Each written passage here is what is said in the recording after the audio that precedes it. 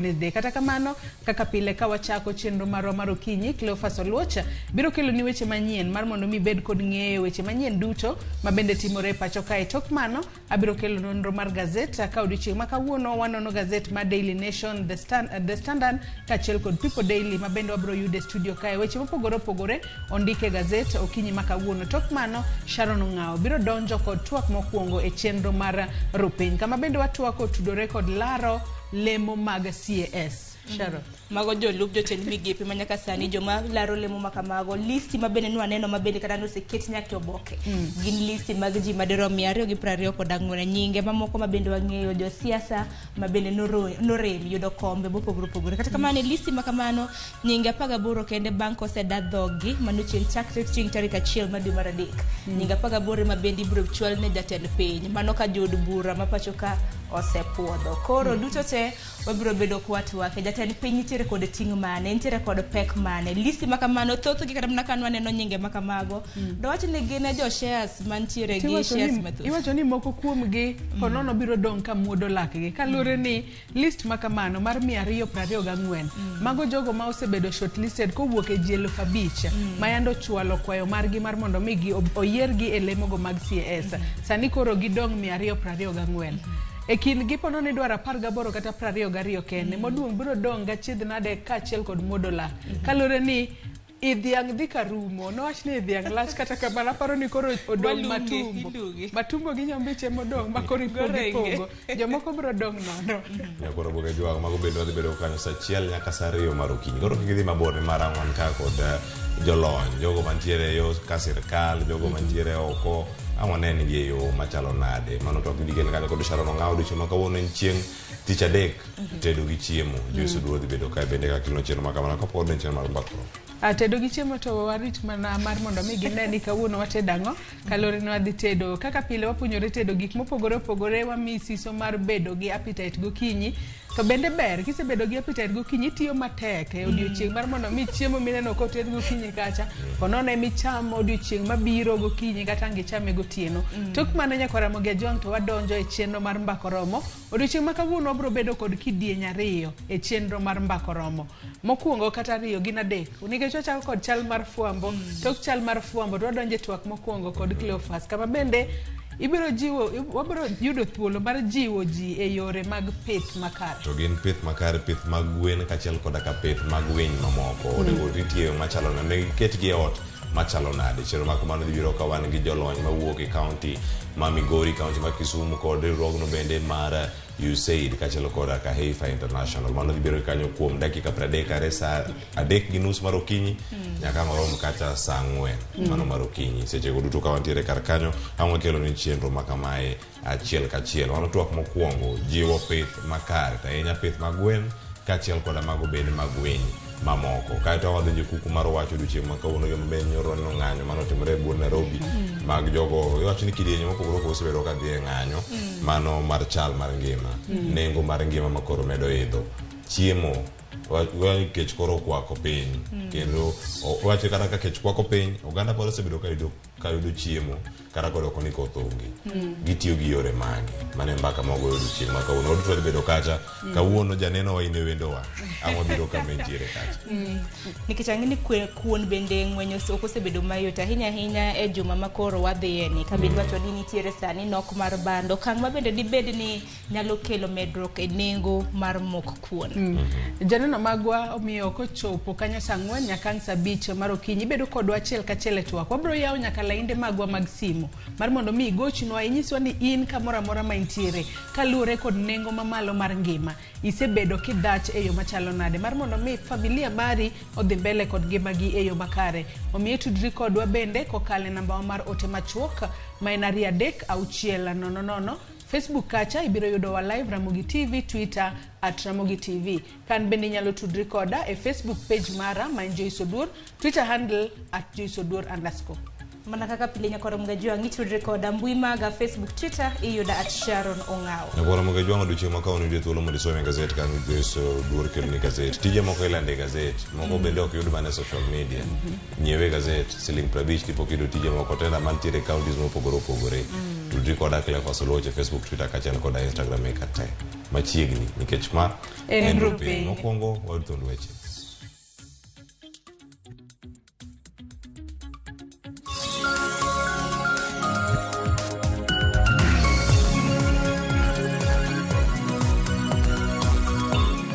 Sisi tuko na shares tutaangalia wewe kama wewe ukikuwa na sisi ukapiga nini, wewe utakuwa kando kwanza, ati sisi wale ambao walipiga kura ndio watakuwa mbele huko, na sio ni kama mzaha wanafanya namna hiyo.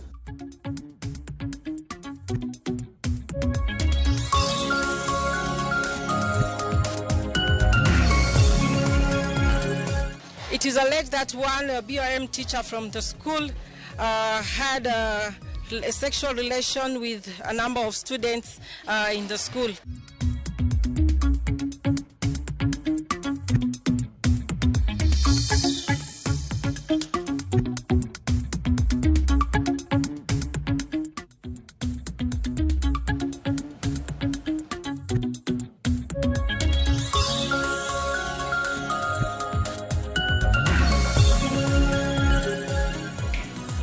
Oyawre nyakora mogi jwanke no machiegni weche manyien okinyi kawuono chenro mar rupe nyinga Cleophas Oluoch wachako gima notimore kaunti ma Migori. Kama yudo kacha ni doho ma Migori ne owito oko yiero mar spika ma kaunti ma Migori mano Charles Owino Likowa. Mabanga Isaac Oluoch Polo Aluochier nochwalo ywak e doho kowacho ni ne okethi ratiro mare kuom geng'o ne chopo nyaka e debe mar yiero spika ni mar en bende nyinge mar keto nyinge listi mar jolar lemono. Kaluwore gi chike maturka kaunti ma Migori koro dhi bago yiero manyien mar spika mar od bura ma kaunti no e thuolo mar ndalo 21. Lydia Okeyo nigi ler mathoth. Ywak manochwalie doho bang' yiero mar spika mar kaunti ma Migori, Isaac Oluoch Polo Aluochier mar duond bura mar Freedom Party of Kenya noyango ni nothiche okeng'we laro kom spika no tok chik kata bang' yango ni nyingene ni listi bang' yudo puotho kalo kuom duond bura mare. Aluochier wacho ni karan kata clerk mar kaunti no notemo lombe mondo mi osir Charles Likowa eng'we laro kom no mar spika.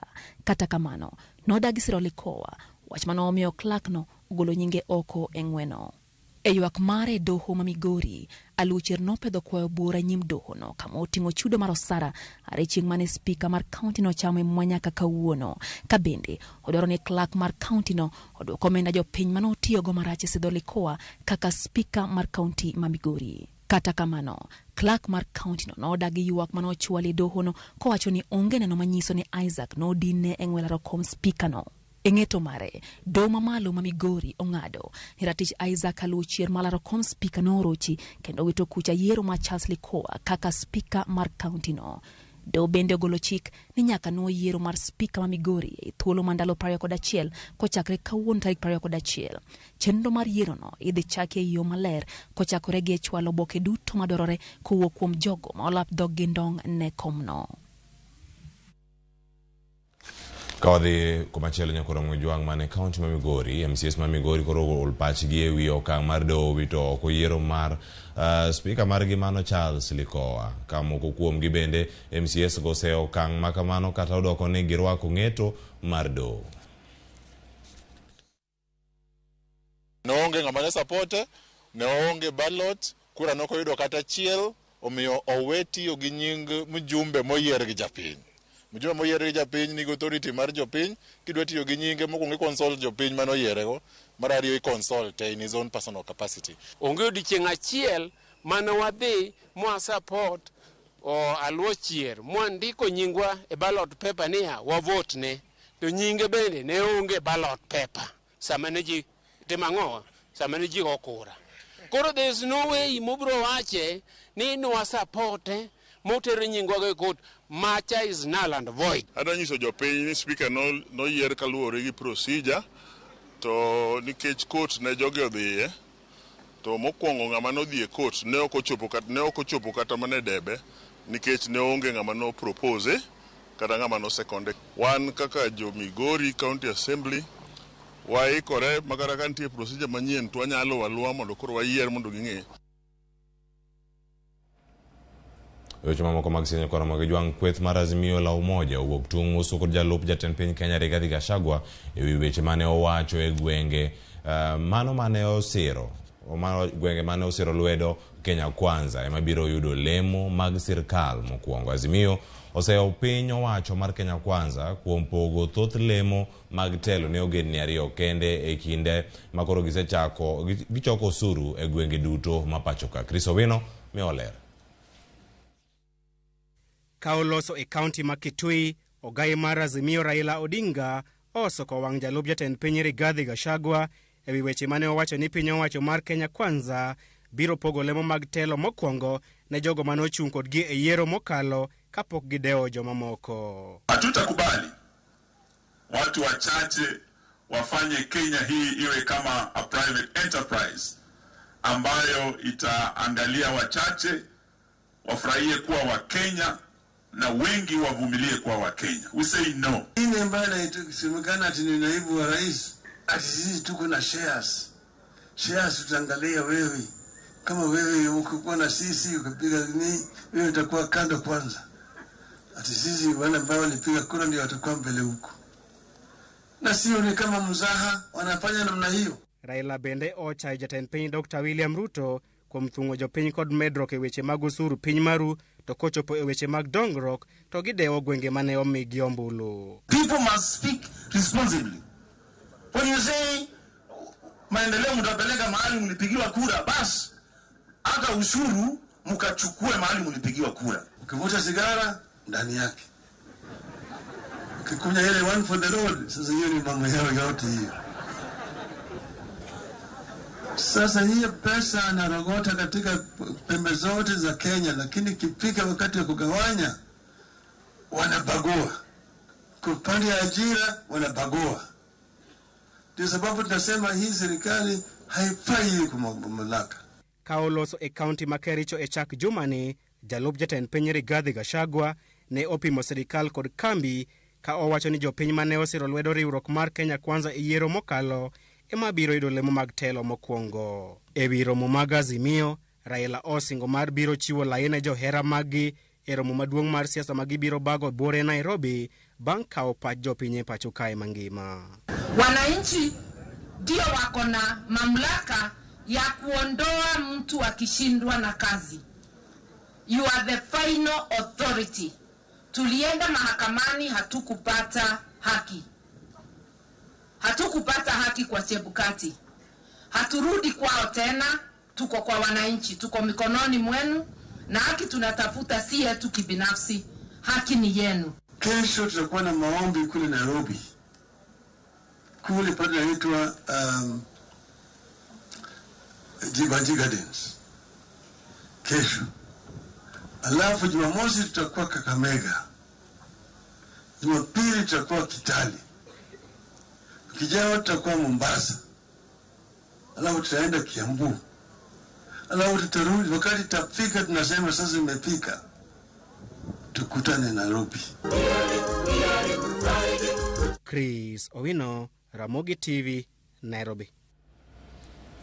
Erokamano Chris Owino. Obila pod oramo ni nyaka ginon matut report mayango ni dala manen jatend migawo mar arita Fred Matiang'i ne omonji gi obila. Odiochieng' manyoro ne okil mar Matiang'i Danstan Omari ne oluongi gi okwach kich mondo mi onone kata kitimo nonro ewi weche ma otenore kod report makamano. Kaka jafwambo mar Walter Nyambaga lero, okil Omari ne oramo ni ne ok obi dok chien kata matin.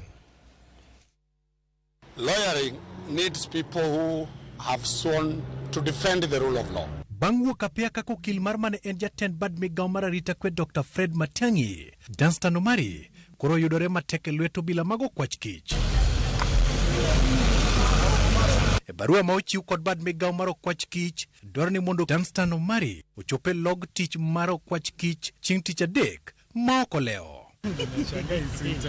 Ka oloso kod ute mag fwambo, okil Danstan Omari koni ok obidok chien ne kedo ne oganda ka otielo ni luonge mondo ndik dhoge en lweny mar buogo okinde mapachoka. I did my job as an advocate. I'm now being summoned to appear to record a statement. Nowhere under the Advocates Act and the Evidence Act will an advocate be summoned to record a statement on behalf of a client. This is an attack on the legal profession to cower advocates from defending those that are perceived not to be in tandem with the regime that is in place. I will not cower from that. Omari wacho ni ne ochiwore mar chung' ne Dr. Matiang'i to koro itude kod bedo kod maling'ling ewi masinde mag wang' dede mayande ondhi kod okwach kich. Look at how funny the sermon is. I'm being told that I'm being investigated over computer-related offense. Did you see any computer there? Did you see any? If they can't get the charge in the penal court, they can't go fishing on an non-existent and non-applicable law. But I'm putting the DCI to caution that this is the reason all their cases collapse. Okil Omari wacho ni weche gi gin mag siasa kendo biro rumo kata kamano koni sirikal mondo lure kod katiba ma pachoka. When I was defending Tangatanga and when I was defending UDA members, it was not a crime. But now it's a crime when I'm defending the Azimio members of parliament and those who are there. So let us do this. Lastly, you remember very well, I have defended the police, the SSU, every policeman in this country have defended them. Now the police want me to record a statement from me, but I'll tell them there's no problem. After it changes, they will still be arrested. The only constant factor is that the lawyers will never refuse to represent a client because of politics. So I will be here. Omari kata kamano singo biro chopo maoko leo nyimo kwach kich. The only constant factor is that the lawyers will never refuse to represent a client because of politics. So I will be here. Once I leave here, I'll meet my legal team. I'll also be advised by my legal team on the way to be. But you come here tomorrow morning. Jade magenyo Okil Kamaloka en jalno machune oganda e bau kinde magen kod ketho kimanye adiera. Danson Omari en achiel kuom jago no manyocho thinyore oko ka kedone mane en jatend arita machon Dr. Fred Matiang'i. Omari koro gwel mondo chope log tich mar DCI mondo chiwa diri mong'eyo motenre kod kit bura momaki ne Matiang'i. Walter Nyambaga, Ramogi TV, DCI, Kiambu County. Erokamano ahinya mano Walter Nyambaga kendo bende omiyo waler yo makaro weche makono bende mano report mporo dhi luoni e weche manyien mopogore opogore. Kamachielo edo kanyo ni jatend piny Kenya koro biro bedo gi wich bar mano mar yiero jogo mabiro tiyo e piny owacho mare kaka jolop jotend migepe kata CAS. Kaluwore wacho mano luwore gi ji mathoth ma bende ne osire campaign mane ochwalo kwayo mar yudo lemo no mar CS. Chris Owino nigi ler mathoth. List maji 224 ma ogo chapa kuduol mochung'ne ndiko jotich piny owacho Public Service Commission PSC thoth josiasa mane olaro kombe mag siasa yiero mokalo ne oyudore e thuolo mar bedo jolup jotend migepe e piny owacho mar Kenya Kwanza. Mae biro miyo jatend piny Dr. William Ruto bedo kod achiedh nadi mar neno ni jogo mane ochung' kod yiero mokalo oyudo tich e piny owacho mare. Mana ndalo ariyo mokalo, jalupne Rigathi Gachagua ne olando e lela ni lemo mag sirikal gibiro mana pogo ne jogo mane ochung' kodgi e yiero mokalo kapok gideo jomamoko. Ati wale walipanda wavune kwanza, iko makosa? Iko makosa? Hata hao watavuna lakini wangoje. Si wale walipanda na wavune kwanza. Wakishavuna wavune ile tabaki kidogo, wale wakupanda waingie watafute huko nini ile tapatikana wachukue wakwende. Moko kuom josiasa manyinge gi oyudore list mar PSC gin Dr. Evans Kidero, Margaret Wanjiru, James Ongwae, Ketwa Ruguru, Millicent Omanga, Cleophas Malala, Wilson Sosion e kind jotelo mamoko. E counties manyanza, jogo ma PSC opwodho gin kaka jagoro machon e migawo mar somo Dr. Julius Juan, Pamela Ochieng mauke county ma Homa Bay, Fred Outa kod Agnes Odhiambo mauke county ma Kisumu, kanyakla kod Nicholas Gumbo, Joyce Ndeda, Moses Oburu kod jafwambo Linda Ogutu mauke county ma Siaya e kind jomamoko. Duol mar PSC ne ogolo nyinge 224 ndalo machuo kende tok doho wito oko bura mane omak mar kwedo lemo mag jolup jotend migepe mane ochwal kod riwruok mar okinde e pacho kae LSK. PSC dhi dayo dhoji 224 gi kochopo tarik 1 dwe mar adek higani mar chwalo list mogik ma ji 18 ne jatend piny mar gwelogi bang' od bura mamalo puodho nyinge makamago. Chris Owino, Ramogi TV, Nairobi. Kowo ke report mag Chris Owino nyakora mag jwang wadhi nyime wayudo kanyo ni piny owacho bende koro oseyudo moya obunde 20 kowuok e lwet jopiny e apedha mar kedo kod jomaundu mago momako kata manyayo kuo mag jamni e nyandwat mar hoho mar Okak. Magi oyangi kod komishona mochung' ne arita kwe e gwenge ma hoho mar Okak mano Abdi Hassan. George Bati nigi ler mathoth. E kinde ni mapedha mar kedo kod jomaundu manyayo kuo jamni kendo rocho arita nyandwat mar hoho mar Okak dhi nyime, komishona mochung' ne arita e gwenge makono Abdi Hassan okoni giseyudo mahawo bunde 20 kowuok kuom jopiny ka ojiwo jopiny mapod nigi bunde ataro mar chik mondo mi odwokgi mapiyo e lwet piny owacho kapok gichako apedha mager mag manyo gi lweny go. We are approaching 20 in terms of firearms that have been surrendered voluntarily. We continue to urge and appeal to our people, particularly those ones who are within the 6 counties, to listen and heed the government directive. It is time to surrender these weapons voluntarily, because when it comes to the second phase, the language may not be the same. But we are calling upon them because from the way I see is that they are not ready. And if they are not ready, the government knows how to make people ready. Kaluwore kod apedhano, jaod bura matiati William Kamketo nyiso piny owacho ni mondo timbe maundu kod kuo jamni rume gwenge makono, piny owacho winjo ti kod jolweny magitero e gwengego e chwalo chenro mag dongruok kaka gedo mag yewni mag pi, apeini, sikunde, osiptende kind mamoko kar dhi adhiya mana kaka jolweny ma ok dew dongruok mar jopiny. Ile operation mimi nataka kama mjumbe wa Tiati ni operation ya barabara, ni operation ya maji, ni operation ya mashule, operation ya makanisa. Hiyo ndio operation nahitaji mimi, operation ya hospitali. Ndio hii inji ya Tiati ambayo iliacha nyuma miaka hii yote, hii inji ipanuke. Sisi tukae kama Wakenya wengine. Kwa hivyo hiyo ndio operation tunataka. Na hao majangili askari watajua mali watapata. Ile mimi naomba ni operation ya maendeleo. Kamket moloso e kinde pogo menda maromo milion 52 mar siro somo e kar chung' od bura mareno. Oluoni osiro kang' mar jatend piny William Ruto chiwore eneno ni jopiny modak nyandwat mar hoho mar Okak bende obedo kod arita makare kaka gwenge mamoko. Watu wengi wamengojea kusikia sauti yangu. Hata wengine wananiwekea, wanatafuta videos ya 2018 kujaribu kufikiria ni nini Kamket anasema. Sasa leo nataka msikie kauli yangu na msikie mimi vizuri. Mimi ninaunga rais mkono. Lazima hawa majangili ambao wanasumbua watu warudishe kwenye mkono wa sheria. Na ukiwa na bunduki ya haramu, rudishe kwa serikali mara moja. Magi timore kinde ma jaod bura ma Pokot South David Kosing mane ochopo e log tich mar obila mag okwach kich DCI mondo ndik dhoge wigi ma ong'eyo e wi maundu kod kuo jamni matimore nyandwat mar hoho mar Okak.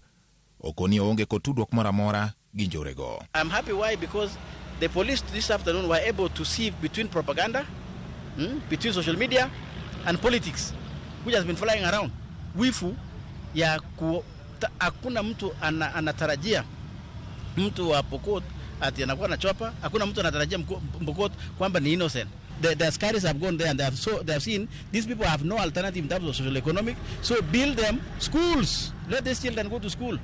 There is no school there. Build them hospitals. They are being massacred by tsetse flies, by mosquitoes. Build them hospitals. Build them water. These people are drinking even urine of a cow. It is very shameful in our 60 years of independence that parts of this country somebody can still drink urine of a cow as water. Build them. Seche gi mapedha dhi nyime nyandwat mar hoho mar Okak marita osebedo ema mbek. Jopiny medo keto geno gi kuom apisa ma otere gwenge makono ni biro reso gi e lwet jomaundu ma oserocho arita kendo thiro dongruok mag gwenge makono.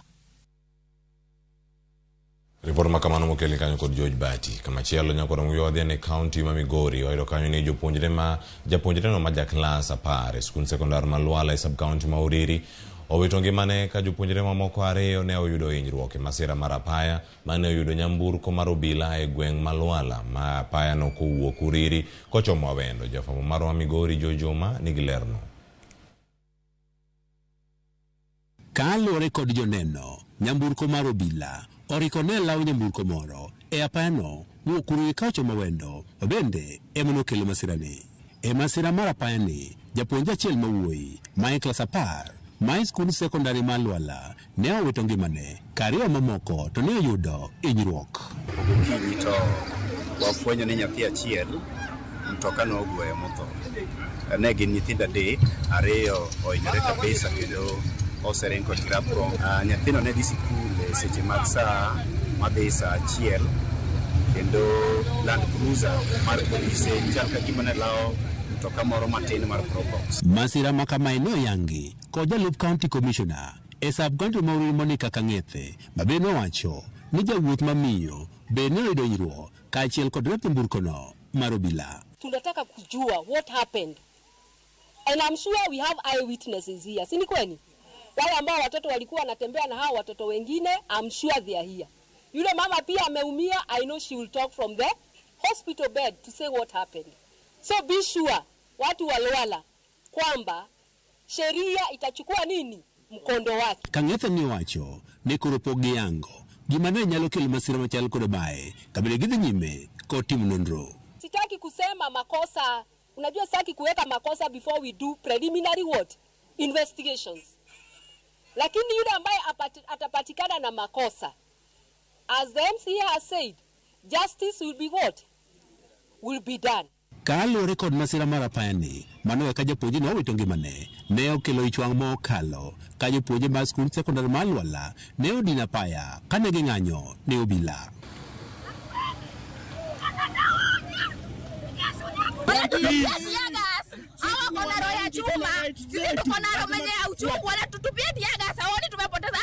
Lakini wakati huu nataka kuomba tutulie. Naomba tutulie ndio tuweze kujua nini ilifanyika. Because hata askari mwenyewe pia amefanya nini? Ameumia. Two wrongs do not make a what? A right. Jopuonje gi mane odino apaya mowuok Rongo ka ochomo Migori ne orakore kod obila bende riembogi kagologi apaya. Lipot mawuok obila yango jopuonje ariyogo mane oyudo hinyruok kodhi nyime kod yudo thieth. George Juma, Ramogi TV, Migori. Masira mar apaya ne kaunti ma Migori nyakora moge Jwang' yeno mondo mi walor weche manyien gi kanyo. Nyinga Cleophas Oluoch chakelo weche manyien mabiro nono magazet ko nyawadwa Joyce Oduor ikidhi mabor kete mana ka cheno mar piny Ramogi TV.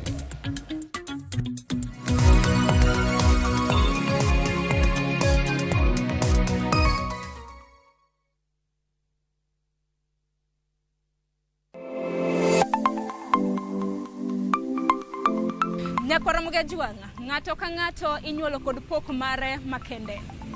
Hero mara mar okapu nochakre chon. Nafwenyo ni mae gima hero timo, mae gima lwetega nyalo loso. Ramogi TV koro mi pok mopogore opogore manyalo loko ngimani. Nitie gima iluongo ni giving back to the community. Like iga moantie ni asepuonjo ji ariyo nono.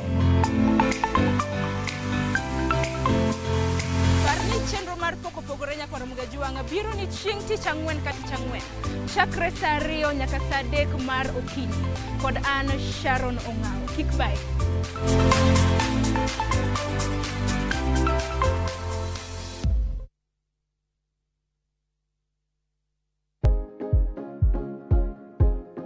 Yuoye wich mang'ich mos ka itang' ni mar yie wich makamago gin mayom yom kendo nyalo chote yo mayot.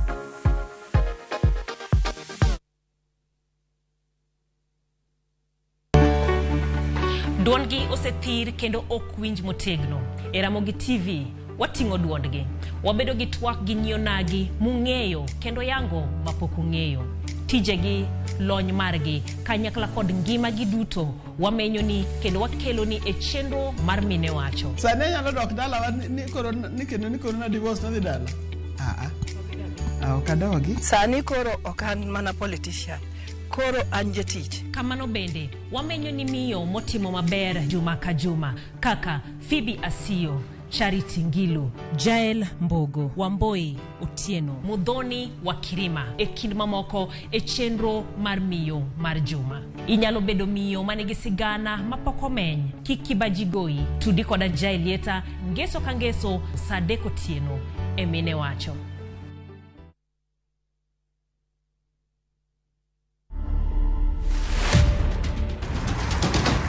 I got into the national team in 2005. In the 15th aside first, my first ever tour with the 15th aside. After that, I was called up to the 7th team. I always knew that, of course, they will reach a point that I will have to stop. And I've always said that I will know, and my body will definitely tell me. You can't plan for it. I think it's just something you start feeling. It's a decision that has a lot of emotional baggage with it. I just decided, let me just call it and move on to other things. Of course, the kids are happy. Now they know that Diesel will always be around. Breaking the try scoring record that was there when I started playing the game. I think just getting to that 231 mark when I broke the long-standing record, I think that will always stick with me. To watch this story and more, download the Citizen Digital app. Scroll left on the menu bar to the exclusive videos portal. Once here, scroll the videos and find this and many more exciting stories lined up for you. Click on the video to play and enjoy. Kenya's #1 app, Citizen Digital.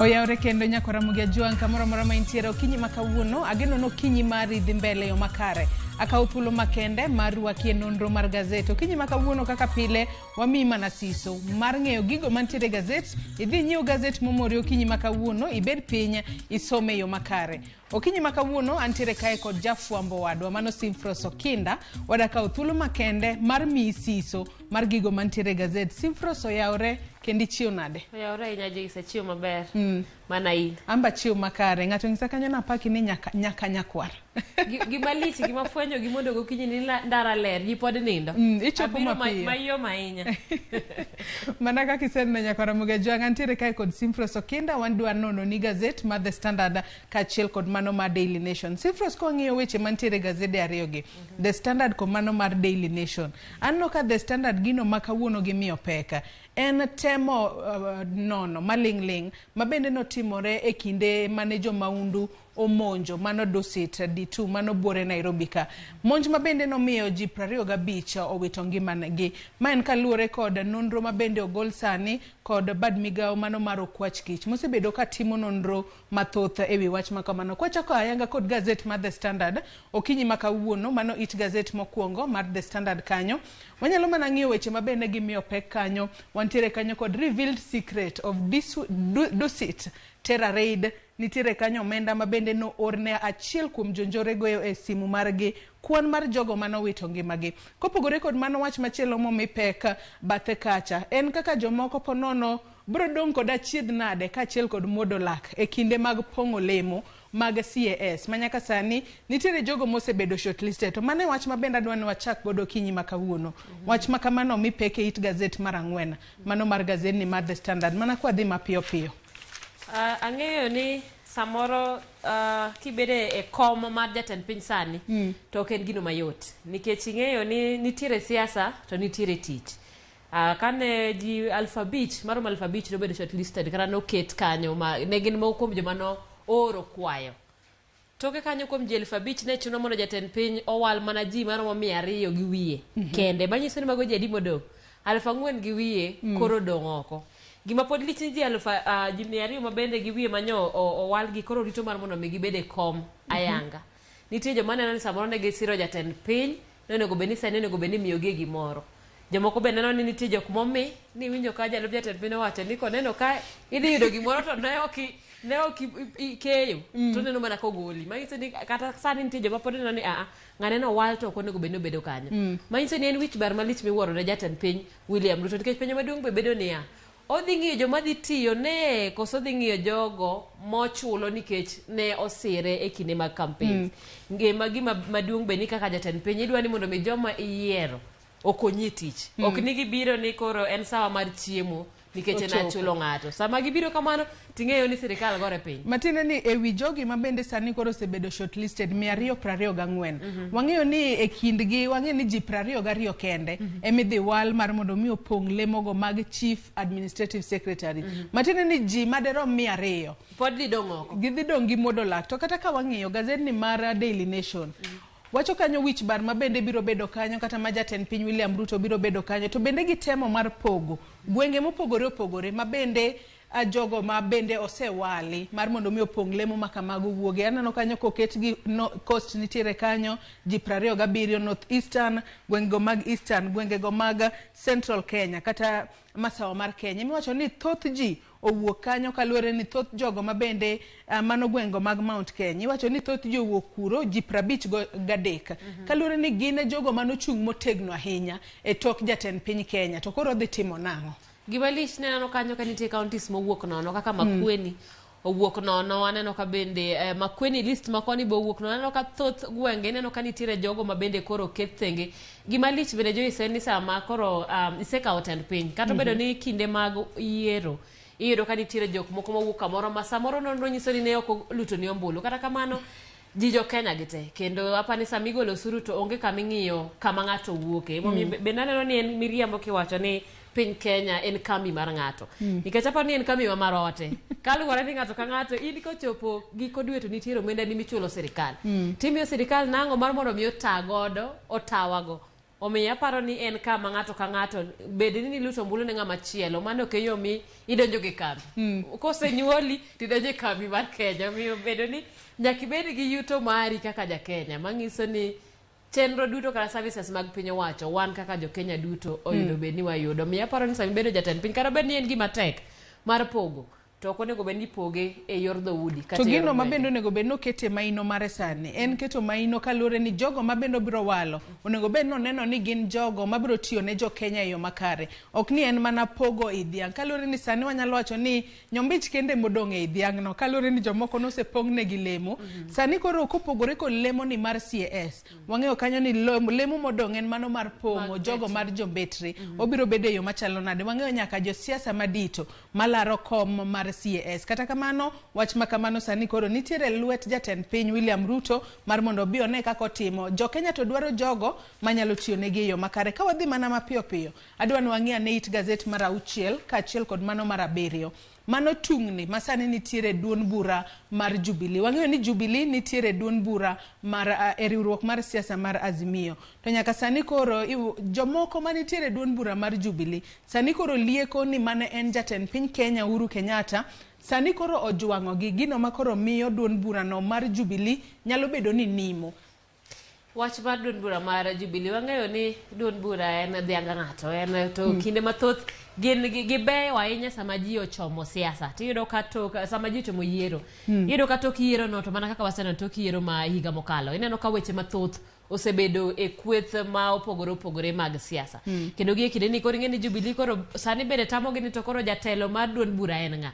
En jagoro maduong' koso en jakomo koso en ng'a ochung' ne council mar duon bura no. Kata kamano wang'eyo ni magi duto gin muodo lak maga ing'eyo ni sani jiringo dhi e sirikal. Koro iyudo ka duon bura mar Jubilee nitiere joma neno ni onego bed ni wadonje e sirikal mar Kenya Kwanza kata mar UDA.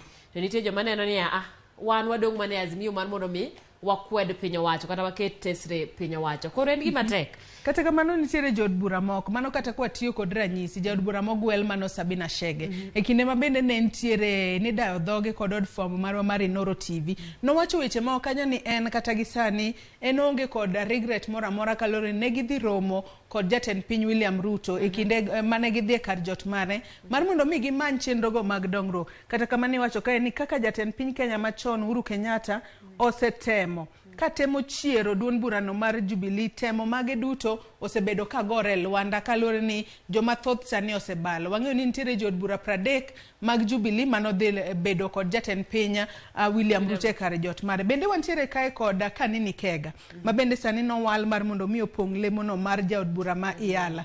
Nyaka sani wacho ni en e kinde ma bende kata ne olaro komno mar Iyala nitiere jo Azimio moko ma ok nosire lwedo to jo Kenya Kwanza mathoth ema nosire lwedo. Mano ema miyo ponono sani koro ong'ado bura mar ng'ado tong'. Hapa ni ng'ato manyo mana girie kinde ni ng'ato manyo mana nitu ere kama tingeni ja siasa sama telo ose kawe pacho ka ging'iyo siasa ma higa 2027 emo mineno ka jatend piny mano mabende waneno ka en wuon duond burano mar Jubilee mano Uhuru Kenyatta kata sani nitiere romo mibago makata en okonyuake e burano mangiso ni ochopo kama koro ng'ato ng'iyo ni to higa mar 2027 wadhi bet kama nade kenda paro ni samoro Uhuru oketo maino mare e mano nikech aneno ka gimen pache gi siasa ma pacho ka osepogore ok en gino ma pod ong'iyo ni odwa ni mondo donje ok one ka nitiere nafas moro modwa kara thuolo modwa no lar e higa mar 2027 kata kamano kaka wuon duond bura embo temo go iye mondo one ni chung'ne obedo motegno kaka wacho ni en pod odong' e Azimio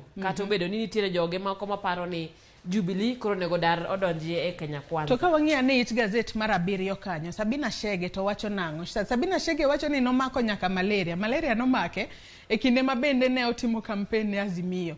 To nyaka sani koro dhi margi e sirikal en mana mano mar manyo dongruok ne jopiny. Ka bende wacho kanyo ni ling' ma bende jatend piny Kenya machon Uhuru Kenyatta osebedo koling' godo emomiyo duond bura mar Jubilee sani koro nimo. Giwacho ni nyaka sani gisetemo mar mondo mi jatend piny Uhuru Kenyatta mano jatend piny machon Uhuru Kenyatta ponono bag romo mopogore kodgi to nyaka sani onge romo moro amora mosebagi. Akia ni politicians be nyalo bedo kinyithi kiye. Sani koro giwacho ni gin kiye manitiere siasa, gin political offers. Gidere ka gin kiye nikech koro kama dang gidhiyo to ing'e ni pile ka pile rito ni mondo jatend duond bura okaw okang' mokwongo mondo nyis joge ni konimo wachimo. To nenore ni kumo gineno ka gima jatend piny machon Uhuru Kenyatta chomo gino ok en kama gidwa ni gidhiye. Nikech gineno ni gidwaro mondo mi gibed ei telo masani mano gidonje Kenya Kwanza mabende koro jatend piny en mar UDA mawuok Kenya Kwanza koro apani gineno ni gidong' kie koko madier to ji kaka Sabina Chege adier ne nie lai manyime e kinde mag campaigns mag Azimio kendo gin jogo manoteno Raila Odinga kinde kuonde mathoth kani neno ka Azimio no chope to gin moko kuom jogo mane chopo kanyo aparo ni koro gichopo kama koro gikiane gi barre diriyo nikech gima biro nyime to mana kaka se wacho gineno ka gima jatend piny machon Uhuru Kenyatta ojwagogi be onge gi weche mang'eny weche siasa ma Kenya ka nikech nenre ni onge lemo madito ma pod omanyo to bende kaka pile wang'eyo ni kaka nyathi kich ponono ka odwi winjo kok dwari ti dhi ka jirani tenno ka kocha berni kone minyalo bedo ni imoke mar mondo mi winj ber manitiere kono gima ni samoro jirani bojoro nyithindo mang'eny makata ang'e dhi kanyo to onge gimiyudo ka wadhi mana mapiyo wadhi ane it gazet mar 8 it gazet mar 8 mar gazedni mar The Standard mana kwa dhi mapiyo piyo gazet mar The Standard otemo wanyalo wacho mar nono matut gino mabende notimore monj mabende notimore e kinde mane higa mar 2019 mano mar Dusit D2 mabende noweyo ji 25 kowito ngimagi kwanyalo mana ng'iyo kaluore kod nonro mabende otima akanyo kod mano ja tim nonro maduong' mabende nochung' ne timo nonro makama ka bende nonro makamai kata neno makama nogolo ayanga e nyim doho kaluore ni nitiere achije moko mabende nosemaki mabende tudo kod monj makamai oyud achije makamago kod sim card 177 mabende giwacho ni negisebedo ka gitiyo godo to en gino mane gipango chon kwang'iyo bathe kanyo bende oler moko kuom nonro mag jogo mabende oket tipo gi kanyo to kwang'iyo gi gin rawera matinda ahinya mana gima lich nikech aneno ka moro nyuol 92 93 92 gin nyithindo ma pod tindo to gima lich ni kata king'iyo omenda mano migi 1800 ne nego ji maromo 25 kendo kelo tungni machalo kamano aparo ni samoro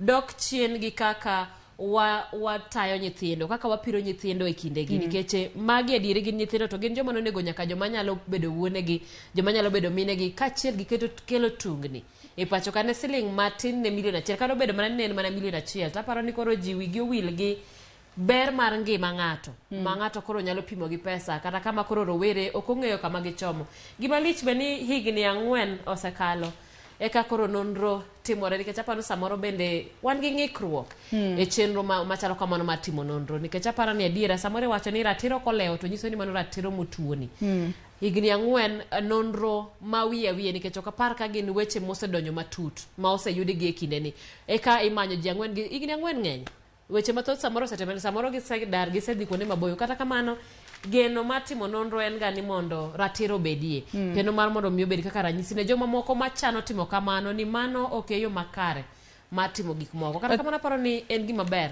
ni nonro pod iluwo. To bende kaluwore kod nonro makamano ma bende notim kae mano koda jago ma bende ne otelo ne timo nonro makama mano Police Constable Titus Langat ma bende ne ene mano keto pieces go kata ene mano choko ranyisi 1 2 3 mar fwenyo maling'ling ne otemo mar luwo ndach joge kaluwore kapok ne gichako monj makamano nyaka odiochieng' onogo ma bende ne gitimo monj makamano kata kamano wantiere kod geno ni sani koro ponono jogo mane jogi owito ngimagi e monj makamae biro yudo ratiro mar geyo makare kaluri ni moko kuomgi nosemaki kendo nochop e nyim doho. Kwadhi mana mapiyo piyo adwa ni wang'i ane wach mantiere it gazet mar 10 mar gazedni mar The Standard.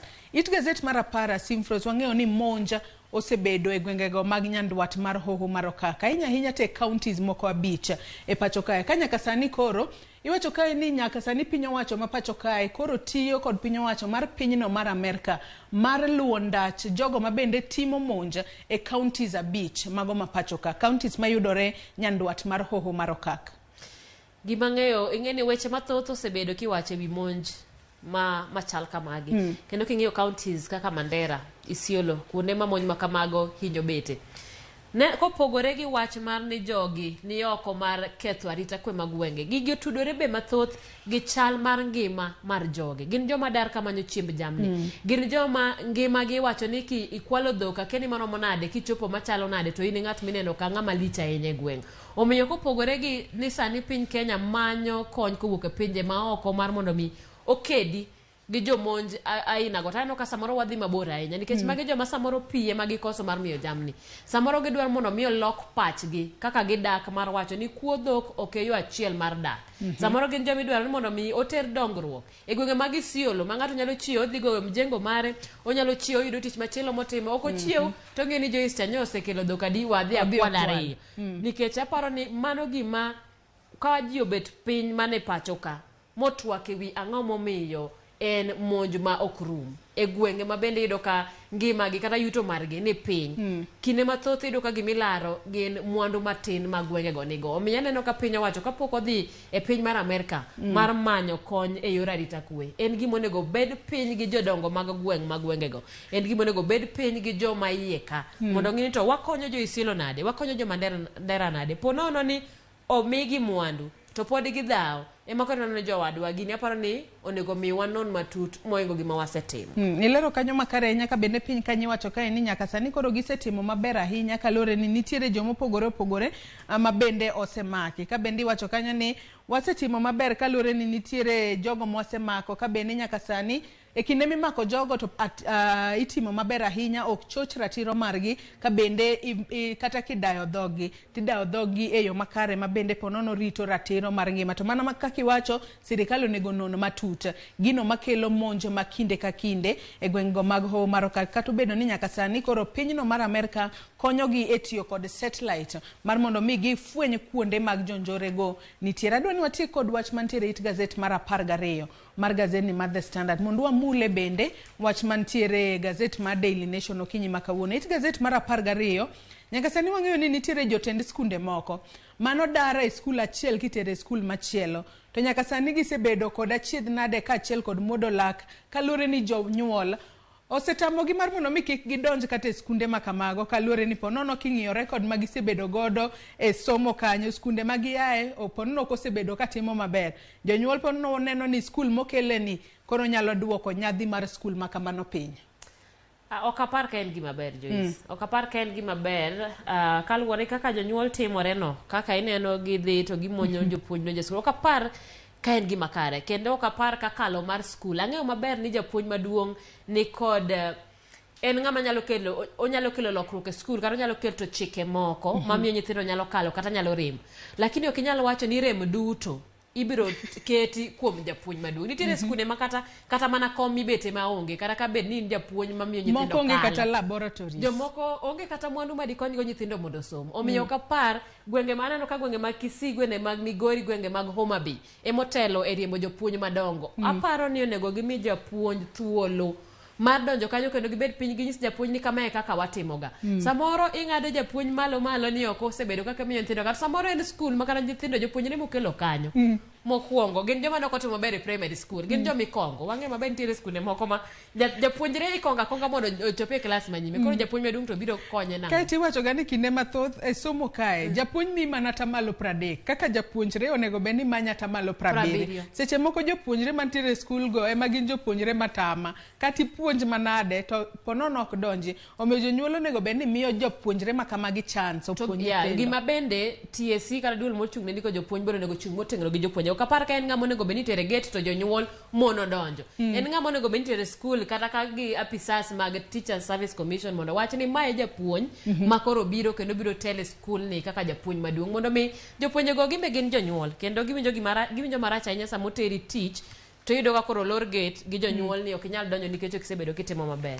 Anyakora muge jong weche mathoth to pod nitiere gazet ni mar The Standard. Kaloni ne wami mana siso mar weche moko manitiere e gazet kae pod inyalo ng'iyo ka odiochieng' ma kawuono nitiere nyaka it gazet ma iye mano mar Enterprise. Inyalo nyiewo gazet mar The Standard ibed piny isoma e yo makare. Toke kono bende aneno ka gimulo weche go mag tuke. Kaloni ni weche mag tuke ahinya to mago mag EPL gin mago ma bende jopiny pod ng'iyo ahinya. Doni wamula ne gazeta mar Daily Nation mana mapiyo piyo kapok sa marwa mano miyo rumo kinyi makawuono. Gazet mar Daily Nation thuon wach mabende aneno komi peke Daily Nation okinyi makawuono. Wanyalo wacho ni gin bende gimulo wechego mag siasa, gintiere kanyo kod wechego mag nengo mamalo mar ngima masani nitiere, wantiere kanyo kod weche mag thieth bende gimulo kanyo. Maduong' bende gimiyo kanyo weche mabende otudore kod tong' kata kieo mopogore opogore mabende nitiere pacho kaka bende giwacho ni storm over constituency boundaries, gino mabende wang'eyo ni kinde mathoth jakelo kata tulo moko ahinya e kind jogo mabende odak e kieo. Wantiere kanyo kod wach mar nyadendi mabende yande onegi, mano mane tiyo ka okumba mar thieth mano mar NHIF mabende ne onegi e kinde mabende no wuotho e wang' apaya no mar Kaunda mano buore Nairobi kae. Wantiere kod ng'anyo mabende jo Kenya moko ne ong'anyo godo odiochieng' manyoro. Kenya kasani wacho ni cheaper food on the way as state allows duty free imports, mano kaluore kod pek mar ngima. Kata kamano adwani wachak kod wach mantiere it gazet mar adek kama bende otem fuonwa wachno mar nyadendi mabende nonegi gi magina. Wanyalo wacho ni nyaka sani koro kaluore kod jatend okwach kich mano Amin Mohamed Amin odiochieng' manyoro no wacho ni magina mabende ne ochielo miyo no mano mabende oyang' nyinge kaka Waithera no ken mano mar sniper mano kaluore kod nonro mabende gisetimo. Kata kamano wacho ni bunde makamano nen mano mar 9mm pistol mabende ponono nyaka sani ang'eni pod gitemo timo nonro matut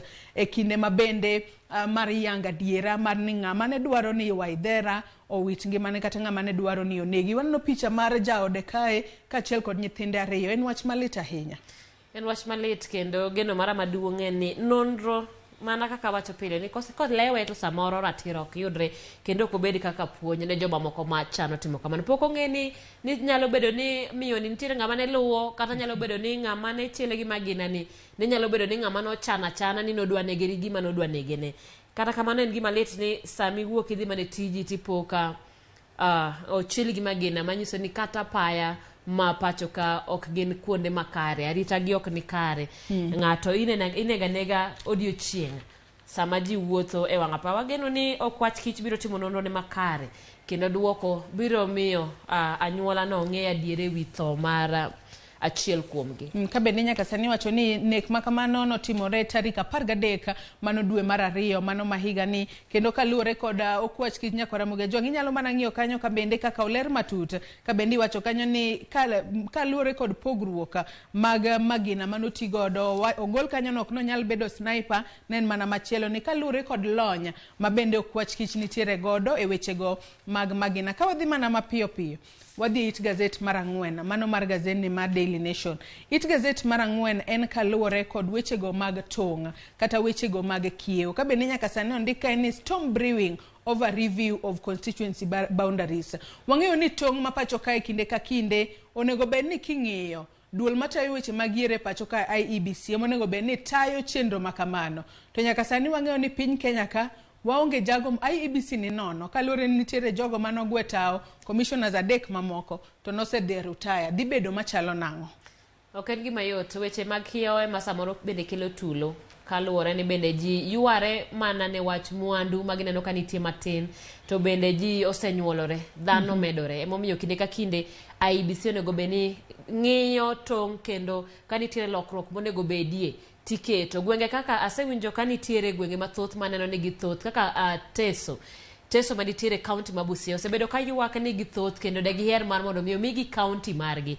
To magi mogen mogo kuom gigo kata tich manitiere wi duol mar IEBC ma bende kaka iwacho no sani koro onge ji manyiso ni onge tich manyalo timore. Kata kamano jopiny ywak ni onego bed ni ipogo kata onego bed ni ing'iyo chal mar kaka gwenge romo, kaka gwenge chalo, nikech mae bende otenore maduong' gi pok ma piny owacho maduong' pogo ne gwenge.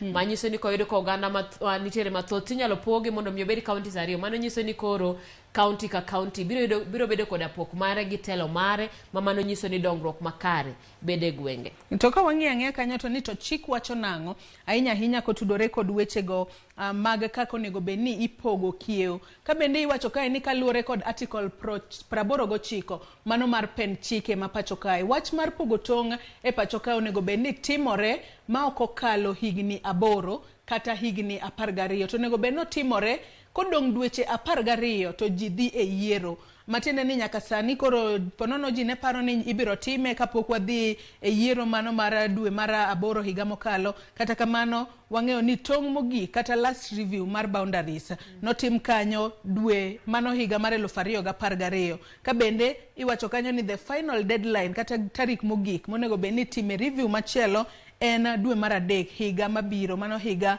mar 2024. Weche makamagi onego bed ni nono e yo makare kaluwore ni onego bed ni pogo kiewo kata ineno kaka review boundaries ka ji pok odhi e yiero mar mondo mi ponono ging'e ni komede nyaka kata kobedo ko chore chien nyaka ka to koro ponono gin jood bura mage mabiro medore mar mondo mi ji ka dhi e yiero to dhi e yo makare ka ging'eyo jogo ma ponono gidhi luto ne gi ombulu.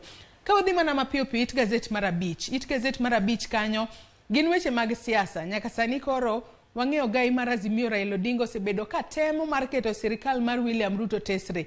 Nyaka sani koro oseyo jatend piny William Ruto ni nyaka sani entiere koda kweda mar dhoudi e kinde ma bende koro opogo tije mag sirikal. Gino miluongo kanyo kod dho ngere ni tribalism. To donge ineno sama ne wang'iyo pok mar CAS kata jolup jotend migepe kama ne wawacho ni nitiere gwenge kaka Makueni ma onge kata ng'ata achiel mosedo kom. Kata kamano gino no keti ayanga kod jalup jatend piny Rigathi Gachagua sama no wacho ni sani koro ing'iyo mana joma ipogo lemo kaluwore kod kaka ni luto ombulu. E gima paro ni bende kanyo nye jatend Azimio Raila Odinga notiyogo maduong' mar kwedo ni piny owacho kata piny Kenya ok en mar joma noluto ombulu kende. Bende ok inyal yiero ji kaluwore koda kuonde ma giwuoke sama koro ichiwo lemo mag tend piny kama oganda duto onyuol kanyo, oganda duto manitie kanyo, ng'ato ka ng'ato golo osuru e yo achiel kata e yo machielo. Omiyo kata bedo ni samoro iyudo ka siasa bende thoth e iye. Kata kamano gima duong' en ni sami pogo lemo paro ni oganda duto gin jo Kenya to maduong' moloyo ni en tich manade ma ng'at miyiero nyalo biro tiyo ne jo Kenya. Ka bende bathe kanyo anno ka Raila wacho ni waseneno ka jatend piny William Ruto ka achiel kod jalupne Rigathi Gachagua sani koro gimiyo jogo ma wuoke e oganda dhot mekgi mano kata ten migepe 5 ka achiel kuom kiwacho ni to jomoko to iweyo nono kaluwore ni magi achiel kuom wechego mag mibadhi ama bende Raila wacho ni sani koro oteno sirikal mar William Ruto. Kodhi mana mapiyo piyo It Gazette mano mar 6 mar gazeti mar Daily Nation. It Gazette mar 6 kae bende nyaka sani bende pod waneno mana ka en kaluwore kod wanyalo wacho ni sani koro gino ma bende Azimio ne dwaro okodonjo e kare. Ka bendi wacho kae ni blow to Azimio as tribunal suspends Senate changes. Nitere lokruok e Senate kacha mopogore ma bende Azimio ne dwaro, to nyaka sani dwaro margi oruombore piny. En gima lich nikech aparo ni koro kae jo mariek kara joma olony e weche e yore pen chike ma pacho kae ma koro ne owuok mar mondo mi wachi nikech Azimio nyocha dwaro mar mondo mi othi choko jatend kweth joma nok mano minority whip e od bura mar Senate Fatuma Dulo. Kata kamano mano koro go Luanda mano kotelo ne mokom lokruok mabende nyocha dwaro ni mondo keti, to ma aparo ni en kaluwore koda kaka ng'ato ka ng'ato obet kata odak e duond bura mano tere e od bura kama entie. Kata kamano aneno ni koro Senate nenore ni otamore ni lokruok makamago ok bedie. Mano nyiso nang'o? Nyiso ni koro Azimio nyaka dog kendo e mesa mar mondo mi gine ni to en yore mage ma bende ginyalo tiyo godo e kelo lokruok kinde ma giparo ni samoro ng'ama nigi kete kom ok ti ne kwethno e yo makare kaka nonego bed notiyo. Ka wadhi mana mapiyo it gazet mar 7 kanyo nyaka sani koro wang'eyo ni piny owacho ma pacho kae chano mar kelo mar kele pacho kae tons 580 mago mag duty free food items. Kalore ni sani nengo mar chiemo ni malo, nengo mar ngima ni malo. Gintiere kod geno ni ponono ka giyiene chiemo makamagi odonje pacho kae, to ponono mano nyalo kelo fuong'ruok mar nengo mag chiemo pacho kae. Kalore ni jo Kenya osebedo ka ywak matamra gi nono. Kwang'iyo bathe kanyo wang'eyo ni nitiere jo Kenya moko odiochieng' manyoro ne gibago ng'anyo ka gikwedo nengo mamalo mar ngima. To penjo en ni ma bende biro konya diera kose ponono gin mana weche mag siasa kod bero ing'ata achiel to jomoko to pod biro thagore. E gima pod tamo wang'a ni e kinde duto ma wamanyo kaka wanyalo kelo duoko makare nikech mapacho waneno mana ni mondo waringe pinje maoko. Ok ang'eyo ni to ne ochopo kanye ma piny Kenya kata pinje mane Afrika ok nyal pidhore nikech nyocha nowach ka ni mondo kel chiemo momedie nyinyo mana kothe momedie mag jiemo. Wacha chiel maduong' mano wachi mar mondo mi otiek kech mane pacho ka. Namba 2 koro aneno ka koro idwa kel chiemo kowuok e pinje maoko, idwa kel gi kuom thuolo maromo nade. Samo kel gi ma ok chulo osuru mar duty kata mar kelo gi e pacho ka. Bende nyiso ni dhi miji nono, tidhi migi gi omenda maromo nade nikech aparo ni wach mar kech kata oro ma pacho ka en gima onego ng'iyo matut. To ahinya ka wang'eyo ni nitiere gwenge pacho ka ma pod ipuro kata bed ni oro chalo nade, to nitiere kuonde nitiere yore manyasani mag pur kaka kuoyo pi ne cham minyalo ti godo. Sirikal ne oketo kata kar puro puodho mar Galana Kulalu mago nenore ni nogore Luanda. Kata kamano aparo ni pod nitiere yore minyalo ti godo mar mondo mi one ni piny Kenya nyalo nyayo chiemo kata bed ni ok oromo to nyalo chopo kama wanyalo nyayo chiemo inyalo pogi mar mondo mi ng'ato ka ng'ato yud kata chiemo mar dichiel. To wach mar siko ka waringe pinje maoko nyiso ni sama wadhi nyiewo chiemo ge pinje maoko wakawo omenda manie pacho ka kendo watere pinje maoko e sama piny Kenya nikech madwaro mana makamano matiyo go e pacho ka. It gazet mogik mar gazeni ma Daily Nation bende motego godo ka bende kanyo jochiw thieth kaachiel kod okinde mantiere pacho kae sani koro kwedo okang' ma bende duol mochung' ne osare pacho kae SRC adwa kawo mar thicho oko omenda mabalang' ma bende gisebedo ka giyudo ka bende lakteche mantiere pacho ka osebedo ka yudo omenda mabalang' maderom 60,000 ma bende giyudo kanyo. Mano ma bende dendo kanyo ni non practice allowance ma giyudo dwe ka dwe. Koro giywak matamra gi nono kalure kod okang' midwa kawo mar thicho oko omenda makamano. Simfros angwalor nonro mar gazet gi kanyo. Anno ka welo sechope studio ka wach ni mogika ka watieko kinyi makawuono. Ang'eyo ni oboke thoth kendo iye lach kendo weche matimore pacho ka gin gik manitiere. Kata kamano ang'eyo ni piny owacho gi kaka jo Kenya wantiere koda ting' maro kata obedo ni sani thoth ji ywago nengo ngima moyedha. Aparo in koda an ng'ato tim mana manyalore modong' to samoro koro ting' bedo ne piny owacho mar mondo mi otem reso oganda nikech adiera dhano ywak kendo ok en gino mobet maber koda thoth oganda ma samoro ok nyalo yudo kata chiemo mar odiochieng' achiel. Ka kamano erokamano kuom bedo kod chenroni. Erokamano ahinya Simfros Okinda. Ang'eyo ni mondo nyalo bedo matek tikawo thuolo mari mondo wabedo e nonro mar gazet. Nyako Ramogi Tv gazet momori e kind Daily Nation kod mano mar The Standard inyalo nyiewo idhi soma e yo makare. People Daily bende inyalo yudo e mbui kacha. Kapo nono ni ok iyude aching' inyalo yude e mbui kacha ibed piny isome e yo makare. Magi gin mana pach jondiko in kaka jasomo intiere kod paro mane. Yiena mar mondo mi akaw yueyo madundo gi sani tok yueyo marwa nyawadwa Sharon Ong'ao biro donjo kod twak mokwongo e chenro mar piny. Kik idhi mabor.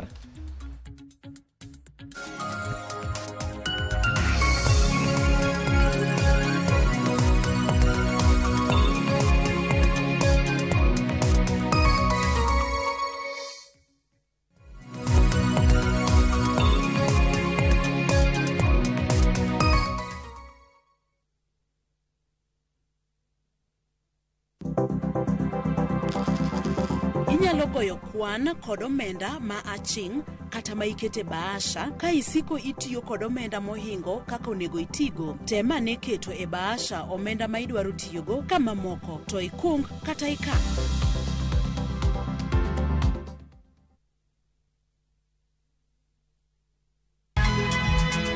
Nyakwa Ramogi. Wachaka ni giweche matimore sa. Gige dongruok en gigo eko ma en hakini, ok en gimi gi mich. Buch jopiny. Adier gima dhi mbele sani, Trevor dhano kech nego. Alo, bera inya udhi nade? Wadhi maber Musa, pinjari penjo mibni godo no mar senator. Tich adek ka tich adek, tudri gi jalendo Trevor Ombija, jandingo panga jonyakach dendo nombija taya, nyakwar guok kocha pesa. Sadek otieno, mana Ramogi TV. Kik bai. Fresh episodes now available on View Sasa. In Asali Chungu. Kagure will do anything to be in charge of her new home. Your wish is my command. There is so much entertainment on View Sasa.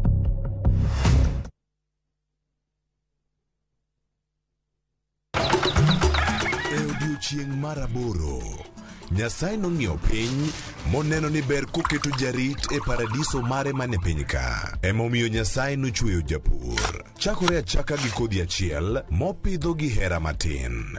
Gweth mar koth, kendo bang'e oti ka okelo chiemo ma wachamo.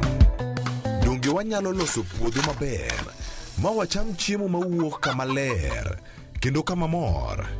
Riwri gi alori nyaka Black e chenro mar pur gi ohala. Chieng' tich adek ka tich adek, saa 1:45 mar otieno. Mana Ramogi TV.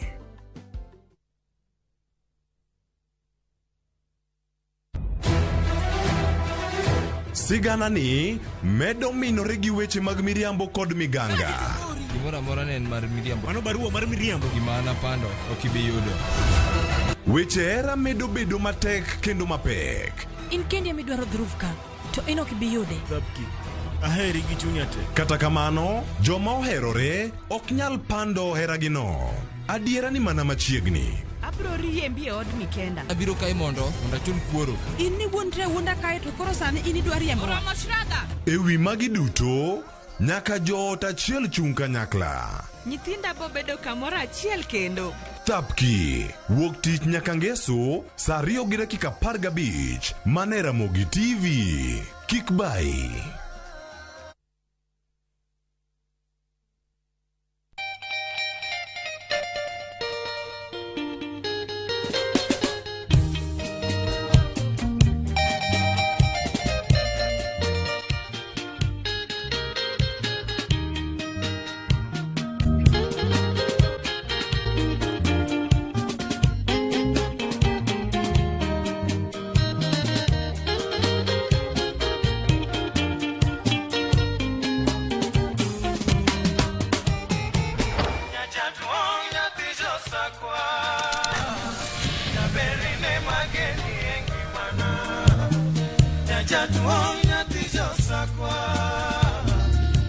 Radio Ramogi, Cartoon Jaluo.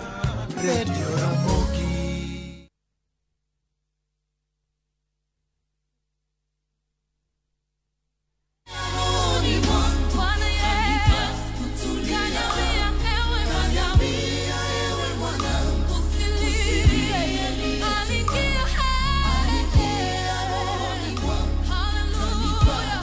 Ukitaka kupata wimbo wa moyo wangu kama sikiza tune yako, bonyeza *811 *406# na usisahau ya kwamba Sikiza na Citizen ndo nyumbani kwa wasanii.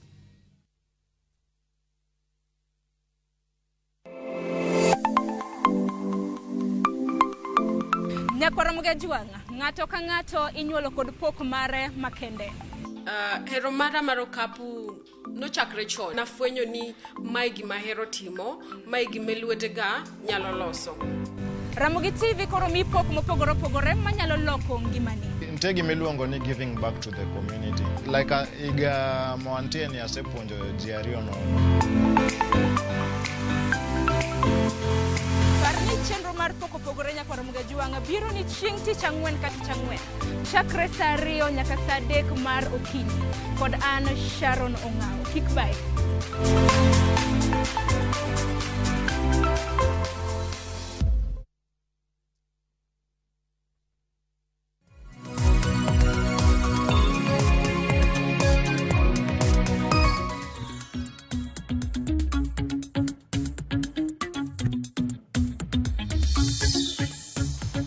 Nyako Ramogi Jwang' dakika na 15 tok saa 1 mar okinyi kamoro moro mintiere rwakni machiegni e twak mokwongo e chenro mar piny twak ma bende odor bedo godo kaendi kapok nyawadwa Joyce Duor okelo ni chenro mar tedo gi chiemo. Okinyi ma kawuono kan neno posters ma bende nwa keyo en geno mara ni ing'eyo thuond wach ma bende dhi twake kapo nono ni kia an ka mar paroni. Okinyi ma kawuono odwa twak ahinya nyaka luore kod lemo mag sirikal. Okang' ma kama indi biro bang' odiochieng' manyoro listi mag nyinge 224 bende gisani koro nosechiw mago listi mag jok malaro lemo mag jolub jatend migepe e pacho ka kata mana kiero Chief Assistant Secretary. Okang' ma bende chakre chieng' tarik 1 mano mar dwe mar adek ibiro bed ka idayo dhogi kod duol mano mar Public Service Commission. Omiyo okinyi ma kawuono wadwaro bedo kwatwak ahinya ka luore kod okang' ma kamano mano yiero Chief Administrative Secretaries. Koka mano okinyi ma kawuono nyaka Ramogi Jwang' okan kenda ka antiere gi welo ma bende antiere godo antiere kod welo ariyo ma bende gin jo siasa. Mokwongo antiere gi Dina Gai inyalo mana muso nagi. Oyawre uru nyikwa Ramogi, erokamano kuom gwelo kendo amor bedo ka. Erokamano ahinya kopogore gi Dina Gai nyaka Ramogi Jwang' bende antiere ka gi Lavenda Ojala. Lavenda kinde mathoth kapok wanene Ramogi TV machiegni. Erokamano ahinya Sharon, erokamano samoro walal matin nikech dich ng'eny. Koro intie ka gi kacha to kawuono koro natimo matber machopo.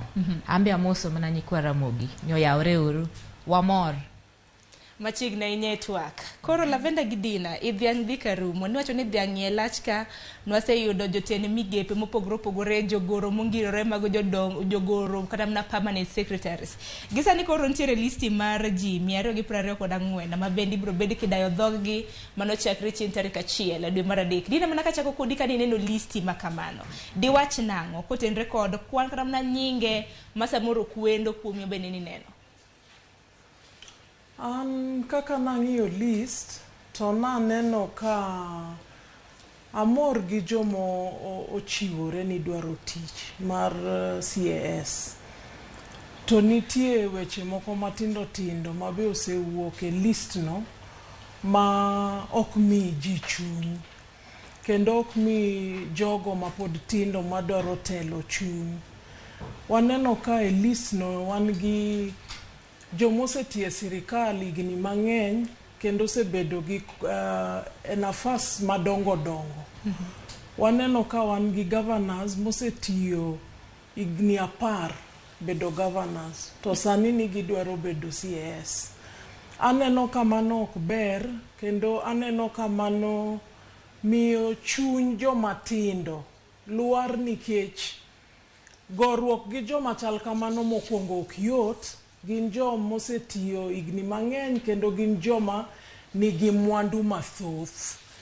To kineno ko gimbe giwuok ni gilaro kom machal mar CAS to ok bed maber nikech kisetiyo kaka governor manyiso ni in president, in ker mar county, ichaki iduogo ni dwa bedo ka assistant minister. Mano kapar ni en kaka wadwa ni mondo watim gik moko kata sirikal okapar ni kamane kaka dwa ni mondo tim gik moko.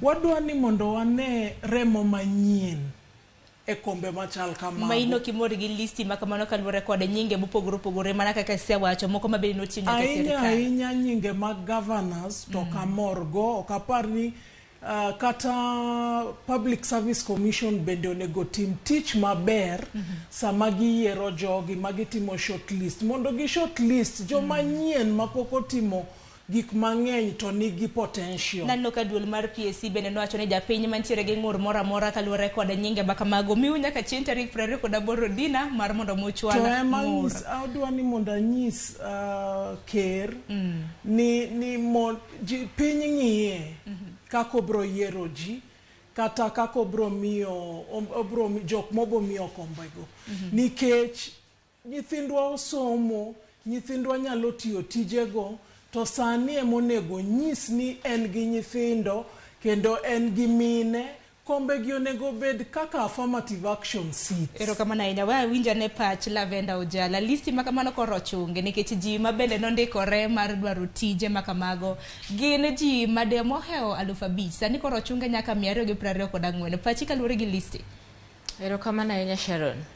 Kani ng'iyo kata mana nyoro mtandao kaka ji ne wuoyo, inyalo neno ni ji nok mor. Kwa ng'iyo kata mana sirikal manyokalo mar Uhuru Kenyatta, ene mano kuongo yiero position ni. Kizungu luongo ni Chief Administrative Secretary.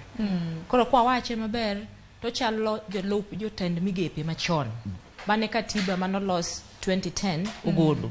Koro noneno ni koloso positions gieki, to nitie jomoko matindo tindo, joma mine, kata joma nigi ng'ol, ma onyalo miyo gigi, kori puonjori godo kaka sirikal riembo, mondo chieng' moro, koro kisetegno, tiyuda ng'owa position moro maber ma koro inyalo timo godo achiel ariyo adek. Koro chalo affirmative action. Emomiyo kata king'iyo sirikal mar Uhuru mokalo, CAS ma ji nyalo paro ne gin joma tindo. Ibo paro David Osiany, ibo paro Masi Mwangangi, ibro paro Nadia, Zaki Nuthia. Ere ng'ama nyalo paro ni jatend jabura machon manyakachi modoyo nen CS ma defense. Ok wanyal paro nikech samoro kikawo ng'ama nosegero nying, timiyo gima chalo kamano, tichalo ng'ama bende koro duoke piny. Koro mondo ji omor gi gini, to ji ng'ur. Kore momineno ka nitiere ng'ur mang'eny kaluwore gi nying manoket ka. Nyocha rais ochako maber ndi. Emomineno kata mana Homa Bay kano kawo ng'amiluongo ni Dr. Raymond Omolo omiyo PS mar Interior. Joma tindo nomor mowacho nyaka joma ne ok support Ruto mowacho ni kae titimo maber nikech ikawo ng'ama pok nyocho bedo gi nying timiyo gima chalo kama. To koro waneno kodok chien. Ok wang'eyo nang'o motimore. To gima bende wan godo monyiswa ni gima ne itimo, ne ging'iyo region ka region, to miyo joge ne mosemiyo tich ni beduru mondo ulos list. Koro ka nochopo kuma chalo kaka Nyanza, to giwacho ni koro gidwaro jomuse bedo kanyo mogurore kisiasa. Bela inyanya kwa ng'ego na region manaka kise wacho jok mabende nosiro jatend piny Kenya mano gi jalup ne ni jok na Rigathi Gachagua wabiro bedo kwa winjo gima bende no wacho joma no kosiro gi wacho ni koro shares kani pango line to sawa kano kipango to koro kumi. Rigathi Gachagua wacho ni kani pango line to sawa kani okipango be mano timore nade mano wachini. To gimina no Rigathi Gachagua wacho no en gimi wache nyaka jotendwa mantiere Luo Nyanza ka ok Rigathi kende mawache. Ibo yudo kata ka ng'ato bedo governor to wacho ni an joma nyocho supporta kana manyo ema timore nade ema miyo opportunities. Ibo winjo ka ng'ato en bunge to wacho ni joma nyo wuotho koda mage joma miyo. But kineno koro jatelo mabende soba mawacho ni seche kato na menyo to sani to kora dwaro joma nyalo konya tich. Ing'eni nyalo bedo ni gi joma nokonyi manyo piny to gionge gi lony mar koro keto gi ofise mondo megi team service delivery. Koro mi wacho ni kantie jomoko mane nitiere kocha to yie konya tich to we akel gi mondo watika nyakla.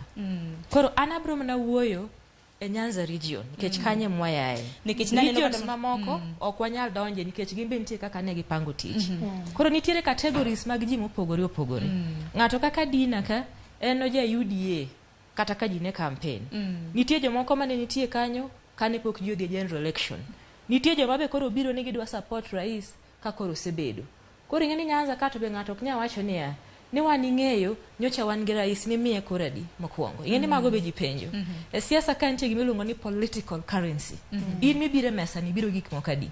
To ka nitie kano kisire tikele mesa. Nisire yes, ang'o ma nikele mesa.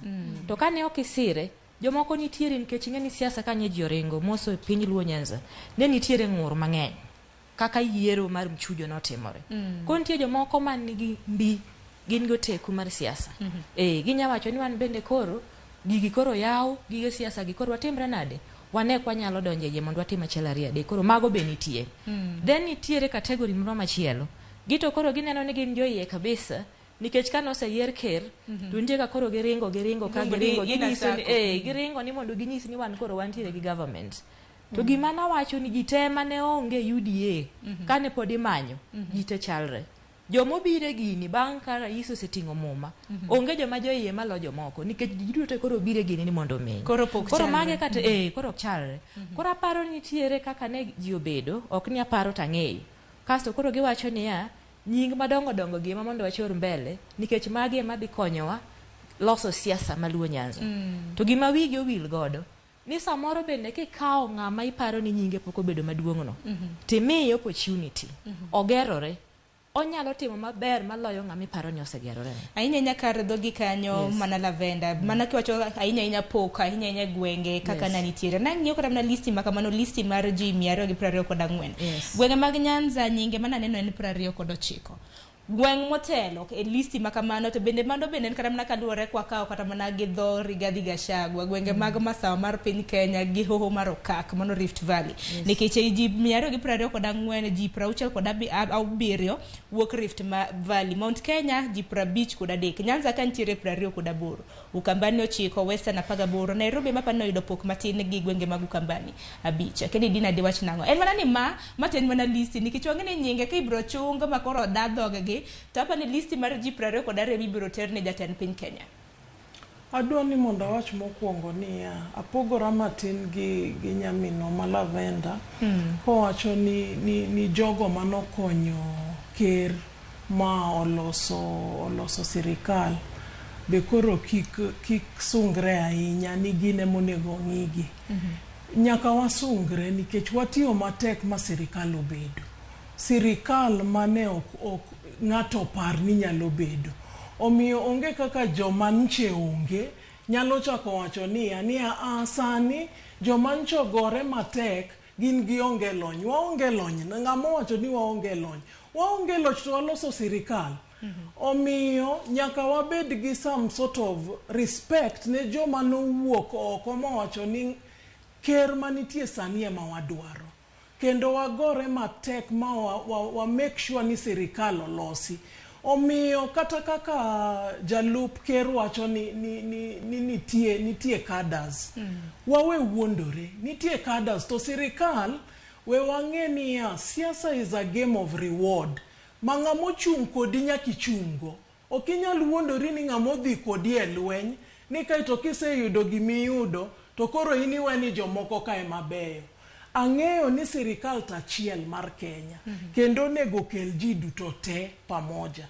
But gima ng'eyo ni jogo manochung' kodi kikwedogi to onge kumidhiye nikech gine maging'eyo kaka giketi kanyo. Dong sani kata mna nikech weche mag siasa weche mag yiero noserumo koro en bero piny Kenya. Niwinjo kata mna gima na ogai mar Azimio Raila Odinga nowacho dibendi koro jomoko nigi shares jomoko ongego ma wan joma onge shares koro kik chul kata mnusuru. Ing'e ni what shares no ing'e Azimio gin joma ringo gi propaganda matek ahinya makok paro kendi tinyalo chwanyori nikech gin ging'iyo weche matindo kaito giringogo gikethogo kaka oganda odak. To an ang'eyo ni akia wach company ang'eyo wach mar tiyo matek ma sirikal obedo. Omiyo sani ker bende onego par ni jogo mokelo machiegni be gibro tiyo kode adier mabro tiyo kode nitie to nitie madwaro mana lemo to nitie jok mochung' kode manyako par kaka obro miyo tich nikech gine maging'eyo kata manifesto gine mane giuso manifesto omiyo nyaka gibede sirikal.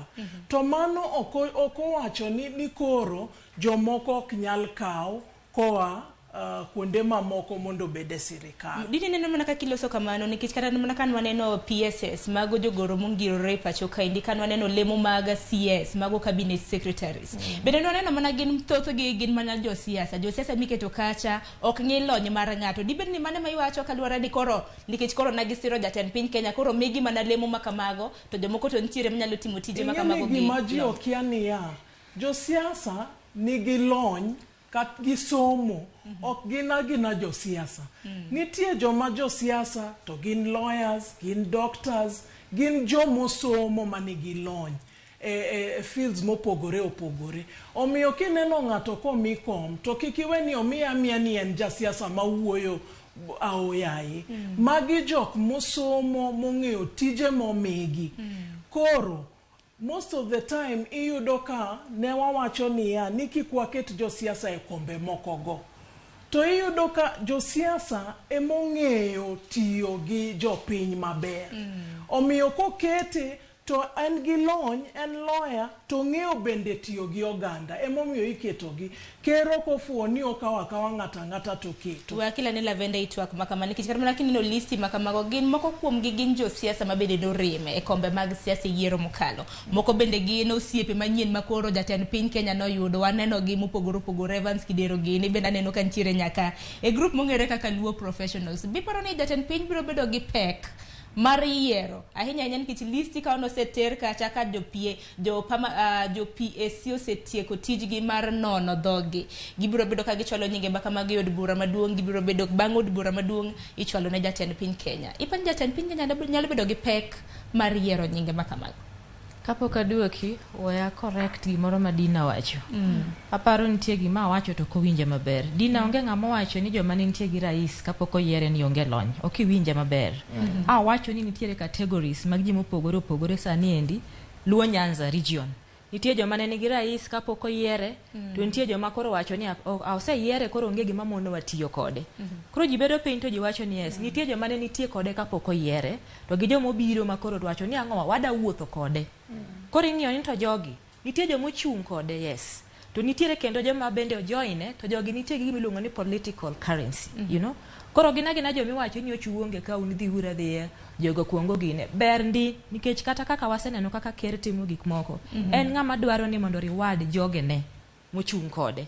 Emomiyo kata mna list mar cabinet ya king'iye, ng'enygi gin joma nochung' gi ker. Nitie mna ji matin manodhi mogol ang'owa e corporate mokelo. Joma chalo Rebecca Miano gini moket East African Community. But king'iyo tiyudo ka ng'enygi gin josiasa. And gik machalo cabinet, ber kiketo jasiasa. Jasiasa emong'eyo kaka idil gi jopiny. Kech osewuotho, ong'eyo problem mantiere kata ng'ato kowachone. To ng'ama osebedo ofisi yare nene, en ng'e ni samoro kian to piny kachacha joka winjo nade. Koro Dina ano ka wacho ni joma nyocha nigi ker ni onge lony. Aparo ni ok iwinje maber. Asiro kata mna gima rigi ji osebedo ka wacho ni gini en company ji riedo. Machaka wacho ni gima wacho ni iwache nyaka mwalo wakoche. Ng'ato biro wacho ni nyocha kapok abedo governor, jogi manochung' koda. Koro gine makwongo miyogi. Koro ema ni seche moko ng'ato nyalo wuoyo to koketo wachne maber kaka owinjore. Ineno? Koro ji kawe marach to gima nowacho no to ena reality. Ting'ena adiri be ji ok dwar. Adiri be ji ok dwar. Koro mane mamiyo nakelo story mani samoro nitiere maka ng'ato okawo ng'ama nyocha nyinge pok ogerore. Emomiyo chiwo nyaka story mar ng'ama iluongo ni Raymond Omolo. Kani ng'iyo kaka ji ne mor kano yiere, nikech ne giwacho ni ker odhi to kawo ng'ama ne ogipar ni nyalo bedo PS mar interior to miyo tich. Nikech migawo mantiere goteku. And the only person manosebedo gi migawo machalo kama no Luo Nyanza en the late Hezekiah Oyugi Ogango. Makwa neno gik mosetimo, manotimo diere goeko, gin gik ma serious. Koro mane mamiyo ji ne wacho ni ka koro wanyalo yudo ng'ato mabende nyocha poko obede gigi, nyinge be ji ok ong'eyo malong'o nikech en ng'ama osebedo katimo gige ne quietly. To rais odhi ogame, Raymond Poditin, momiye gima chalo kamano. Koro mano endo ne history ma jomoko nitiere kata mane supporters imiyo. Kata ana wacho ni to ka ng'ani nyalo miyo joma bende onge gi nying mosegerore, okawo miyo gima chalo kama. Ma ng'ama ohero joma tindo. Koro an gima nyalo wacho ni listo ne waneno to ng'ur ng'enye. Ng'ur ng'enye ahinya nikech kata mana joma nyocha chung' gi rais kapok oyudo maya kono endo mantiere UDA. Nitie joma ywak ni to kare wato koro idwa tim kodwa nang'o. Ing'e ni kikawo gimoro mi ng'ama tin wadu tiwacho ni hapana, omiyo ng'ama tin wadwa manyalo gone simu, manyalo loso godo mwatimbre nade, mwawacho achiel ariyo adek. Koro magi e gik mane ji wacho. Ni to ka koro gik mwaparo ni nyalo mi kata mana wa mama mondo gimbe gidonj go the system, inyalo mi joma tindo mondo donj go the system. Ok awachi ni joma dongo ni rach, but awacho ni ng'ato nyalo yudo ni en ng'ama nyien, oduong in age to gigi pok no nene. Ineno gima bende chendo sani Sharon. ng'ato nitiere man bende gige ODM gi jakomgi osebedo kodhi adhiya maber higni mokalo godhi adhiya maber to chieng' ma koro ni rach ni ok oyudo to koro ni ng'ani rach ma ng'ama kodhi piny kocha chande ni koro idwa nyiso ng'ato ni ing'e ni ng'ani rach to piny ni orach nikech nyocha ok omiyi you know to kikawo ng'ama bende onge gima oseyude system marwa mar gineni to ji wacho ni hapana ng'ani endi en onge gima oseyudo to jatelo notimore nade opare okawe omiye gima kama koro din I hope ni wawinjore an ok awacho ni jomoko onge lony mar ng'ato ka ng'ato ong'eyo nikech sami wacho ni koro keluru barupeu ma PAC ne wacho ni keluru barupeu to ji te okelo barupegi te mane gige siasa miwacho mimiyo ji kaka appointment gi igo ni simu ni ter barupeni mane kake timogi koro list mineno che nitiere list moter kacha chande ka ji osebedo piny to giwinjore ni mae gima watero from Nyanza no time from regions mokogi Joluya nobedo piny jo Vihiga jo Kakamega counties kamano nyinge mantiere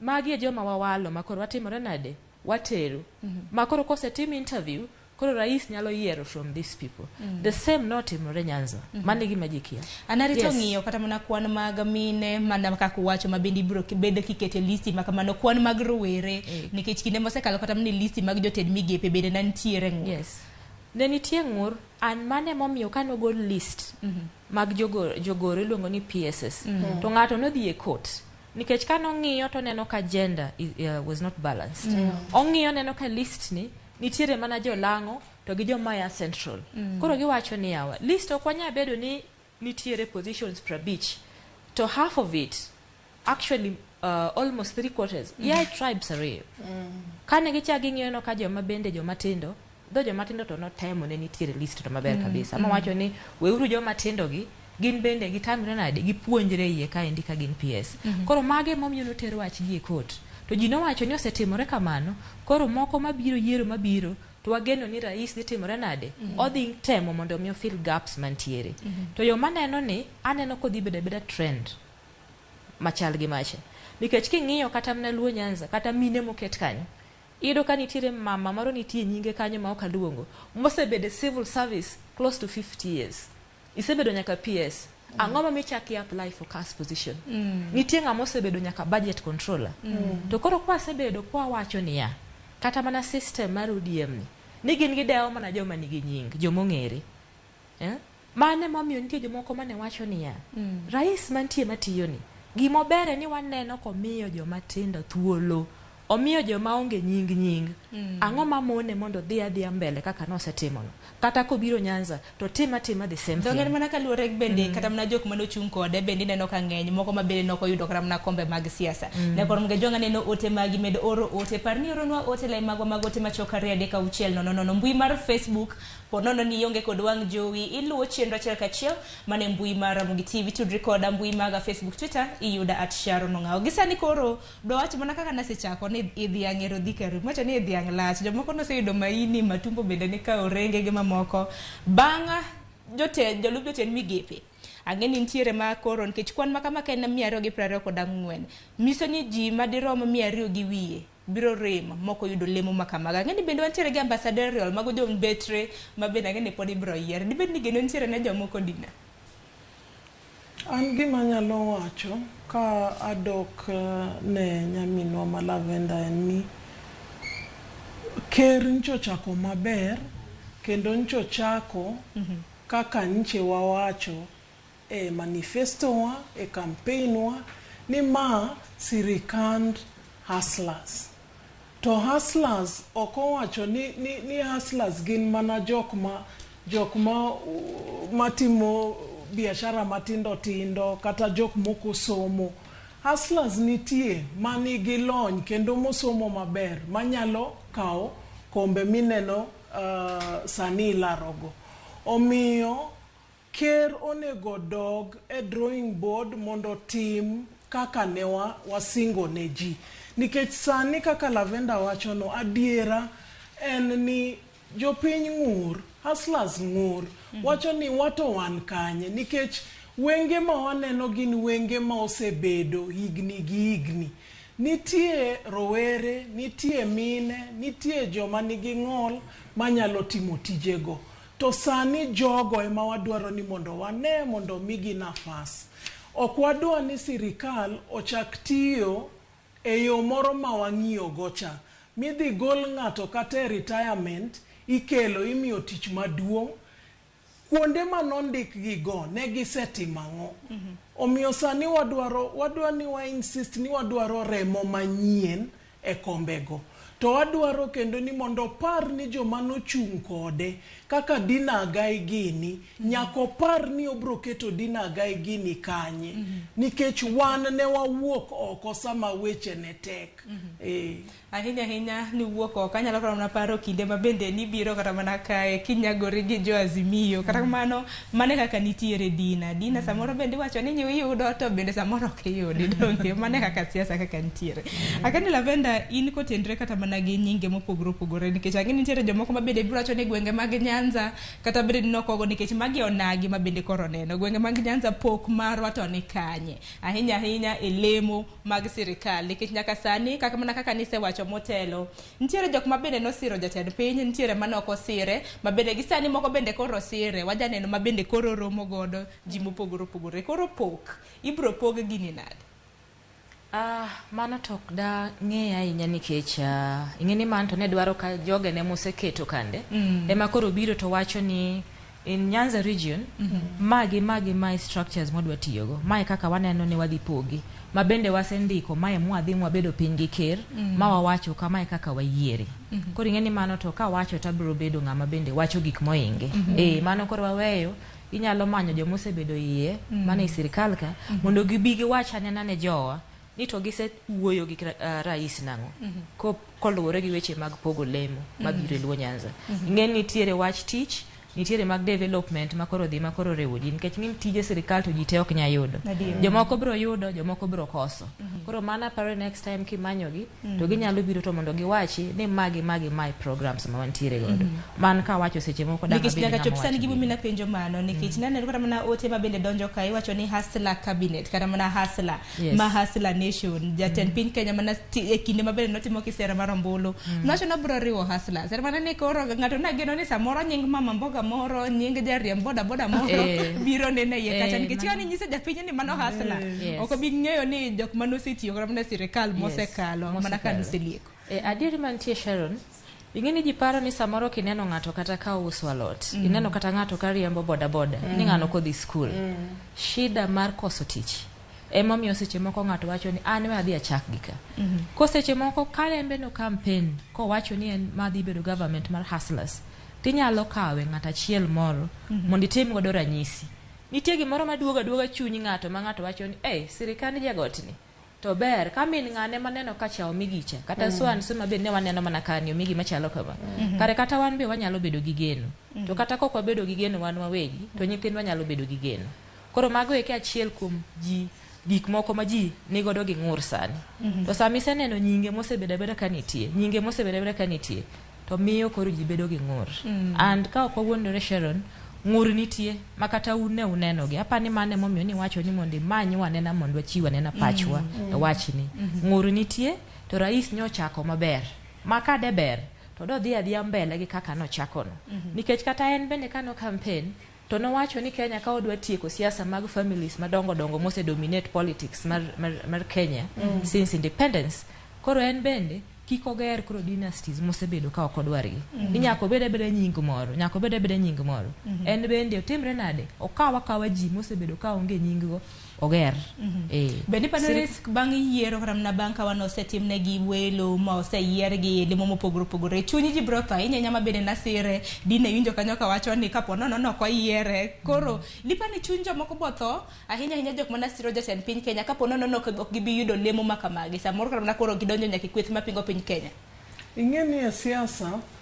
nitie gimiluongo ni realignments to realignments go biro ga nikech maybe ng'ato komor kaka weche dhi ng'ato koyier kamoro maybe oneno ka okonyal dongo e chama mane nitie gik machal kamago to nitie bende jok ma broa opposition manche ok support ker manche mabro duogo to nitie jo manche support be maka weche ok odhi negi maber to gibro dok kocha pinge but an anyalo wacho ni an sirikal matiyo ne matek mamiyo bedo ok anyalo weyo adwa ni monda meda tiyo matek ne sirikal nyaka giko nikech magi mawaloso to kendo okochuno ni nyaka yuda lemo immediately nikech sirikal be duong kendo ndalo be nitie ma ng'ato nyalo yudo go gimoro omiyo kik wabed gi haraka to wawacho mana ni ker onego bed very serious koyiero ji kendo sani kaka wadhi manyo ambassadors be mago kombe momi mine omi rowerni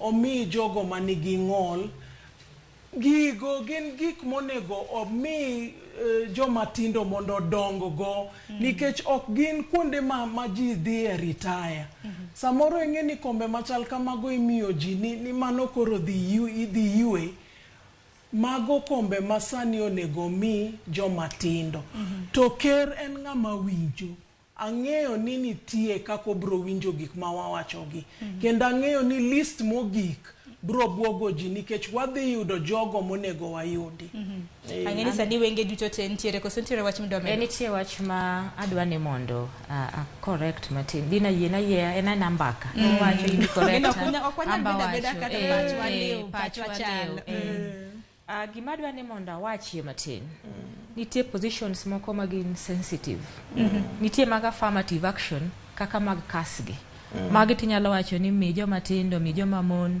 mi joma nigi ng'ol mi joma gero nying to gimiluongo ni ambassador dina gi high commissioner donge wang'eyo pogruok mantie high commissioner en ng'ama otere piny mantiere under commonwealth then ambassador chalre achala idhi represent Kenya e country machielo piny maoko koro ng'ama itero ni mondo odhi represent Kenya e piny maoko Sharon nyako bedie gi lony moro dina kanyo to kora affirmative action ok donje ahinya tije pod ng'eny sirikal bade duong gima ji ok understand ni ji duto te ok nyal bedo cabinet ji te ok nyal bedo PSS magi ng'eni koro wacho ni the highest policy makers in this country then koro gi kas mano wachini to nitiere koro positions mang'eny kata mane parastatals ka in state corporations maji te bro donji kata dina migepe bende ng'eny emna ni ng'ama osewuok oko kacha chama is a public figure eto dwaro gimoro mabende ji mang'eny nyalo donje iye mane pogruok nitiere ng'ama en bende ne pok omanyo piny en chieng' kaka en no en gimodwaro ni oyude tich moro manyalo miye gimoro at the end of the month kokayo tere kata mane ministry moro dongo yudo gimodwaro en maybe nyako moro ma simple mane wuka ni anadwa support rais ker kata kaketo mane social media taketo mano ng'ama kikawo timiye gimoro koro dongore kodhi kaso nitie jomoko magito koro nyingi gi osebedo gin properties ma public gimoro koyudo to ji te dwaro share gima yudno koro gin eming'iyo kod gik madongo ma ji ng'iyogi mane pogruok mantiere to ka wawacho ni positions kata mag high commissioners gi ambassadors modwa keto bed affirmative to samoro koro wanyalo kethe kanyo to ker koro ningo ng'iye joma nigi lony ma koro kata ka gioro ng'ato ni nitiere problem kind Kenya kata gi Uganda to wuok modhi kanyo morom gi minister mar foreign affairs ma Uganda mochako dhi state house mowuok gi Museveni monyisgi ni my position mar Kenya you know nikech ng'eni Kenya gi Uganda bilateral relations mar is very strong koro moko nitiere madwaro mana jalony kitera kanyo endo to gigo eko kawinji kitera ng'at ma samoro ok dikelo kata mna tudruok maber pinje maoko koro ka ng'asedhi to kar mondo los image mar Kenya taketho koro ambassadorial gi high commissioners ok gin tije mag affirmative action kanyo to rais oningo ng'iye makata kane ng'ato ni ne support to dong to ningo ne kako timo to ma wacho kagi gine moningo be ni miyo gi joma tindo nikech ng'eni ka titiye bwo ng'ato in ng'ama nitiere bwo minister to PS be nitie ka to jok momi technocrats be nitiere koro aparo ni tije to pod nitiere dina notiyo matek ambe daher kendo amedo godhoga ambe damedo godhoga gimiye lemo to gi jo UDA ma bende nochung' gi ker kapok noyier gimbe migi elemo kata bedo ni ne gichung' kamano ginya bedo ni gionge political capital to sama koro ing'iyo joma bende nobire gini bang' yiero to gimbe ng'iyo gi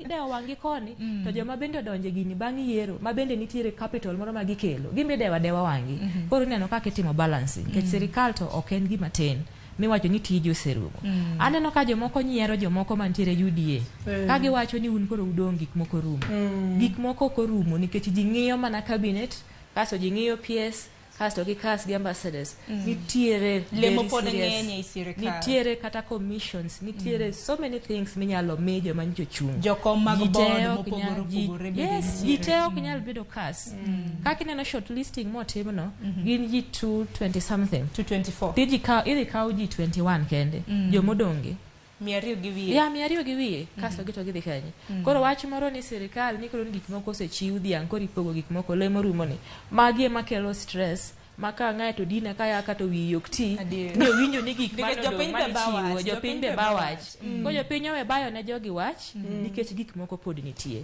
joma manyo gik mamalo kanyo gin maybe ng'ato kaka Lavendo Jala moro manoringo Homa Bay man gi constituencies aboro ma ji mang'eny ng'iye ma everyday ka chiew to nitiere ng'ama dwaro fi kuomi nitiere ng'ama dwaro ang'o kuomi nitiere ng'ama goni simu kia polisi otema nade gine miwacho ni koro gin properties ma the public koro gin gik ma ginyalo manyo opogore gi ng'ama bende onge ji mang'eny mang'eyo otherwise gik moko nitie and I believe ni kata joma ne support UDA kaber to joma nitiere mbele ka ong'igie maber mondo gimbe giyudi ingeni nitie gimiluonge siasa ka ni perception nyalo bedo ni ne okikelo ne kura ni kocha ne nitiere Azimio tikelo gimiluongo ni political perception which is very important ero kama na nyadina mana kimedo kapoka kao ote awach gimoro Lavenda ingeni kata ini nyalo bedo ambassador tij ambassador ni okochuno ni nyaki bed ni ti eketime donge paro ndalo moro mane Obama obiro kae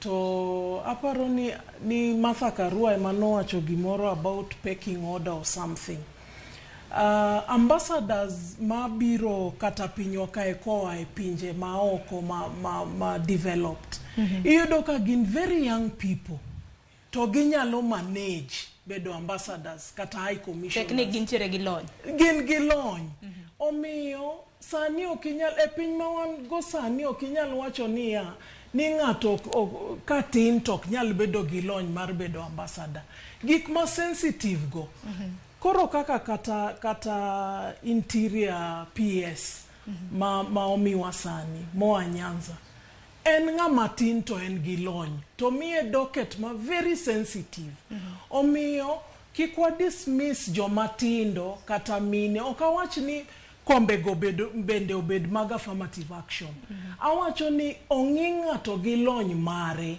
ike kik ng'i ni because en 30 years ok onyal bedo kama nikech koro en 30 years ing'iyo experience ma ng'ato nigo ting'eni experience ng'ato nyalo bedo go maduong' kata ike tin omiyo kombe go kikwa wach ni koro mago wadwa mana wene joma osebedo 70 80 nikech kata sani wasebedo gi issues ma need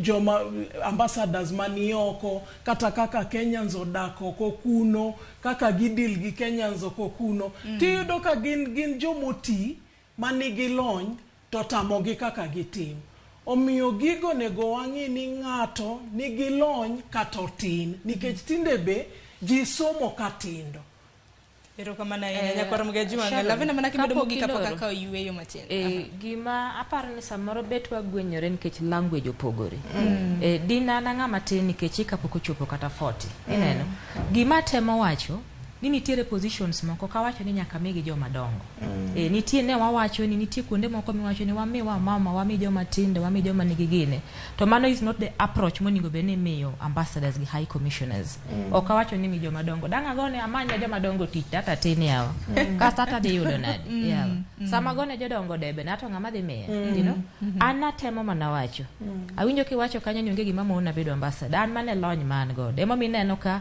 awacho ni kanyo to kochopo timi yenga matis to nitie gimoro mabende rais chako ng'iye beyond bedo na matini no. Imiyago ni an mama. To rais nyaka ng'iye ni to ng'ani nikech sama sedhi kata mana Geneva for example. An wang Kenya makanyo. Anytime ng'ato dwa penjo gimoro about Kenya, gibro manyo Lavendo Jelo. To ka seche moko kori biro kuoma, ta an bende okang'eyo gima timore. Dong mana felo my country.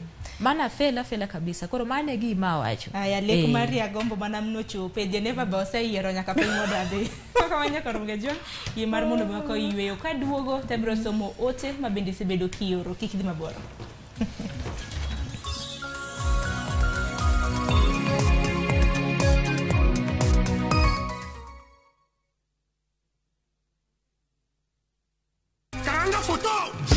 Machiegni nyakwara Ramogi Jwang e chenro mar ngoma owake.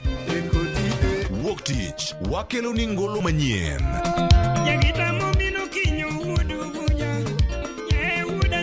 Tich ariyo ras reggae owake. Tich adek en odiochieng' mar twak gi jothumbe. Tich ang'wen kama nene waterie golo machon. Tich abich sukus owake. Kete manaka kod Papa Vic ngoma owake wuok tich nyaka tich abich saa 10:15 odhiambo nyaka saa 12.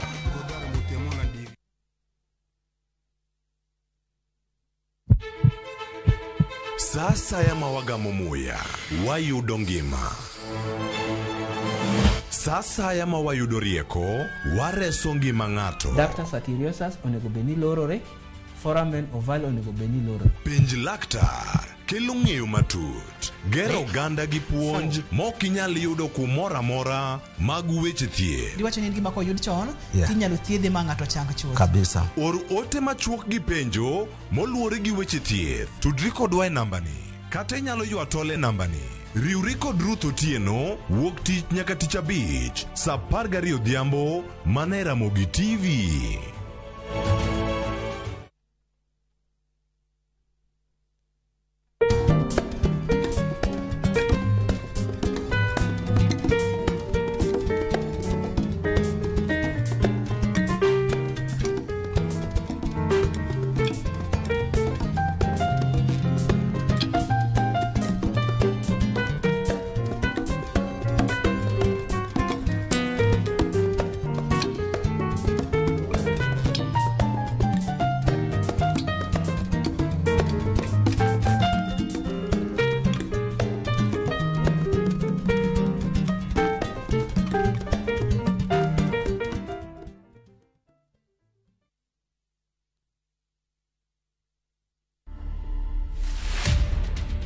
In 2011, I decided that I was going to have a vasectomy. A lot of my friends, when I tell them, oh, I did vasectomy, and they're like, wow, it looks like you're impotent. And I'm like, no, I'm not impotent. The only thing they do in vasectomy is to close up the tubes that carry the seed. My advice would be to the young people who are getting married, sit down with your spouse and discuss all these possibilities. What if it doesn't work out? Can we go that road? Discuss it in advance. It's nothing shocking. It's a normal thing. It's a normal occurrence. It's a normal happening. To watch this story and more, download the Citizen Digital app.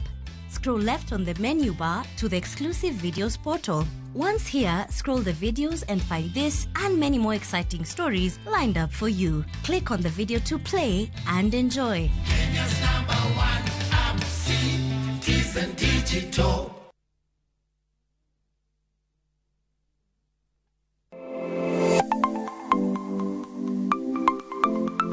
Ramogi Jwang, ng'ato ka ng'ato inyuolo kod pok mare makende. Hero mara mar okapu nochakre chon. Nafwenyo ni mae gima hero timo, mae gima lwetega nyalo loso. Ramogi TV koro mi pok mopogore opogore manyalo loko ngimani. Nitie gima iluongo ni giving back to the community. Like iga Moanteni asepuonjo ji ariyo no.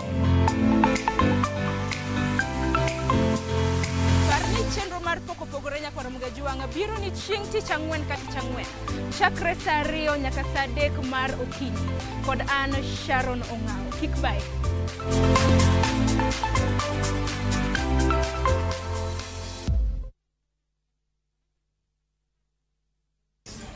Hii agenda tumemaliza, sasa tumeni pesa.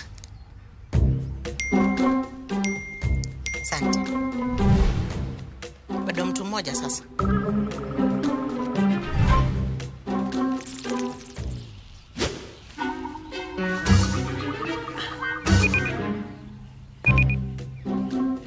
Nimekosa 6 bob ya transaction. Patient, saidi na 6 bob. 6 bob ni pesa kunyima mtu kweli? Ingia hiyo chama ya 6 bob basi. Bro, unachoma. Uda. Badala kachuma feelings hapa. Make changu smarter. Vuka tu Airtel Money. Aje janjes. Dial *334#. Set your 4-digit PIN and confirm. Set your security question. Airtel Money is now activated. Sasa uko set. You tume Airtel to Airtel for free.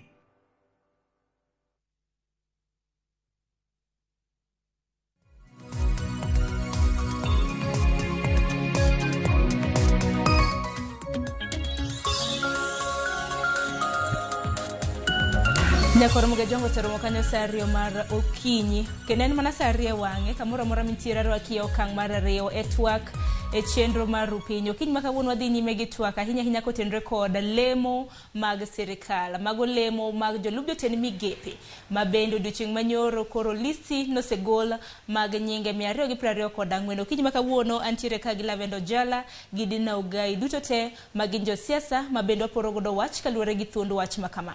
Kwa kamano nasingo ni kaona duogo e okang' mar 2 adhi somo moko kuom ote ma bende ioro. Ote mioro e lai magwa mag ote machoka redi ka 600 mbui mar Facebook yudo achiel kachiel mano Ramogi TV. Abro bedo ka somo ote go achiel kachiel, ote ma bende biro bedo ka ikonya somo e wang' jowi. Mana kanyalo chako gi janeno marwa, iwacho ni ber ka ji duto inywande sirikal. Iwacho ni in Juma ka intiere Kawangware. Janeno marwa machielo Eriko Keyo Kizito iwacho ni nyinge go ng'eny manyako bed kod wich bar. List oting'o nyinge jok mane ochung' kode e seto mbulu e yiero maduong' mokalo nyaka jok mane oriwre kode bang' yiero. Koro pache goyo machiemo ni oyier ng'a to we ng'a. Oyier jok mane okonye yudo kom koso ogwela nyaka jorao kaka rangu magine. Iwacho ni lemo mag CAS owinjore gi rowere. Erokamano nyakuom ote mar Gola Siale iwacho ni e gwelo mar piny owacho mar UDA pok aneno jaboda boda mama mboga. Okaneno gima nyien kanyo Sharon. Mistuni ni ile nyani ndio imebadilishwa. Erokamano nyakuom ote mari. Ote machielo Juma Abubo iwacho ni wich bar to nyaka obed godo but gima lit ahinya ni obiro yiero 3 e wi 4 mag CAS. Mano mantiere gwenge mag Mount Kenya gi mantiere e gwenge mago mag Rift Valley. Jackie Nyarimudo wacho ni Sharon my village mate ma isega interview kanyo bedo shortlisted. Wacho ni Moses Oburu, Joe Lumbi, Moradua hapa ni mana achiel kuom jok ma bende nyinge gino bedo shortlisted kanyo. Abiro somo ote mogik mar Oga Collins. Wacho na sebedo kaluwo gik Ruto gi maber. Pok aneno ka oparo hustlers mano wuotho godo kod osingo negi Heavens. Onge wach Ruto dhi mbele kod gwelo josiasa kod osiepe ne lemo to par ni higa mar 2027 biro kendo hustlers rite kama naweyo gie to moloyo rowere. Erokamano nyakuom ote magi. Ote pod medo donjo. Ken wachak mana gi ote mag jopiny. Do na nyisi mama mboga jibiro penjo jo boda mana kaluwore kod cabinet mano mar William Ruto. Mana kacho kod Lavendo Jala kapok wakao paro machielo. E wach mar yiero joma ni piny. Aparo ni man to be wasewacho ka kata kane pok ng'ano endo wache. Aneno ka ng'ato wacho wach Moses Oburu ma jaulumbi. Ambe mano is a friend. Aparo ni ageno ni Nyasaye bro pare. Osechung' ahinya bende gi jogi. Oya en wuod Siaya koche. Koro mar ariyo mana kaka jogo wacho ni nitiere ng'ur. Ng'eni tie nyinge moko ma kiketo kumoro to ng'ato wacho ni yawa mine ng'ane gini man kano cha kata wan bende marwa biro marwa biro to kineno ka gina nyinge mabende man kanyo mosebedo nyinge the usual names, you know, mane maweno ka ng'urgo eko ng'eny. Kora paro ni mbele kanyo samoro nitie tije moko mane giwacho nitiere joma ne gidwaro to gitema nikech sirikal yie duong' to gitime gimoro nikech ng'eni kane ji campaign to ne giwacho ni gin manifesto margi gidhi kawe bottom up matieni ng'ama ne piny chikawo kitimori nade inwayo bedo malo. Koro wadwa neno ni mano bedo implemented. Kiko ber ni joma ni malo ma nyingi gi osebedo ma ji ong'eyo ka ema kendo koro nitie. Koro kar mondo ikaw bottom up to koro en up bottom. Koro mane momiyo gitim anena kaka ginyalo mondo ng'ur mantie niendi ma jopiny nitiere godo ni gine ane kaka ilose. Ero kama na ina nikech nego bedno tiko twak kama na kodong dakika 15 tok sari manyiso ni wadong mana gi dakika 10 te dakika 10 ni adwa ni mondo walosa hinya nyaka luore kod ng'ur mopogore mabende jopiny osebedo godo kuom jalub jatend piny Kenya mana ko nyalo winjo gima na jalub jatend piny Kenya owacha hinya nyaka luore gi pok mano mag lemo mag sirikal. Bang' mano tabiro winjo pach Dina gi Lavenda to watiko chenro. Hii serikali ni kampuni na ni ya shares, si ndio? Ni ya shares. Kuna wenye kampuni wale wako na shares mingi, kuna wale wako na chache, kuna wale hawana. Sasa nyinyi mliinvest kwa hii kampuni ya William Ruto na Rigathi Gachagua. Sasa lazima mvune. Yule ambaye alipanda atafanya nini? Si mlipanda? Si mliamuka mapema? Mukasema mutaki kusikia mambo ya ile system na nini? Muka invest, mukapanda, mukapalilia, mukaweka mbolea, mukamwagilia maji, wakati ya kuvuna ndio huu. Najua wengine wananikashifu ati mimi nasema ati wale walipanda wavune kwanza. Iko makosa? Iko makosa? Hata hao watavuna lakini wangoje. Mano jalub jatend piny Kenya kine diera ema samoro lit masamoro chalo remo koso nango nikech jalub jatend piny Kenya jomoko osebedo ka seyo kotok mana kata mana wach mabende no wacho mano kaluore kod pok mag lemo mag sirikal okang' mokalo bende kaluore kod gwandruok kata mana pogruok mar paro mabende osebedo godo gi governor mano e county ma Nairobi hinya kaluore kod daro nyamburko mano mag ting'o jowuoth kawuok e chuny boma ma Nairobi kadhi e gwenge kata mana e terminal mano mar Green Park. Gwenge mag Nakuru bende jok mano riembe puodho moro bende ni neno kanyo ka dodhi gi mabede odhi gi pesa odhi opogo jopiny. Kata kamano koro jomoko osebedo ka sene obolo wach akeni Dina obolo wach osediere ma jokenya ok dwar. Okapar ni obolo wach kaka nene aparo ni en ng'at ma en brutally honest. Ng'ama wacho gik moko kaka gin. To ndalo mang'eny onge ng'ama dwaro ni mondo nyisgi gimoro kaka en. Ahinya jo Kenya ok dwaga ni onyisgi gimoro kaka en. Kaka wach mar kampuni no en literature. Ok owacho ni en kampuni, en literature. Otemo explain gimoro. To ok owacha ni koro ma company to jogi emonego mi jogi ok onego mi nikech kero wuon osiko ka wacho ni piny Kenya sani en gimoro achiel kendo dwa ni mondo okel dongruok e piny Kenya duto te. Ko wacho ni what shares no otemo wacho ni ya e yo moro maber ni ya ni jogo manokonyowa nyaka wami gimoro. Nyaka wabed machiegni kodgi. To onge richo wacho kamano. To mano okonyiso ni ndara ok bi ger Homa Bay. Okonyiso ni ndara ok bi ger Garissa. Nikech kero se wacho ni wan gimoro achiel. Dong samoro kata mana dhano kata mana ng'at manyalo neno nyalo penjore ni jatend piny lemo ma entiere godo kaka jalub jatend piny. En lemo ma nego bed ni kwako oganda duto te. Jok mano luto ne ombulu, jok mano koluto ne gi ombulu, dhano achacha ni jomoko ne gi shares. Hapa ni kanye kama samoro ji no pogore godo gi paro. Ing'eni kaka ji kawo wach. Sani gimoro amora ma wachore gine side mar sirikal nitie jogo ma ok owinji ok odwa kata nono maber kose winje ni ng'ano emowache to rach.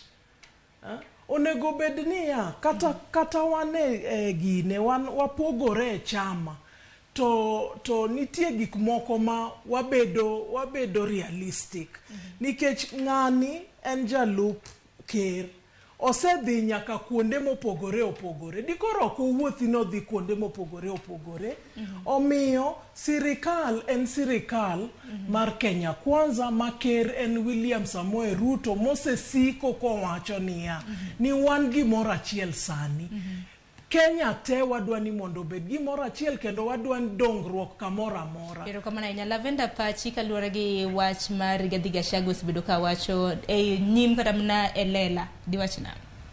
Well, Sharon, ingeni dhano to samoro nitie ma oluora dieri. Ema ni samoro wacho ni adieri to ya kuom ng'ato ng'ama wache. An kanyalo wacho ingeni head of state man William Ruto iwacho ni to kore en figa moro mariwo jicha. Samo manyo kura to en candidate mar joma supporte. To samo sebedo president to kore en president mar jite. Jite mantiere this Republic of Kenya. Kontiere weche moko ma samoro kata kane ng'ato dwa wacho tinyalo dhiro ne ng'ato ni mamonde wach man. Ti office moro mabende ka osemiyi ni koribedie tineno kaka koriketo weche ni. Aparo ni mae maka ji oneno to ji wacho ni yawa kumo bedeno to ok oningo wachi ni koro nitiere kaka ji oningo bed ni timo ang'owa timo gik moko ni kanyo chionge koro kwa bimi in ready kanyo to aparo ni jalup ker oningo bed ni dok e chien matin to gima ng'eyo ni gik mawacho go tema biro timore at the end of the day nikech kata mna list mogolne percentage matin emidhi wene welo mobiro to the list dhi bedo dominated gi joma ne nitiere kodgi mani adieri mantie ma to wacho ni ato kora da wacho ni goda dhara ma to kipenja to ningo ji nyise se moko mungo kiko wacha ahinya ingeni samoro nitiere ma jomoko wacho ni yawa wanyocha wasesudo we have moved on to koro kise move on to samoro neno ka ng'amo ningo be ni mi weche ma ji uchunyi to wacho weche moko makelo pogruok nikech at the end of the day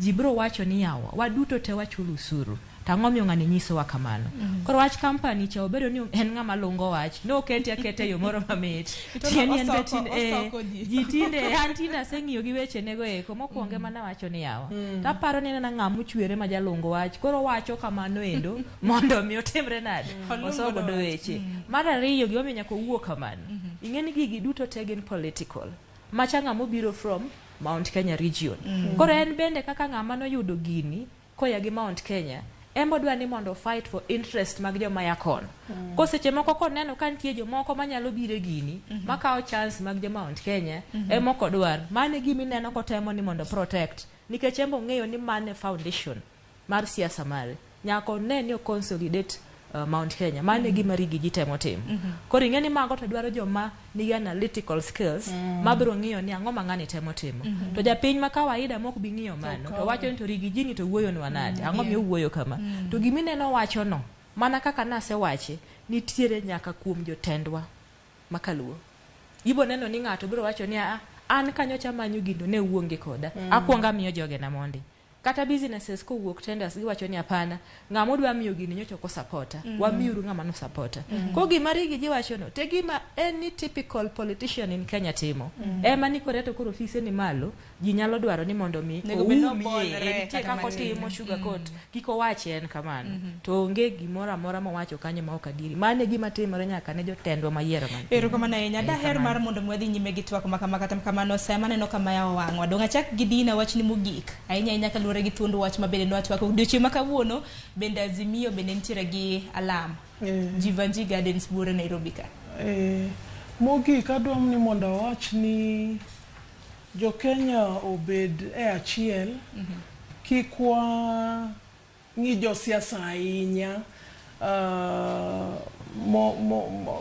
madwa kelo tungni e oganda wach mar Azimio mar lemo okrach lemo onyiso emo ni sa duto te onego bed ni walemo kendo wa fervently waparo wach Nyasaye to kiko bed lemo moro bende manigi gimoro e iye madwa kelo tungni adwa ni mondo anuo kendo kapok atieko anuo ne ker ni Kenya ng'i hustlers ng'i kendo hustlers ng'i gi angoch tiang ni chako maber kikitiek marach Erokamano ahinya. Lavendo jalo wachni mogik. Wachna mogik iwacho wach lemo mar Azimio midhi tim Jivanji Geden.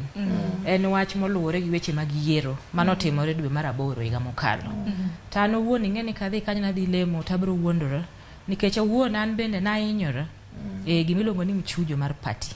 Gik mineno miwacho kaendi ni Chebukati otimo ma notimnwa gi kane watimo ang'owa kane wachung' wamanyo ing'eni mwalowa kocha chande sama ji osedhi e party primaries nikech Luo Nyanza is predominantly ODM. Ko sama ji odhi e mchujo cha jomoyudo ticket iwacho ni en koro chiegni gi ang'owa gi gima nodwarono. To sama udhi muneno ka gik moko tim magalagala kaka wan ing'eni kane wadhi e party primaries ne watiyo gi tablet gicha nen digital makani goye to ber ni goye to results ineno kacha. Ting'eni odhi obedo system moro machalo mar KANU machon cha. KANU machon ma KANU sego kura titing'e iting'a tinga ballot boxes itero kadisi. Te yo ka sami tero ballot boxes ni biwile. Iwile ma KANU disciplinary committee kuma noting'o Kiki Amayo gini nosegolo list mag joma gidwaro e district mitime yiero no. Koro gima ne waneno kani timo nominations in April mar mchujo ne chalo gi system mar KANU machon cha. Norach maloyo kata mani wacho ni Justice Kwach notimo in 2007. Koro kwasetimo kamano wanie mudho oting tablets iterogi to kata mondo mi wane ni to results gi notim gi nang'o. An owuon Suba region kuma yae ne okago kata kura jomoringo gi tablets odhiga ibelo ringo godo. Ne waneno the worst form of injustice. To kachopo gotieno ka wadhi kore tallying center kuma kori kwene dongato koro inga gima nyalo timo koro onge itemo ni go koko tok nyalre kaeto moyudo ka polise ni kagi tiegas kata kaka inyalo loso onge. Koro an gima naneno kaka candidate manochung' e party primaries an neno ni kapok wachako weche mag IBC ka to walosi e weche mag party primaries machendo piny kocha. Otherwise an sani kadhi awuondora ni koro ne ber koro abira dwa wacho mamalogi ta wuondora ta ng'eyo ni wuoche na to nodiya kumopogore kanyo. Koro jotendwa wabede jomoko ma jo adieri kapok wawacho mar electoral commission mamalo ka gima chando jo Kenya sani endi en kaka ji bedo ga mistreated e party primaries e parties ma dominant kuonde mwayaye. Koro mago be kelo chuny ng'ato bedo motho nikech ng'eni parties igero gi joma tindo ma vibrant machala koth gini to sami sedi hinye ma korembo finto jogi timore koda nade. Ing'eni ka ng'ato lose gimoro fairly tiwacho ni gino eno no inga koro yatimra nade aweka mana support ng'ama chielo. To kotim gima ne waneno cha tiwacho ni to koro inyisa ni mondo aweya tim kamano nikech ang'o. Koro mago eki achiel kuom gige wa monego bed ni jowa timore nade wacho tema ni wahero manyo enemies ma oko kapok wang'iyo enemies mane iye mwaneno ni ng'ama notimo na kama mondo deal godo. Koro nikech hata asebedo gi experience mang'eyo kuma problem nitie okabi wuoka ni koro ni adhi ni wabiro nikech an bende an ng'amoro madwaro ni mondo abed principal. Ten geno mara ni chunyi no koso donge. Ta seneno gik ma joma tindo neno kodonje siasa. Iwacho ni ka koro kidhi maybe gocho ngi piny itwe to nduocha itimo kama to gimidwaro no kiyudi. Emomiyo an kana wuok kana campaign ta wacho ni adwa time kian mondo mi joma tindo mabene dwaro ni mondo wuogi mijingo ni kare ginyalo timo. Koro ang'eya ni samoro na gi block wa mana kamano. Ting'eyo ni ogitimore nade stamar ng'ato ng'ama nyalo nego onge. Mar ariyo mogik mana kaka ne wasewacho ker no chako maber. Sama koro ne gigo osetimore koro kwa biro twaneno kaka joma tindo moya kuonde wayudo gik moko ni to ka ng'ani ndi nyalo miyo ji thuolo kama to kare donge mang'a maber ma koro joma bende ji ne ok ong'eyo yudo opportunities. Koro kaka no chako no kako dhi mbele kiko chako yie ni nitie jomoko ma koro dwa kawo nyinge moko ma bende osetegno ni koro dwa kelo ni nyise ni tim ma onge kaka ng'ama ginene ng'ama onge nying kikawo power timie gimo nyalo timore nade duong'. An jomoko mineno kata wa mama mineno gi ng'ama osemiyo gi that empowerment ma onge to sami sadi miye gimore lwete grassroots mobilization manyalo timo lich maloyo big name masache moko dhi ni mondo dhi gineno. Koro en bende kaka no chako create jino odhiga dhia mbele kiko ketni jomoko dwa nyise ni kawatim kama en ng'ama hands-on ma kadwa yudo information from ng'ato to bro yude.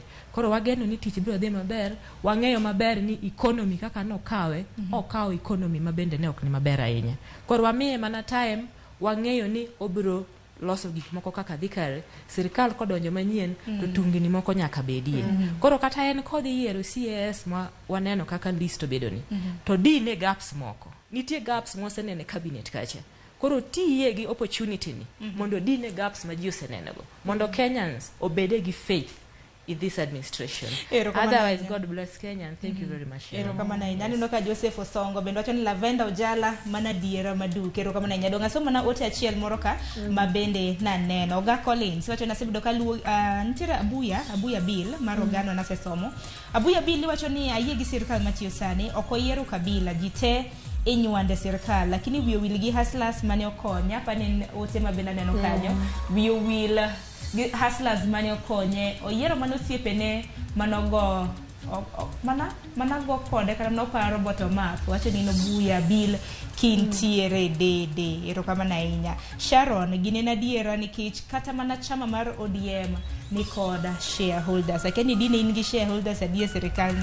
kaka Kenya kwanza kama na ero kama na inya kumbiro dina gero kama na Lavenda mbeda goni ero kama na inya kumbiro twa okinyi makawuono atemo kadwa fail ero kama na inya kama na Lavenda ni segu kapoko tiko chendro kaka wanya Ramogi Tv ero kama na inya ote magi bende aneno okinyi makawuono gikanyo bende makelo wa igiko mar twak okinyi makawuono mabiro en twak mabiro en tedo gi chiemo mabende idhita kod nyawadwa Joyce Oduora kik di maboro.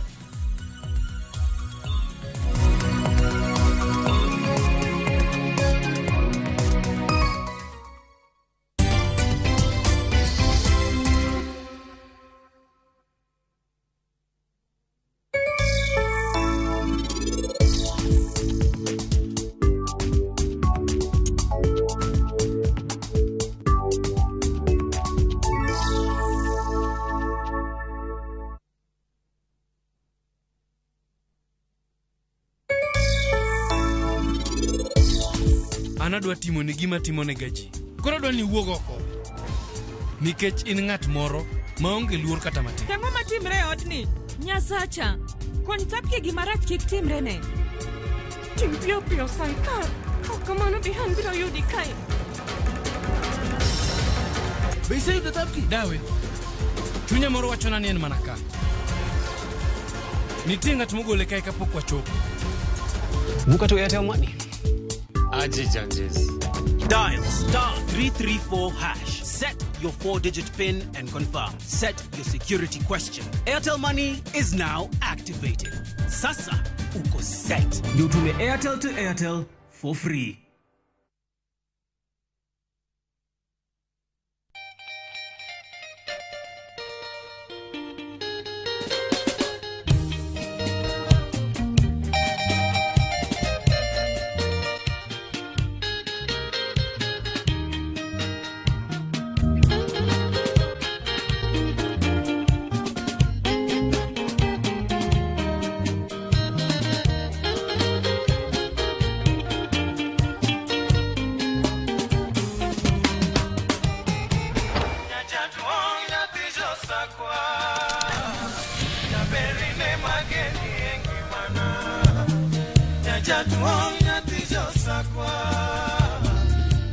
Radio Ramogi, Kartun Jaluo.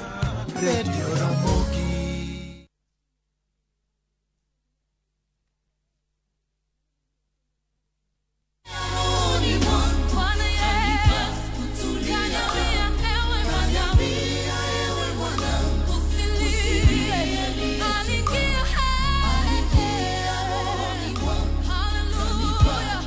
Ukitaka kupata wimbo wa moyo wangu kama sikiza tune yako, bonyeza *811 *406# na usisahau ya kwamba Sikiza na Citizen ndo nyumbani kwa wasanii.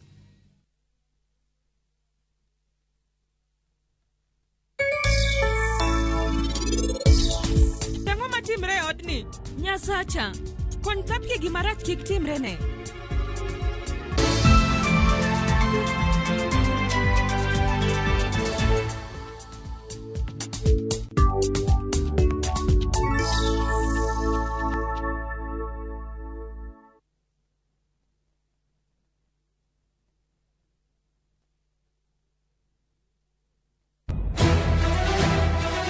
Sigana ni medo minore gi weche mag miriambo kod miganga. Gimora mora ne en mar miriambo. Mano barua mar miriambo. Gima anapando ok ibi yudo. Weche hera medo bedo matek kendo mapek. In kendi midwaro dhuruf ka, to ino kibiyude. Thabki, aheri gi chunya te. Kata kamano, joma oherore ok nyal pando heragino. Adiera ni mana machiegni. Abro riembi e odni kenda. Abiro kae mondo achul kuoro. In ni wuondre wuonda kae to koro sani in idwa riembo. E wi magi duto, nyaka joot achiel chung kanyakla. Nyithinda bo bedo kamoro achiel kendo. Thabki, wuok tich nyaka ngeso, saa 2:15 mane Ramogi TV. Kik bai.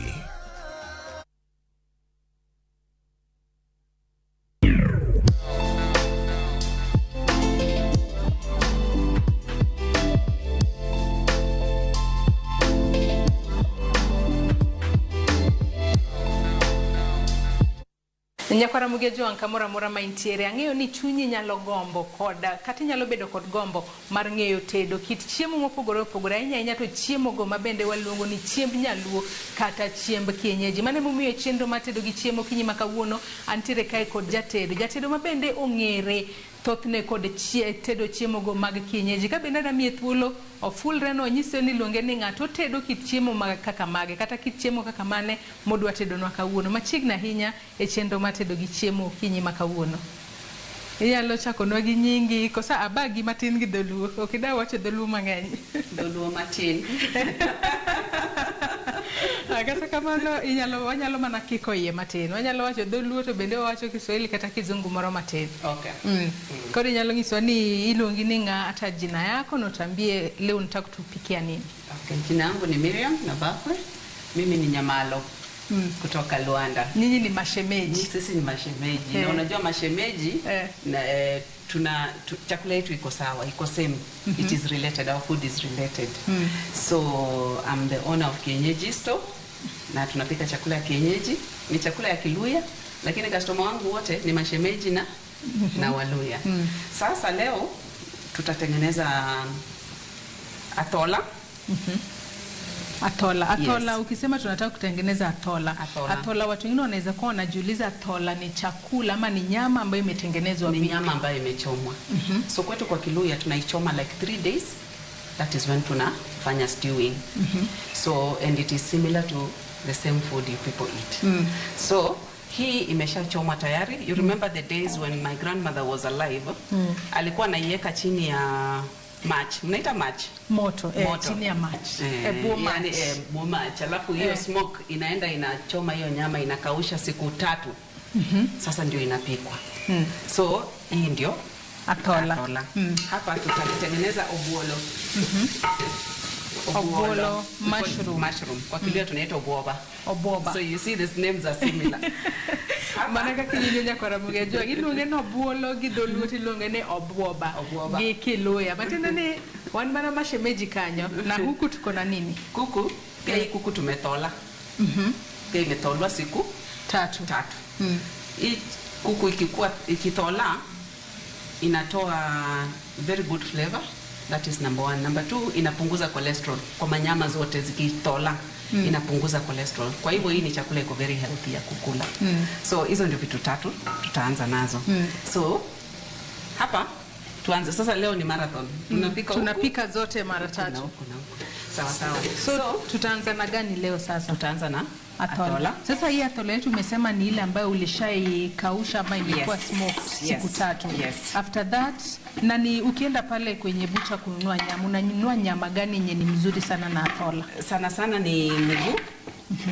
Mguu, alafu mbavu huwa si nzuri kwa kutola. Nataka nyama ambayo itatoa chunks. Zile unachoma vizuri. So hiyo ndio inakuanga mzuri na nyama ile soft, si ile inakauka sana. Alafu mtu akijaribu kula ni ngumu kukula. So hapa ukiangalia hii inatoa rangi mzuri sana. Una brown kwanza. Hapa sasa unaiacha kwanza ishike moto vizuri. Ishike kabisa. Ishike kabisa mpaka itani hiyo kala. Sasa hivi kala yake iko sawa? Hiyo iko sawa kabisa. So tusonge hapa ndio pika yote mara moja. Sasa hii mushroom yako ama obwolo yenye Yes. tunataka kupika saa hii, mtu anaweza kuwa anajiuliza obwolo umetoa wapi hapa Nairobi? Juu most of the times watu wamezoea ile obwolo unabai hata tu pale kwenye supermarket, Yes, alafu supermarket, unapika. yes. Hii yako jinsi umesema we ni kienyeji. Umesema we unapika zile chakula ambazo ni kienyeji. Yes. Unapata wapi obwolo yako? Obwolo inatoka village. So hiyo obwolo kuna wale wame harvest na inakuanga na season around April, May, June ndio obwolo iko, ndio season ya obwolo. So chenye kinatendeka, kuna watu wana harvest through foraging, what we call in English foraging. Foraging ni ile unatembea tu msituni na unaokota. No, hiyo tena inaleta kwa swali ingine ambayo ningependa kukuuliza. Obwolo kuna zile zingine ambazo watu wanasema ni poisonous, ile ambayo hufai kukula. Tofauti mtu anaweza juaje hii inapaswa kula, hii isipasi kula? Kawaida vile hata tulikuwa tunajua hii ndio specific obwolo tunakula. Hii. Na sasa this brown one. Hiyo brown na iko na season yake na ina grow hiyo season yake iko mingi. So it is very easy kujua hii iko season na hii ndio inakulika. Ile kuliki, in fact walikuwa wanasema ukikula hiyo utakuwa mwendazimu.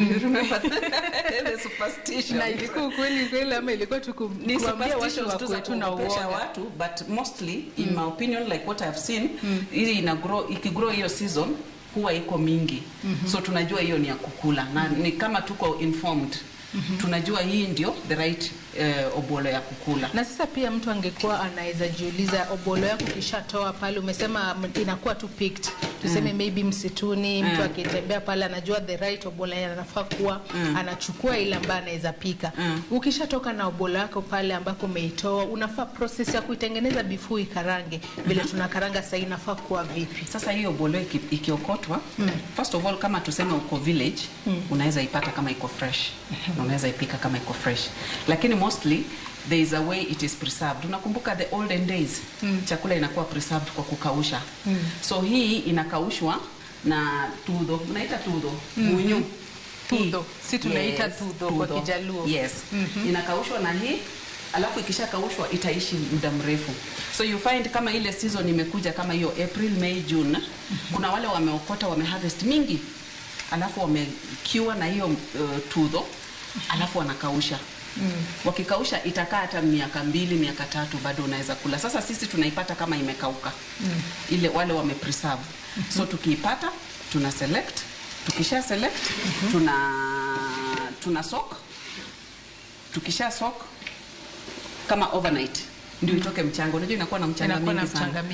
Inakuwa na mchanga mingi, una soak overnight. Ukikuja asubuhi ukipata, utaipata inakaa kama iko fresh. Jumaji imeishika. Alafu sasa unaosha kabisa kutoa hiyo mchanga. Ukishatoa hiyo mchanga sasa unaiosha kama 10 times. Ndio isikue na mchanga yoyote kabisa ndani. So tunaosha vizuri, tukishaosha vizuri alafu tunachemsha na hii tudho munyu. Sasa ukiichemsha, mtu anaweza jiuliza unaichemsha kwa muda wa saa ngapi ama dakika ngapi? Inalingana tu, ni kuangalia kama imekuwa soft, haichukui muda mrefu kuiva. Ikishakuwa soft inakuwa iko sawa. Anyakwa Ramogi jong mana kakiwinje wawacho ni kawuono wadwa kiko ye matin, wawacho Kiswahili matin to wawacho nyaka dholuo matin. Kalore ni kawuono wanyalo wacho ni mashemeji orome jikon, mago jok mawuok e gwenge mag wanyalo wacho ni western, e gwenge mag western kata joluo kaachiel kod joluo ka bende nyaka sani ageno ni sewinje yo makare kaka inyalo tedo obwolo mari ma isegolo aponono iyude e puodho kata kumora mora miyude, ikuongo iluoke maler. Ng'ise ka ni nyalo luoke nyadi par. Kiseluoke nyadi par tichwake gi tudho mar mondo mi obed mayom kaka idware, mar mondo mi ichame yo makare. No kikaranga ni mono umeka nyanya ayeko kitungu ama ile nyanya yako ambayo uliwekwa ni nyanya ambayo umetengeneza vipi? Sasa hii nyanya kuna kitu tunaita kwa hospitality industry mise en place. Mise en place. Hiyo sasa ndio nini? Wale ambao wanakuona wanaweza. So tukipika chakula yetu huwa tunatengeneza hiyo mise en place. Sasa hii nyanya unaona tayari imekarangwa na kitunguu. So iko ready. So that ni kitunguu na nyanya. Ni kitunguu na nyanya. So ikifika hiyo wakati wa kupika, kazi yako inakuwa rahisi. Uanze kungangana na nyanya, uanze kungangana na kitunguu. Iko tayari, unachukua tu hiyo sauce, unafanya nini? Na pia tunaweza sema inarahisisha kazi kwa sababu saa zingine unaweza kuwa unapika unakatakata kitunguu na jipata unalia. Kabisa. Kabisa. So mushroom yetu ama obwolo yetu inaendelea kuiva vizuri. Wacha itokote pole pole because hatutaki kuiharakisha. Wacha itokote pole pole So tukuja hapa kwa bueno. Najua Waluya wanapenda kuku. Najua Waluya na kuku huwezi separate Mluya na Wajaluo wanapenda samaki. Na ikilingana kwa hata sisi tumekuwa mashemeji, hata sisi tunaweza penda kuku sasa. Ndio. And I can say our styles of cooking are similar, if I'm not wrong. Kama iko na difference ni kidogo sana. Ni kidogo sana because nimegundua kama atola sana mnaeka maziwa, si ndio? Sisi hatuweki maziwa. Amweki maziwa, ndio tofauti. Hiyo ndio tofauti tu. Na hiyo ni tofauti ndogo sana. Sasa nimeona ukishaeka kuku yako ipi ilikuwa dried 3 days.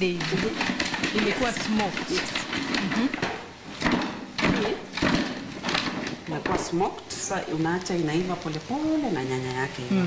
Na tukiangalia atola yetu pia bado inaendelea kuiva vizuri. Inaendelea kuiva vizuri.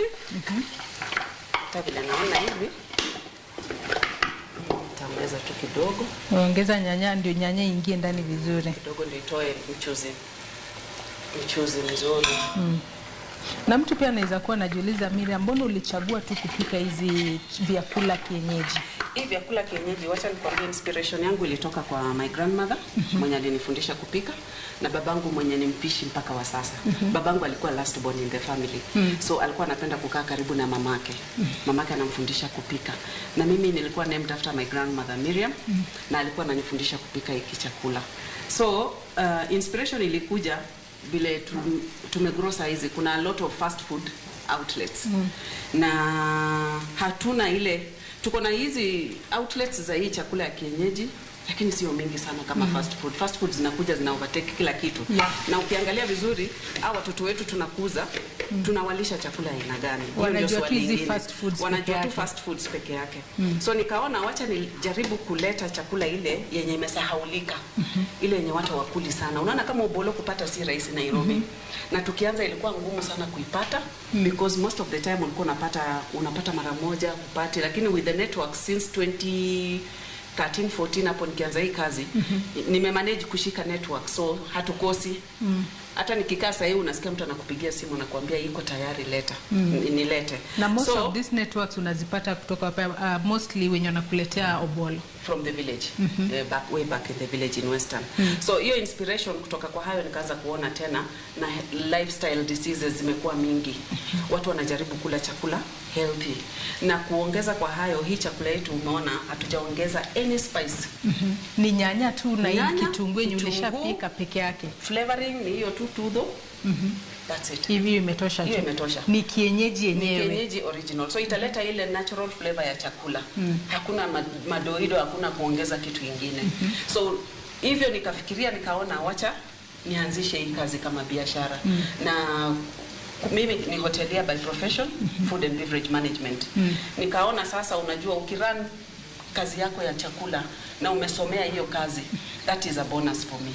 So nikasema wacha nianze tu polepole nione itanipeleka wapi. Sasa nilianza tu na mboga kwanza, alafu ndio nikaanza kuintroduce hizi vitu zingine baadaye. Biashara yenyewe imekuwa ikiniguide tu na ikinilid. Ulianza tu na mboga kienyeji ama mboga tu kama mboga kienyeji? Mboga kienyeji. Ndio kaona sasa hii upike atola, upike mpaka uwe na hata hizi atola, wacha nikwambie what I used to do. Nilikuwa nazitengeneza na pack kama imechomwa hivyo, na nauza hivyo watu waende wakule. So chenye kilianza, nilianza kuchukua kama hii kuku nimesema nimechoma vizuri, nauzia mtu. Natengeneza kidogo yangu ya nyumba, naeka kwa sahani. So nilikuwa naeka kwa sahani, naeka picha kwa mtandao. Unasikia mtu anakuambia nataka kama hiyo. So mtu akikwambia nataka kama hiyo, nikajipata niko kwa nyumba napika sasa chakula, napikia watu. Nikapata, unajua nyumba, kitchen ya nyumba si kama commercial kitchen, ni ndogo. Nikaanza kukua overwhelmed. So nikaona hii biashara inanisukuma kutoka kwa nyumba kwenda tu allocation. Hivyo ndo tulifika penye tuko sasa hivi.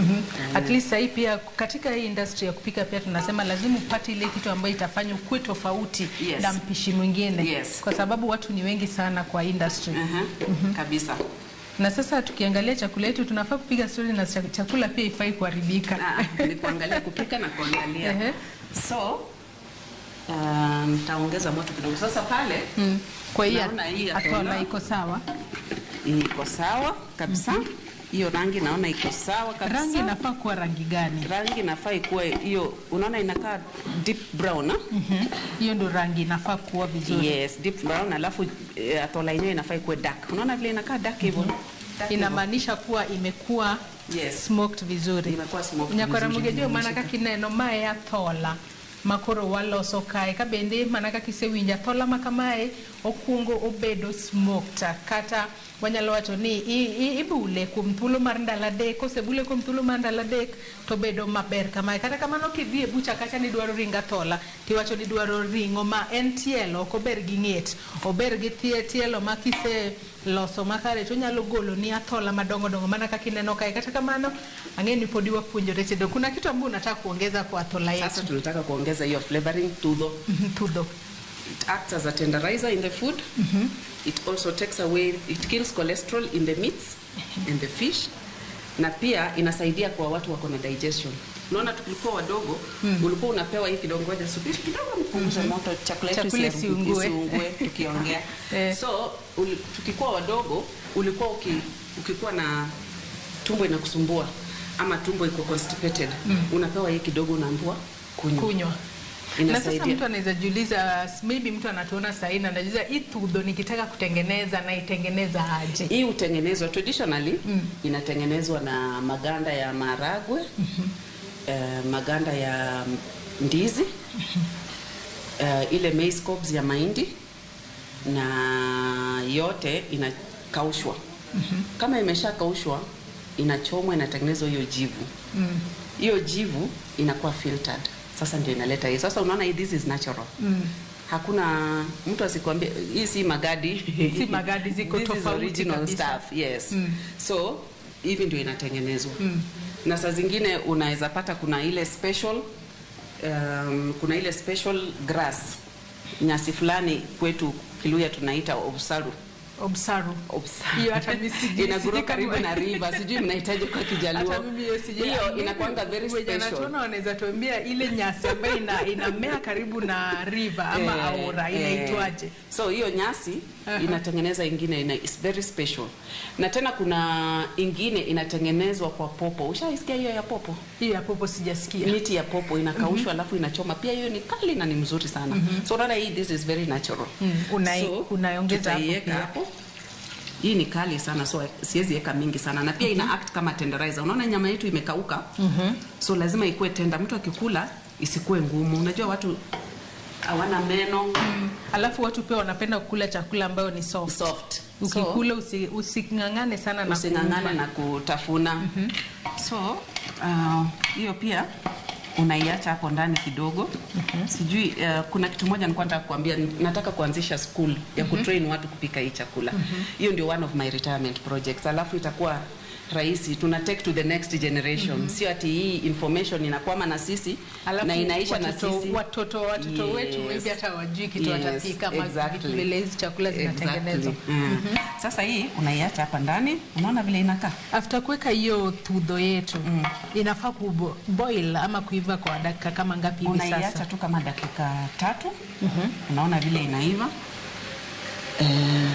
Kidogo tu ishike. To bring out the flavor. Sasa ndio utaongeza maji ama stock. So unaona vile inakaa. Unaona hiyo sauce vile inakaa. Hapo chini. Naona vile iko na tofauti sasa. Unaona hapo chini. So unaacha inakaa kidogo. Unaipea time hivi vizuri. Sasa hapa kwa obolo. Naona pia obolo tunaendelea vizuri. Obolo pia ilishakuwa boil vizuri. Sasa hapa ni kuikaranga tu. Hapa tu ni kumalizia. Because kitu kingine kienyeji zinafanya, tuna offer what we call convenience. Mtu hawezi ngangana kutengeneza hizi vitu. Unajua watu hawana saa.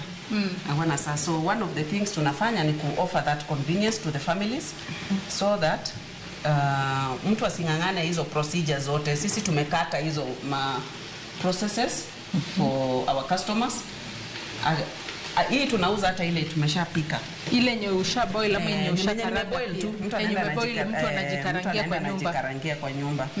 So hii haiwezi kaa hivi bila kuweka chak. maziwa. Sasa chak ukiweka unafaa kuweka chak kidogo tu, kidogo tu. Hiyo nitakuacha wewe uweke ndio tuone kama utaweka vizuri. Chumvi pia lazima uweke kidogo ya kutosha. Unajua siku hizi chumvi si mzuri kukula mingi. Na hii ni chakula tunasema ni chakula ya kienyeji, hatutaki kuharibu ladha ya chakula na chumvi mingi. Chumvi unaweka kidogo.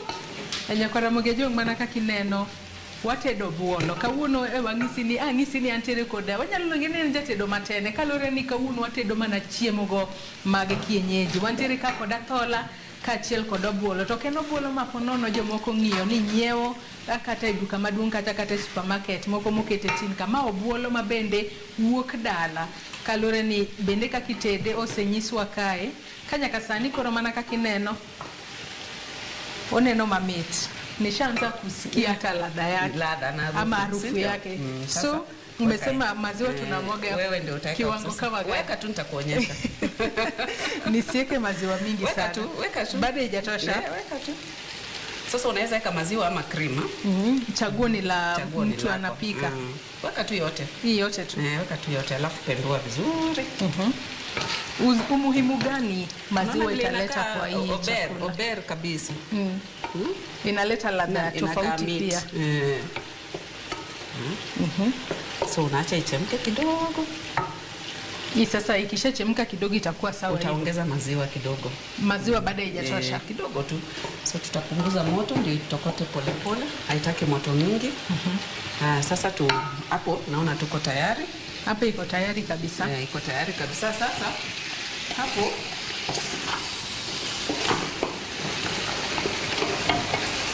tutaongeza hii ni stock. Stock mtu anaweza jiuliza stock ni nini? Tukisha tola hii nyama, ile mifupa imebaki tunachemsha ndio itoe hiyo ladha bado.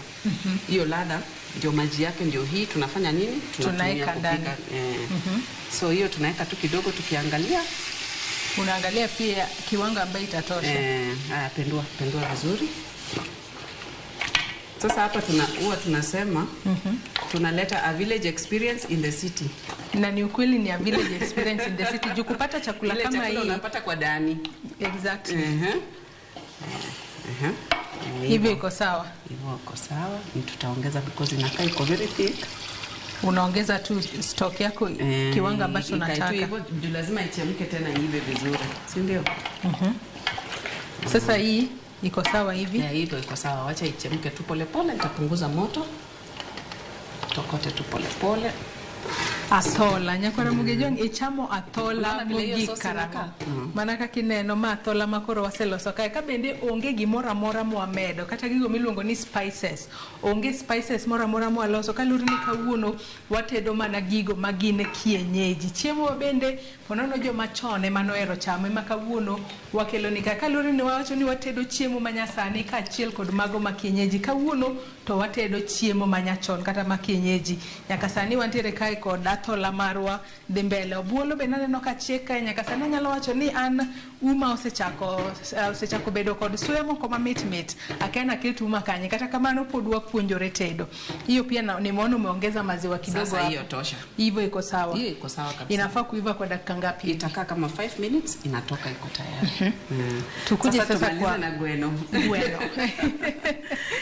Tumalize na gweno pia process ni ile. Hakuna complication kwa hiyo pishi. Na ni kila kitu ni kienyeji tu hivyo. Kienyeji hata kuku. Unajua kuku ya kienyeji ni ngumu kupata. Na hii pia ni kuku ya kienyeji si zile broiler yenye watu wengine wanapenda. Si hata modified. Saa nyingine ukijiweka usipoangalia vizuri unaweza letewa modified. So huwa tunajaribu kabisa lazima kuku ikuwe kienyeji kabisa kwa sababu kuku ya kienyeji iko na ladha tofauti na hiyo nyingine. Alafu kitu kingine tumegundua unajua hii kuku ile kienyeji half broiler. Haishikangi tudho. Haitashika tuweke hata itabadilika rangi. Hata uchome namna gani itakuwa tu nyeupe. So ni rahisi kwa mtu kujua. Alafu pia broiler haiwezi shika tudho. Ama itakuwa too soft alafu iharibike. Na kama wewe ambaye ushapika kwa muda mrefu unajua kuzitofautisha vizuri sana. Hata mboga. Mboga huwezi nuuzia mboga ambayo si legit. nitajua. Kwa Hadi sababu mboga test, siku hizi kuna zenye si legit. Yes, ziko mingi sana. Mingi sana. So, ukitaka ile traditional kabisa iko na utofauti. Sasa hapo hiyo iko tayari. Hii kuku yetu iko tayari hivi. Tunaongeza nini tena? Sasa tunaongeza tudo. Tudo pia tunaweka hapo ndani ndio ifanye ikue soft. Yes. Na ilete ladha pia. Ladha ile ya grandmother. Umesema hii ni chakula ambayo mtu akikula anafikiria tu uko mashambani. Uko mashambani. Yani inapeleka mtu memories. Memories back. Na sasa hii most of the times customers wako ambao unawauzia unawapata wapi ama umefungua place? Customers wanaweza kuja wakae chini wakule ama unafanyaje? Yes. Niko na restaurant, niko on Ring Road Kilimani, opposite Ad Life Plaza. Naitwa Kienyeji Store. Na pia wanatupata kwa mtandao, tunafanya delivery. Tuko pia kwa all the leading apps, tuko kwa Bolt, tuko kwa Glovo, tuko kwa Uber Eats. Wanaweza kutupata pia kwa delivery apps. So hivyo ndio customer huwa wanatupata. Mtu akishaona umepost chakula pale anapata tu wale wamezoea. Wanajileta tu. Unaona vile hiyo nini inakaa? Soup. Muangalia kabla hata tuweke kitu kingine. Naona iko na tofauti. Hivyo ndio inakaa. Hivyo ndio inafaa. Na unajua kuna ingine inapikwa. Kuna ingine nilikuwa naona ndani ya kipika. Hiyo hata haongezi nyanya, haongezi kitunguu. Anakaranga tu kwa inaitwaje nyungu kwa Kijaluo? Agulu. Hivyo tu. Alafu anaweka tu kachumvi na ilikuwa pia very very tasty. Hata pole nimekukata. Nilikuwa nataka kuuliza kitu kama jinsi ambavyo ulisema wewe upishi ulijua kupika kutoka kwa babako, kama jinsi ambavyo ulikuwa unaona akipika. Wewe pia maybe in future hata kama uko na watoto utawafunza kupika ama utaanzisha tu shule ya kufunza watu wengine na uanzie huko nyumbani. Niko na watoto wakubwa. My first born is 30 years. My second born is 21. Na nikiwapatia chakula watapika. Wanajua kupika vizuri sana. Au si hao watoto tunasema ni .com wamezoea tu hizi machakula za kununuliwa. Hapana. So tayari wanajua kupika hiyo chakula. So na pia sasa hiyo training school lazima hiyo lazima because nasikia kwa roho yangu lazima ni give back to society to teach the next generation. But initially chenye nataka kuanza ni kufundisha kwa YouTube. Unajua YouTube iko accessible to everybody. Wao napatia watu recipes na wafundisha na pia nawapatia hiyo knowledge kidogo. Because it would be very bad for me to have all this knowledge na nikae nayo kama nimeiweka kwa kifua. We need to pass this information because we want to promote healthy eating and healthy lifestyles. Na jinsi ambavyo ulianza, mtu anaweza kuwa maybe anakuona na yeye pia anaweza kuwa na hamu ya kuanza hata maybe hata kama hoteli hivi ama anataka kuanza kupika. Ulianzaje? Maybe mtu anaweza kaa chini asema sijui nichukue loan kwenye benki nikuje nianze nayo ndio nione vile naweza grow, ama wewe ulianza yako aje ukafika mpaka hapa? Nilianzia kwa nyumba. Kwa nyumba pale ulisema ulianzia kwa nyumba ukaona sasa nyumba inakuwa ndogo. Ili uexpand ulifanyaje sasa? Nilikuwa tu what we call consistency. Usianze kitu unaacha, unaanza unaacha, unajaribu unaacha, unaruka huko unaacha. Consistency and focus. Nilikuwa consistent na nikakuwa focused na nikaendelea to reinvent myself. Usikae chini na idea moja, unakaa nayo, unazubaa, be innovative. Kuja na idea nyingine, anza hivi. Vile nilianza, si nimekwambia nilianza tu na mboga. Nikaona tu mimi nitauza tu mboga peke yake. Sasa zile nilikuwa naenda nanunua nyama yangu najitengenezea, naweka kwa sahani na post. Sikujua ita attract mtu aseme anataka kukula. Sikujua. So hiyo kukua innovative and creative ndio ilifanya nikaanza kuincrease kwa product range yangu na nikafika kule niko. So mtu akitaka kuanza aanzie tu pale yuko. Mimi nakumbuka mamangu alinitumia gunia moja ya mboga kutoka village. Hiyo ndio ulianza nayo? Hiyo ndio nilianza nayo. Nikaanza tu kujenga. Si kuchukua loan kwa mtu yeyote na sina deni ya mtu ya biashara. Umesema ni kukua tu consistent, focused, reinvent yourself, be creative and keep reinventing yourself. Usizubae ati unaona umefika. Ukifika hapa unaleta kitu kingine. Unaona kama sasa najua ungeangalia jikoni yangu imejaa na agulu. Kwa sababu next location yetu itakuwa na hizi agulu ndio tunapika nazo. tunataka kuimprove hiyo experience. Sasa hatupiki kwa sufuria, ni sasa nyungu, kata agulu. Agulu. Mtoto akitoka shule anakuja hapo hata training anaangalia, anaona this is how the food was cooked traditionally. And bringing that to the city, you can imagine how it will be, the kind of impact, kind of impact that is going to make. To me, I think it's going to be a brilliant idea to do that. Sasa tukiangalia chakula yetu, tulikuwa kwa kuku. Kuku imefika wapi sasa? Kuku sasa, hii pia ni stock ya kuku. Hiyo ni kuku zile. Sasa kuku na ulisema nyama, kulikuwa na zile mfupa ambazo uliboilia kuku. Tunachukua ile mnahitaji kwa Kijaluo ngut. Inaitwa tu hivyo vile umesema, ngut gweno. Alafu na miguu. Ndio tunatengeneza nayo stock. Kwa nini tunafanya hivyo? Tunafanya hivyo ndio to enhance your flavor ya kuku. Isikuwe tu flat. Yupo unaongeza tu ya kutosha. Wewe unaongeza tu ya kutosha. Hii sana sana huwa tukorogi. Unaona tu vile unaweza zimix vizuri. Hivyo tu. Unaona vile inakaa? Iko na rangi. Unahitaji mchuzi kwa Kijaluo. Mchuzi kwa Kijaluo. Hata hivyo tutajaribu tukiendelea mbele. Mara nyingine inaweza potea ukiendelea. Ukishaongeza stock yako hapo, utaongeza maji kidogo. Maji pia unaongeza kidogo. Nyako Ramogi je manaka kineno kawuono en mana kienyeji tung nyaka tung. Gin mana chiemo go mapo nono kichamo ka intiere chuny boma kata paro ni mana ka intiere dala kendo ichopo dala kacha ibede bath dani mos tichamo kit chiemo mabende nyalo bedo mamit ahinya. Chiemo mabende itedo onge gimoro amora momede, ichiele mana gi nyanya gi kitungu kende gik moko ariyo kende. Kendo en chiemo mabende kichamo to en chiemo ma ponono ok nyal kelo ni kata tuoche mang'eny. Kalo ni kit kako tede godo otede Kinyaluo e yo makare. Ushaongeza maji hapo, hiyo soup sasa imetosha. Hii itatokota tu polepole. Wanaongeza kidogo. Unaona vile inakaa? Naona ikikaa vizuri sana. Very nice. Na kwanza hata ukiangalia tu kwanza tunaweza sema ni appetizing. Inakupea tu appetite yenyewe. To the eye. So tukiangalia mushroom yetu pia ilikuwa inatokota tu kidogo kidogo na atola yetu pia. Ndio hiyo inaendelea vizuri. Atola pia bado tunaipea time ichemke vizuri. Ichemke vizuri pole pole. Na hii atola mtu akitengeneza akiwa pale kwa nyumba, unaweza idry tu hata na jiko yako. Juu tunaona watu wengine siku hizi wako na hizi modern jiko za unafanya tu na jiko. Haina shida, hata sisi tunatumia jiko. Kwa sababu huwezi pata jikoni ya ndani ndio hiyo moshi ikuje ikichoma nyama yako. So tunatumia tu jiko. Na makaa tu ya kawaida. Na makaa ya kawaida, lakini unaweka moto kidogo ndio hiyo moto inakuja ingia kwa nyama choma. Sawa, tunajifunza kupika. Hizi ni vyakula ambavyo hata mimi atola sikuwa najua kupika vizuri, lakini jinsi ambavyo nimekutembelea leo, natumaini wale watu ambao wanatuona pia wamejifunza vile wanaweza pika atola vizuri. Shida inaweza kuwa hapo kwa tudho. Ulisema unatafuta maganda ya ndizi, maganda ya maragwe na hiyo ile ya mahindi, ile maize cob. Wanaitwa sogro kwa Kijaluo.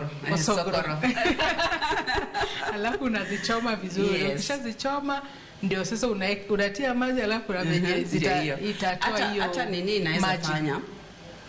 Ukipata usogoro peke yake, hiyo pia itafanya. Hiyo pia itatengeneza tu. Ama upate ndizi. Ukipika ndizi kwa nyumba, una collect hiyo maganda yake usitupe. Hiyo tu. Na hiyo ni ile ndizi ya kupikwa. Tunafaa kuambia green bananas. Mtu anaweza dhani ni maybe ndizi ya kununua ikishaiva. Hata hiyo ya kuiva iko sawa. Pia unaweza tumia tu bado iko tu sawa.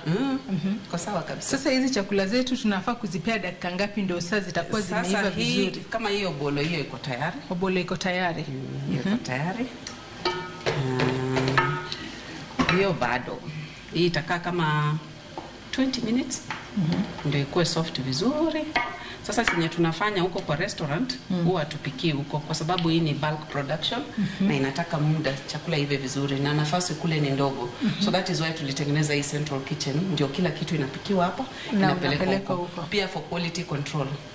Ukipeleka kule wengine wanapika kule, wengine wanapika huko, utapata utakuwa unaweza kuregulate quality ya chakula yako. So ikipikwa hapa central tunajua chakula itatoka the same taste itakuwa same, Taste kila itakuwa kitu same. itakuwa Customer vizuri. akikuja leo, kesho kutwa, chakula inafaa ikuwe the same. Yes. Na mara mingi biashara ama kila kitu kuwa na changamoto. Maybe katika hii biashara yako ya kupika, naona mostly umemeja kwa vienyeji, chakula kienyeji. Yes. Maybe changamoto kama gani unapitia, 1, 2, 3, ama sofa kila kitu ni smooth tu? Hasa bei ya chakula kupanda. Na unajua uwezi shinda unapandisha bei yako ya chakula kwa customer. Hiyo ndio inakuwa shida kubwa sana. Alafu bei ya fuel inapanda. Sasa unapata gas leo, mnapata tukianza hii kazi nitakuchekesha. Gas ilikuwa 1500. Sasa hizi gas ni 11000. Mtungi moja. Imepanda kweli. So utakuwa unashinda unabadilisha bei yako kwa customer. Hautashinda unabadilisha bei yako kwa customer.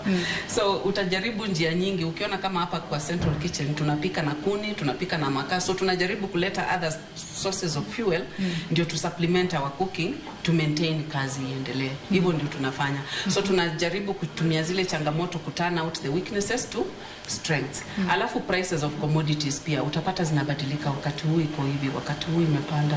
Hiyo ndio changamoto kubwa sana. So lakini tunajaribu tuwezavyo kujaribu kubalance. Na sasa hii serikali inataka kurudisha hizi vyakula vya GMO huku nchini. Ama tunaweza sema ni hizi vyakula ambavyo ni genetically modified. Yes. Hiyo maybe inaweza leta changamoto kidogo kwa biashara yako, kama utafanyaje ili usipate changamoto yoyote? Kwangu nilikuwa nasema I wish tungefikiria vizuri kabla to lift your ban ya GMO, because I don't think it's a good idea. And personally now naona ni kama itakuwa an added advantage kwangu, because chakula organic ni expensive, it's not cheap. So na wale watu wanaelewa wanataka kula nini, wanataka kutunza afya yao, hawatakosa kukuja kwangu kwa sababu ya hiyo mambo ya GMO, kwa sababu chakula ya GMO, to be very honest, nimetravel kidogo.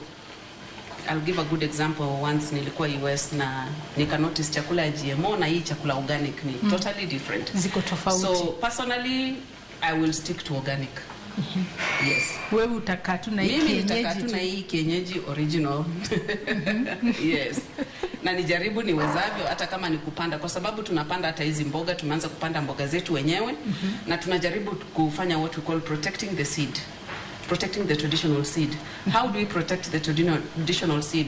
Harvest moja nikifanya, nimetoa mboga, ingine naacha itengeneze nini? Seed, so that niko na surplus ya next planting season. Hivyo ndio nafanya. So nitajaribu tu kivyangu, nione kama naweza maintain, na nione kama ninaweza devise ways in which tunaweza protect your traditional seed, tuhakikishe chakula yetu inakuja iko purely organic. Yes. Nyakora Mugejo mana kiwinjo. Miriam olero kanyo eyo makare ni en kata bedo ni oduok chiemo mabendo mede nyinyo mago mag GMO, en onge kod luoro moro amora, wacho ni mano bende nyalo konyo e bero ohala mare, kalore ni chiemo gi mag kienyeji gin chiemo ma ji biro dwaro kinde duto, kalore ni gintiere kod ndhadhu maber kendo gikonyo del eyo makare. Na sasa chakula ikishaiva ulisema ilifaa kuiva kwa dakika kama 20 ama more than 20. Of which sasa ilishaiva vizuri, pia nikiona mushroom yetu hapa ama obono pia imeiva, atola yetu hapa pia naona imeiva vizuri, na kuku pia. Wakati ambapo chakula ishaiva, wewe kama Miriam ambaye pia napika zile vyakula vya kienyeji, unazisavaje? Sasa hii chakula tunasavu pia kwa sahani ya kienyeji. Kila kitu ni kienyeji leo. Kutoka kwa chakula hadi kwa sahani. Zote ni kienyeji. Unakumbuka ile sahani yenye Dani alikuwa anatupatia ndani chakula, ile sahani ya mabati. Wengine walikuwa wanaita pengle. So hiyo ndio tunatumia kusavu. So tutaanza na hii ndio pengle. Sahani ya mabati. Sahani ya mabati. Kineno nyaka toko. Bende watoko san mar kienyeji. Mano san mar choma, san mar mabati. Icheme san mar mabati bogi karango. Sasa hiyo ni chakula yetu imeiva vizuri, hii ni atola. Tunaweza jiuliza tofauti gani iko kati ya atola na ile nyama choma ambao watu mkula? Nyama choma imechomwa hivyo, haijapitia hii process ya kukaranga na kuweka sauce. Unasema nyama choma. Atola tunachoma siku 3. Nyama choma naye ni hiyo siku tu. Ni hiyo siku tu. Utakula vipande ngapi?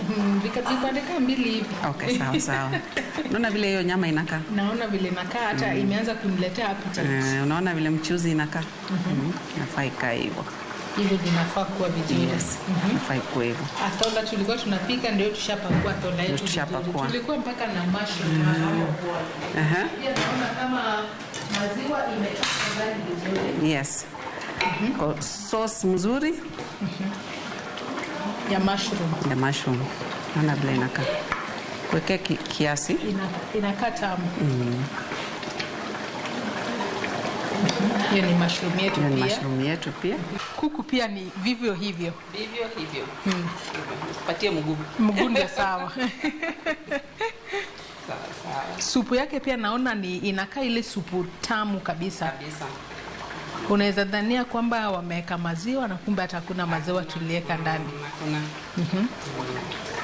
Hivyo. Nyakora mugejo mana kaka seneno wasetoko, wasetedo. Sakoro donga senyisini en samar bilo. Ni wakati wa kuonja sasa. Nionje mkono wako, nionje chakula ya kienyeji ambayo unapika hapa. Basi, karibu sana. Chakula pia tumeona kama tumeziweka kwa sahani ambavyo pia ni vienyeji. Na kabla nianze kuonja chakula ni vizuri nikiosha mkono. Yes, please. Karibu. Ninawe mkono vizuri. Yes. Watu wasiseme ati si kuosha mkono.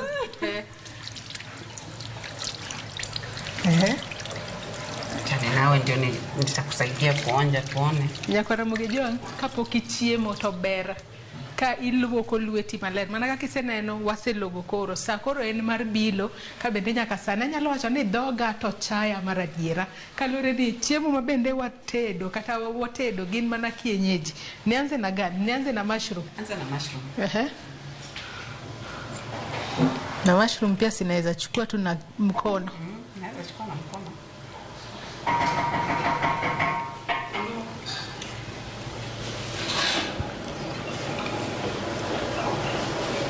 Mita.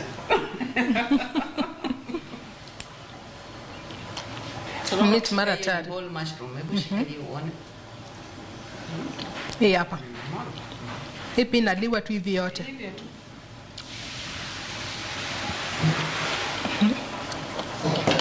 Ni tamu kweli. Leo kikuno niseme nilioshwa kwa muda mrefu, nilioshwa sana. Yes. Haina hata mawe hata kidogo. Haina. Tuko pia na atola. Atola yetu pia iko hapa vizuri. Unaona vile iko soft kabisa. Nafai kweli. Nyakwa Ramogi ajuang atola metka. Na pia tuko na kuku. Kwa kikulu na feel different sama tofauti na ile nyama ya kawaida. Yes.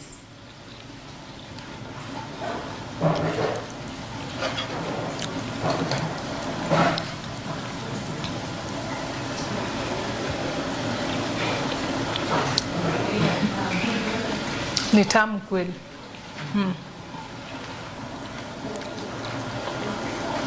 Na nimekubali kuwa ni kuku ambaye imekuwa smoked ama atola yenyewe. Yenyewe kabisa.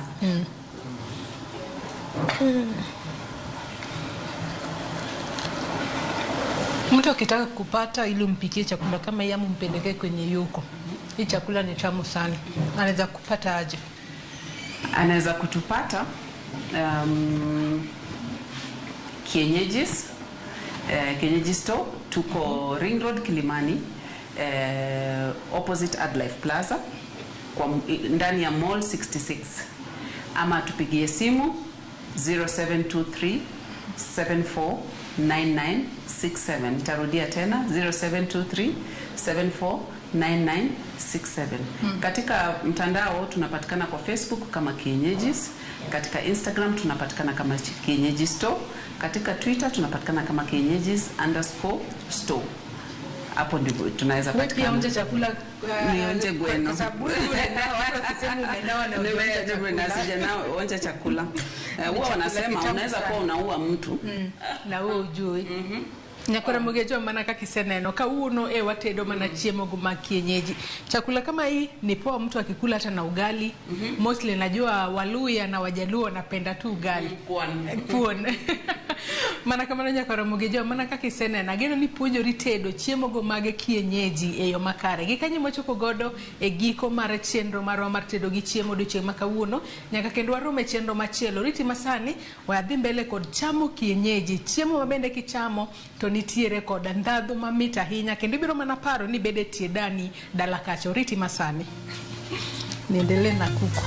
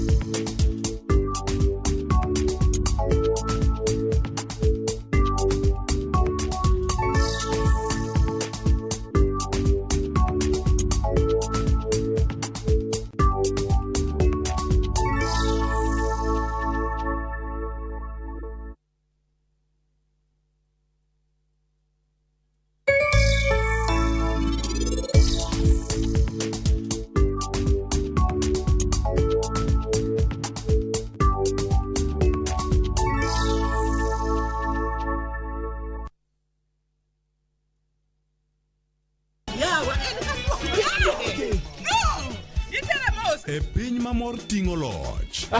Can you handle the pressure? Wakelo ni Nyarkochia. Nyarkochia. Oh, kali Nyarkochia. Chungalo. Serikali saidia. Suri machiegni ka ng'wei. Mami nyiero gi golo paro mang'eny. Gigola ki ng'wei. Gitera ka. Ne kaka ngima boma giera nyalo kaso dhano. Wach hera gi HD ok wach ka kucha. Adengele. Wogi. Nyarkochia, tich abich, saa 1:45 mar otieno.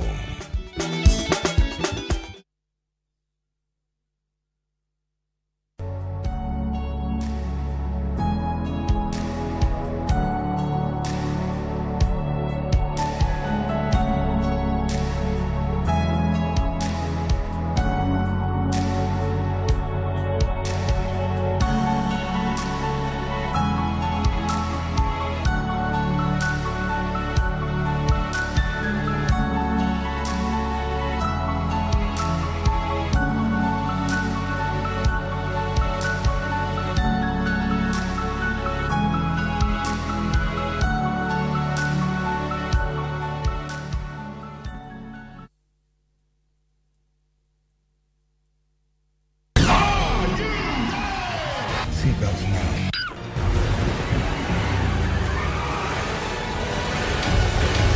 We all want a piece of the action. The deal is $20 million. The deal is non-negotiable.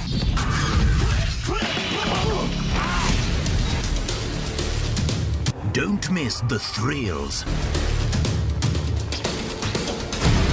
the adrenaline, and emotions. That's my son. He's out there fighting for me.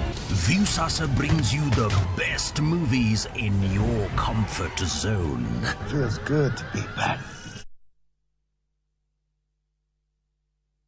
Wakenya wengi wanaendelea kushiriki na kushinda kwenye Shabiki Jackpot Mbao. Mimi naitwa Peter Nganga Kangacha na huyu ni bibi yangu anaitwa Mary Njoki. Nafanya kazi hapa biashara hapa Nakuru Town, niko daktari clinic officer. Natibu ear, nose and throat. Shabiki Jackpot Mbao nilishiriki Jumamosi. Mara ya mbele tu nikaweka kwa ile namba 29063 na nilitupa 100 mara mbili. Na nikasahau hivyo mpaka Jumatatu nilipoambiwa nimeshinda, na although sikuwa nakubali, nimekubali. Kuwa mmoja wao. Cheza Shabiki Jackpot Mbao kwa 20 bob pekee kwa kutuma neno SJM kwa 29063 na waweza kuwa mshindi wa zaidi ya milioni 20. Shabiki Jackpot Mbao, the easiest jackpot in Kenya. Not for persons under the age of 18. Play responsibly. BCLB number 416.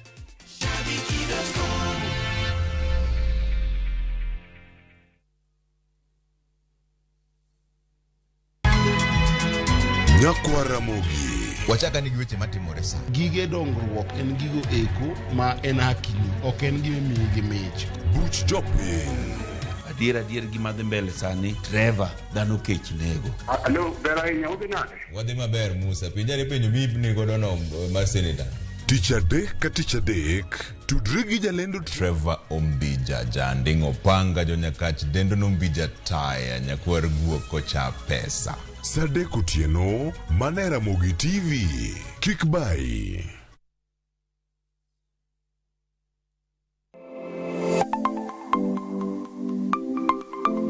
Nyakwara Mugejuanga, ng'ato ka ng'ato inyuolo kod pok mare makende. Hero mara mar okapu nochakre chon. Nafwenyo ni mae gima hero timo, mae gima lwetega nyalo loso. Ramogi TV koro mi pok mopogore opogore manyalo loko ngimani. Nitie gima iluongo ni giving back to the community. Like iga moantie ni asepuonjo ji ariyo nono. Parni chenro mar pok opogore Nyakwara Mugejuanga biro ni chieng' tich ang'wen ka tich ang'wen. Chakre saa 2 nyaka saa 3 mar okinyi. Kod an Sharon Ong'ao. Kik bai.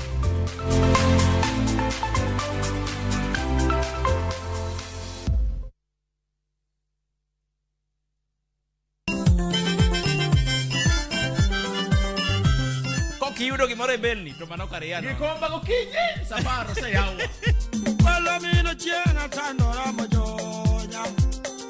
Kitume mawakelonu, otenore e ndhadhu maggi. Kae kama chokruok nitie. Orchestra super kiaki. Kidola kabari. Wabiro. Chakre Orutu, nyaka Wangla, nyaka Benga, budho mara Tiporiti. Michael Onigi DJ Kolo Call Instrumental, kod Minja The Entertainer. Ramogi Night, Teacher Beach ka Teacher Beach, Sang'wen otieno.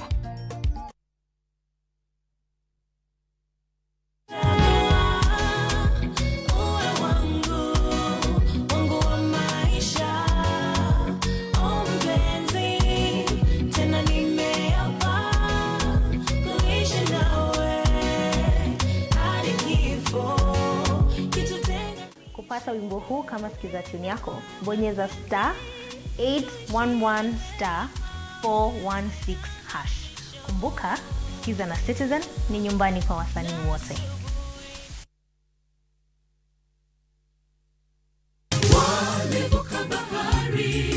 Injili kelo mor, Injili kelo kwe chunywa. Kendo Injili nyayo ngima. Kendo ma okwe ng'ato nono. Chung kod wende mag pako Nyasaye. Ngeso ka ngeso gokinyi e Injili ngima. Kama wayudo e chiem chuny kod gweth koa kuom jotich Nyasaye mopogore opogore. Nyasaye e gimoro amora midwaro, onge gimoro kendo. Ngeso ka ngeso, saa 2 okinyi e Ramogi TV.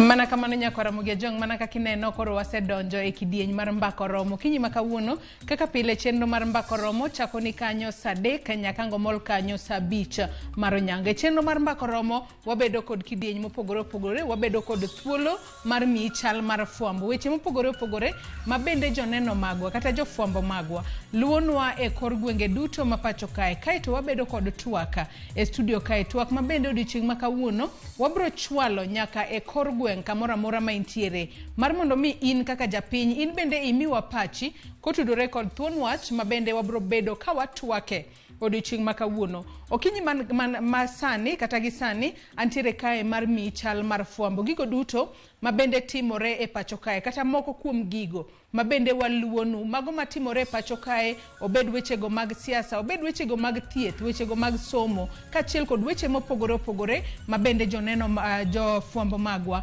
luonwa e kor gwenge mopogore opogore ma pacho kae. Gisani kwa chaka yanga kod wach mabende timore e pacho ka odiochieng' makawuono nyako Ramogi Jwang okinyi makawuono duond burano kata riwruok mar siasa mano mar Azimio la Umoja One Kenya Alliance biro bedo ka bago alama mano e alapa Majivanje mabende yudore e county ma Nairobi kae. Kabende alama makamano riwruok mar siasa mar Azimio obago odiochieng' makawuono mar mondo mi ponono gin bende gineno kaka kweth mapingo piny owacho mar mondo mi giwuogo kwa yanga gilemne piny Kenya kaluore ni weche mopogore opogore timore e pacho ka. Parni duond burano mar Azimio kata riwruok mar siasa mar Azimio osebedo katimo romo mopogore opogore e pacho kae e kor gwenge mopogore opogore e pacho kae ka bende giwacho ni romo makamago osebedo mar keto sirikal mar jatend piny Kenya William Ruto tesre. Kata kamano odiochieng' makawuono en mana alama ema bende gibago mano mabende iluongo kanyo ni interdenominational prayers. Kata kamano gilruako jo Kenya duto mar mondo mi obi ochopa e alama makamano mabende timore e alap Majivanje mano buore Nairobi ka bende nyaka sani jotelo mopogore opogore mabende biro chopo e alam makamano wabiro luonu machiegni mar nyisi ni ng'a gi ng'a emosechopo e alam makamano. To bende obiro mana bedo alam maonge goyo siasa kose siasa moko bende biro donje iye kanyo. Mago duto wabiro kelo ni achiel kachiel e kinde mabende alam makamano nego chakore. Alam makamano onego beni chakore okinyi makawuono kar saa 3 mar okinyi. Wabiro luonu machiegni mar mondo mi wami kuku kachiel kod tiengi. Pani riwruok mar Azimio la Umoja mana kaka asenyisi nosebedo ka bago romo mopogore opogore e kor gwenge mapacho ka e giko mar odirani mano chieng' ngeso kachiel kod chieng' Jumapil gipango romo mopogore opogore mano e county ma Kakamega kachiel kod Kitale ka bende romo makamago bende wabiro kelo ni achiel kachiel mar nyisi ni to gin ang'o mabende gitemo chwalo, gin mise mage mabende gitemo chwalo, gin kaka kweth mabende osewuok oko ni keto sirikal mar William Ruto tesre. Wach makamano ibiro yudo e weche manyien mamoko mag odiochieng' makawuono. We wang'ane ni to e sekta mar thieth en ang'o matimore odiochieng' makawuono. E sekta mar thieth odiochieng' makawuono stakeholders kata jokanyo mopogore opogore e sekta mar thieth odiochieng' makawuono biro bedo karomo kod Director General mano e sekta mar thieth mano Patrick Amoth ka bende romo makamano gibago e magawa moro buore Nairobi ka. Romo makamano en mar twaka kotudore kod model mabende noket piny e kinde mane tuo mar COVID-19 omuoche e pacho kae ka bende gitemo mar nono kaka chenro makamano notiyo e yo makare. To bende ponono ka ponono nitiere tuo moro makoch manyalo donjo e pacho kae bende piny Kenya oseikore makare mar rakruok kod tuo makamano.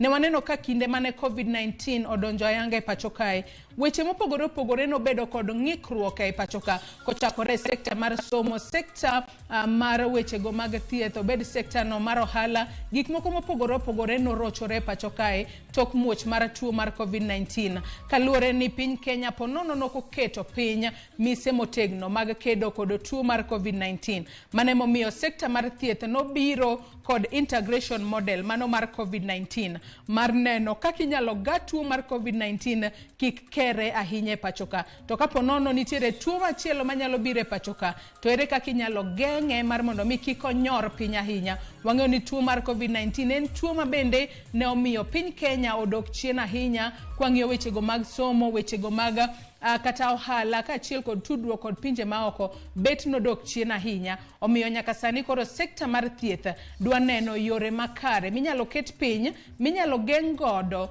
tuo mora mora ma ponono nyalo donje pacho kae. Ikruoge mage monego bedni iketo piny. Jafwambo marwa Judith Omondi luonwa romo makamano machiegni mar mondo mi obi olernwa matut e wechewa manyien mamoko mag odiochieng' ma kawuono ni to en ang'o ma bende ibiro ket piny, to be model makamano mano COVID-19 integration model notiyo e yo makare kose oyo. Mago weche ma bende nyalo bedo kod geno ni biro yudo kuku kaachiel kod tiendgi e wechewa manyien mamoko. Wach machielo ma bende wang'iyo kata waluonu odiochieng' ma kawuono nyakwara Mogejo, mana kaka ineno kae, ma en logo mar riwruok mar jonyuol mayudore pacho kae kata National Parents Association.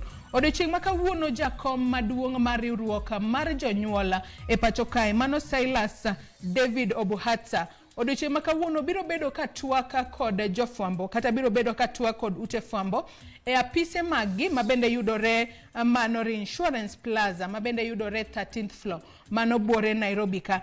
Romo makamano biro bedo kar saa 6 mar odiochieng'. Romo makamano nyakwara Mogejo pok wang'eyo ni ponono biro bedo kod ang'o, kata kamano wang'eyo ni ywak osebedo makoni kod kocha ahinya ahinya to kotudore kod lai manyien mar somo mano mar CBC. Kaluwore ni nyaka sani jonyuol bende osebedo ka chwalo ywak margi kaluwore kod pek magisebedo ka giyudo, kaluwore ahinya to mago mag jonyuol mag nyithindgi nodonjo e skunde mag sekondar madundo. Mage moko kuom gigo ma ponono riwruok mar jonyuol mano mapacho kae kata National Parents Association biro bedo ka twake mar neno kaka inyalo kelne jonyuol fuong'ruok ahinya to gisani magi nyalo bedo ni gikale matek ahinya e neno ni nyithindgi osomo makare e bwo lai manyien mar somo mano mar competency based curriculum. Romo makamano bende kango chopo kanyo kar saa 6 mar odiochieng' wabiro luonu machiegni mar mondo mi wakelni kuku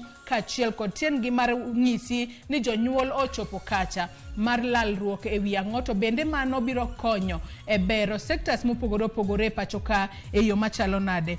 Kopogore kod mano, wach machielo ma bende waluonu odiochieng' ma kawuono jaod bura ma Kirinyaga kata woman rep e county ma Kirinyaga mano Njeri Maina odiochieng' ma kawuono obiro bedo ka otwaka kod jogo ma bende wanyalo wacho ni gin rowere matindo ma bende gin joluto mbulu mano e county ma Kirinyaga kono, ka bende gibiro bedo ka gibago twaka ahinya kotudore kod jogo ma bende nyaka sani osebedo shortlisted kata jogo ma bende osewali mar mondo mi gipong' lemo mag chief administrative secretaries. Nyaka sani waseneno ka ji maderoma 224 osewal kaka jogo monego beni idayo doggi mar mondo mi gipong' lemo mag chief administrative secretaries.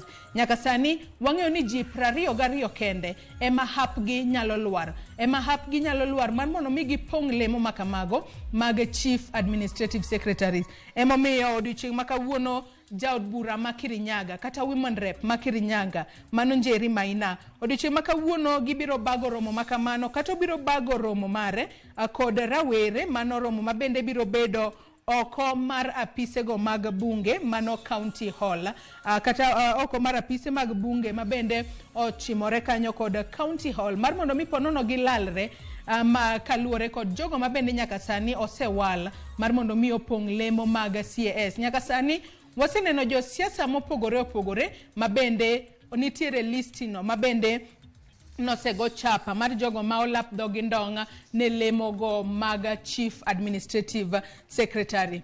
Wach machielo ma bende timore pacho kod odiochieng' ma kawuono mana ka ineno kae nyakwara Mogejo, ang'eyo ni kaponono in ja Kristo ma bende en jakopero, ing'eyo ni Ash Wednesday en ang'o kata sap buru en ang'o.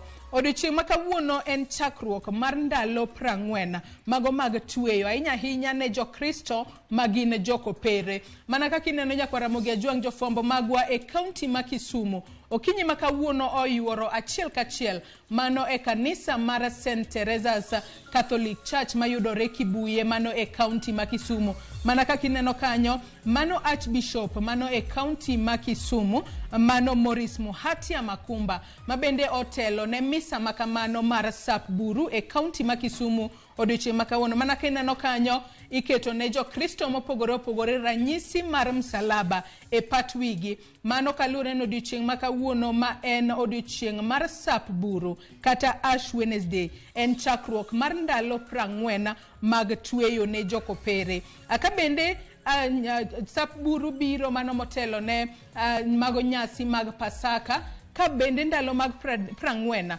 mag tweyo chakore sani kata chakore odiochieng' ma kawuono kendo biro dhi nyime nyaka kanyo chieng' wabede nyasi mar Pasaka. Ka nyasi mar Pasaka mana kaka ing'eyo nyaka Ramogi Ajwang' en rapar kaka Yesu Kristo notho kendo nochier bang' ndalo 3. Mane momiyo jo Kristo ma jokopere odiochieng' ma kawuono ochako ayanga mano kata obede nyasi no mar Sap Buru. Nyasi makamagi kata misa mag Sap Buru odiochieng' ma kawuono timore bende e kanise kopere mopogore opogore pacho kae. Ka bende mamoko bende pod wabiro kelo ni achiel kachiel e kinde ma bende mise makamago biro bedo ka dhi nyime. Ineno kanyo kaka jo Kristo mathoth obedo ochopo e misa okinyi ma kawuono mar mondo mi giduto giriwre kanyakla e kinde ma bende gichako ndalo 40 margi mag tweyo kaka jo Kristo makopere. Bende ang'eyo ni chenro makamano in kaka jakopere jo moko wacho ni ndalo 40 go mag tweyo ine ming'eyo kaka ibiro tweyo kaka ja Kristo kilemo kendo kitweyo mar mondo mi Nyasaye okonyi e yore mopogore opogore. Mana kaka senyisi mano kanisa mar St. Teresa's mayudore Kibuye e county ma Kisumu. Archbishop ma Kisumu mano Maurice Muhatia Makumba ema otelo ne misa makamano e county ma Kisumu kinyi makawuono. Nyaka sani koro nyaka Ramogi Ajwang' weche makamago podi wamedo luonu achiel kachiel. Kopogore kod mano, mana kaka ineno kae, ma en National Transport and Safety Authority NTSA. Nyaka sani NTSA mabende en duol mabende ochung' ne rito chike mag apaya. NTSA odiochieng' ma kawuono biro bedo kod romo magalamoro mar jopiny ahinya to kotudore kod wechego mag nono chal mag nyamburko kata vehicle inspection kachiel kod keto chike mager ahinya ne jogo maponono ibiro yud ka riembo ka gimer kata ka gimadho gik mopogore opogore manyalo miyo giriemba e yo makare. Ka bende NTSA odiochieng' ma kawuono biro bedo kod romo makamano mano Kenya School of Government mabende yudore e county ma Mombasa. Mano odiochieng' ma kawuono mar ponono gi ket piny chike mager magayo apaya tiyo kod apaya e pachoka. Wang'e ni kinde mokalo chien waseneno ka nitiere masira mopogore opogore mag apaya matimore pachoka. Emomiyo duol mar NTSA osebedo ka wuok oko ayanga mar rido moko kuom chike mitiyo godo e apaya ahinya kaponono yudi kod nyamburko maonge insurance, nyamburko maponono okoyangi kata okopuodhi mar mondo mi obed e apaya kacha. Mage moko kuom gigo mabende NTSA temo mar mondo mi giket kare mar mondo mi giduok chien masiche mag apaya mabende timore e pachoka. E wach makamano jafambo marwa mayudore e county ma Mombasa mano George Aoko luono machiegni odiochieng' ma kawuono kendo wabiro kelo ni kuku kachiel kod ten. Kopogore kod mano we wadhi ane mineno kae nyaka Ramogi Ajwang' ma en chenro wanyalo wacho ni en mar yuecho kata kineno kanyo nitiere jomo pogore opogore gitemo mar choko taka gata gitemo mar bero alwora mar keto alwora obed makare. Odiochieng' ma kawuono bad migao mabende ochung' ne wechego mag alwora e county ma Homa Bay kachiel kotudore kod jokanyo mopogore opogore mabende ochung' ne sekta mar alwora. Odiochieng' ma kawuono biro bedo ka timo chenro mar yueyo boma ma Kindu Bay mano e county ma Homa Bay. Ka bende chenro makamano mana kaka ineno iwacho kanyo ni kidak e alwora makare to bende kata chal mar kor lwasi muya miyueyo obedo muya maler maonge kod chilo moramora. Ka bende chenro makamano mar yueyo boma ma Kindu Bay ibiro lunwa machiegni kanyo kod jafombo marwa Alia Beach e county ma Homa Bay mar mondo mi obiro nyiso ni ponono kopogore kod jatend migao mochung' ne wechego mag alwora e county ma Homa Bay. Ponono gin jomage kata grube kaka mage mabende owuok oko ayanga mar mondo mi oyue boma ma Kindu Bay mane county ma Homa Bay obed maler maonge kod chilo moramora. Ka wawuok e county ma Homa Bay wadhi nyaka e county ma Migori. Mineno ka nyaka Ramogi Ajwang' en jatend migao ma ochung' ne mwandu miyudo e buolo kata jatend migao mar mining mano Salim Vuria. Odiochieng' ma kawuono Salim Vuria biro bedo e county ma Migori kama bende obiro bedo kod romo kod jokanyo mopogore opogore, ka bende gibiro bedo ka gilimo kuonde mopogore opogore mag kunyo kata mining sites kaachiel kod leaching plants mayudore e kaunti ma Migori kono. Chenro makamano ponono en mar neno kaka inyalo ber lwasi mag kuonde kunyo. Wang'eyo ni kaunti ma Migori nitiere kuonde mikunye mula mopogore opogore kaachiel kod kuonde ma bende ikunye mwandu mawuok e buolo mopogore opogore. Mane momiyo jatend migawo mar mwandu mawuok e buolo Salim Vuria kawuono biro bedo e kaunti ma Migori kono mar neno yo makare minyalo ber godo lwasi ahinya mag jogo matiyo e kuondego mikunye mwandu mawuok e buolo. Kinde mathoth waseneno masira mopogore opogore matimore e kuondego mag kunyo. Mane momiyo odiochieng' ma kawuono obiro bedo kuro e kaunti ma Migori kotemo luonwa ponono kaka inyalo ber sekta no mag mwandu mawuok e buolo, kaluwore ni mago bende gin mwandu maponono ka giwuok e buolo kacha e yo makare to ginyalo konyo ji kata oganda e yudo yuto margi mapile ka pile e yo makare. Nyakore moge jong'we watieka nergi wechego mag tuke odiochieng' ma kawuono. Weche mag tuke en kaluwore kod tugo mabende obedo odiochieng' manyoro e kind Liverpool kod Real Madrid. Ka bende Real Madrid otieno manyoro norodho Liverpool gonde 5-2 e tugo mabende ne gitugo otieno manyoro. Gonde 2 mag Liverpool noloko jatugo mano Darwin Nunez, ka bende noloyo gol mokwongo e dakika mar 4 mano ne klabno mar Liverpool. Ka gol mar 2 mar Liverpool noloko jatugo Mohamed Saka e dakika mar 14. To gonde 5 mag Real Madrid mabende koro nomiyo wanyalo wacho ni ne giwuoyo Liverpool matamra gi nono kata ne girodho Liverpool aduwa. Gonde mag Real Madrid noloko jatugo Vini Jr e dakika mar 21 kod 36. Vini noloyo ne Real Madrid gonde 2 mane dakika mar 21 kod dakika mar 36. Ka jatugo machielo Eda noloyo ne Real Madrid gol 1 e dakika mar 47. Ka Karim Benzema to noloyo ne Real Madrid gonde 2 e dakika mar 55 gi dakika mar 67. Gino mabende nomiyo Real Madrid obedo joloch e tugo mabende notugo otieno manyoro. Nyakore moge jong' mano kaachiel kod mamoko mathoth pod inyalo bedo kod geno ni biro neno e wechewa manyien mamoko mag odiochieng' ma kawuono. Anyisi kanyo ni kaka pile wakelo ni weche manyien mopogore opogore, weche matimore e sirikal mamalo, weche matimore e counties magwa kaachiel kod weche matimore e pinje maoko, weche tuke, weche mag ohala. Bende inyalo bedo kod geno ni biro neno e wechewa manyien duto mag odiochieng' ma kawuono. Gi kanyo yiena mar mondo mi akaw yoyo matin tok yoyo marwa nyawadwa Cleophas Oluocha biro donjo kod twak e chenro mar mbako romo. Kik idhi mabor.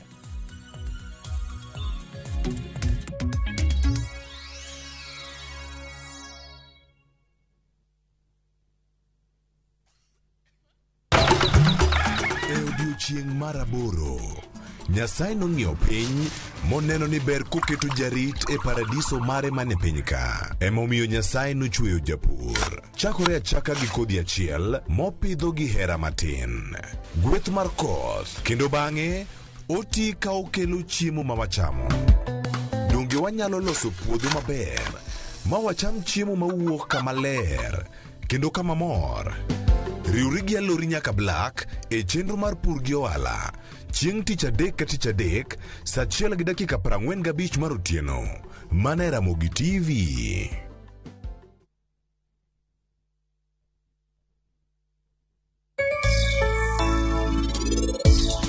An adwa timo ni gima timo ne gaji. Koro adwa ni wuog oko. Nikech in ng'at moro maonge luor kata matin. Tang'o matimre e odni? Nyasacha, kony tapke gima rach kik timre ne. Tim piyo piyo Sankar.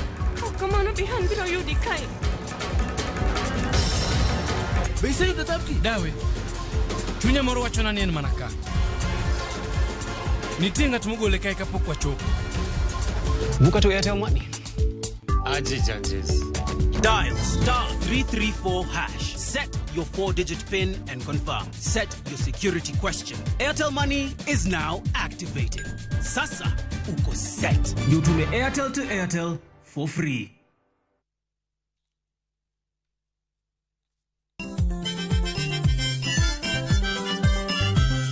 kiyudo gimoro e belni to mano kare yano. Gikomba gokinyi safaro sa yawa. Palamino chienga tanora mojonya. Kitumbe mawakelonu otenore e ndhadhu maggi. Kae kama chokruok nitie. Orchestra super hakiyaki. Idola kabari. Wabiro. Chakre Orutu, nyaka Wangla, nyaka Benga, budho mara Tiporiti. Michael Onigi DJ Kolo kol instrumental, kod Ninja the Entertainer. Ramogi Night, Ticha Beach ka Ticha Beach, Sang'wen otieno.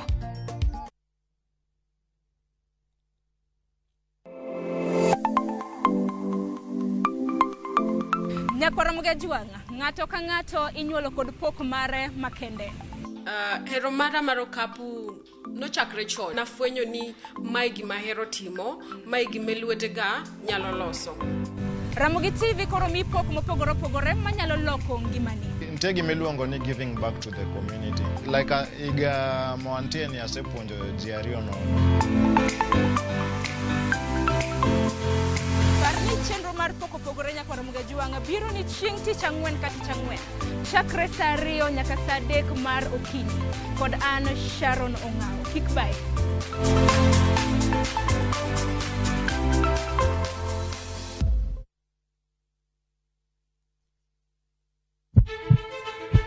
Sasa ya mawagamo muya, wayudo ngima.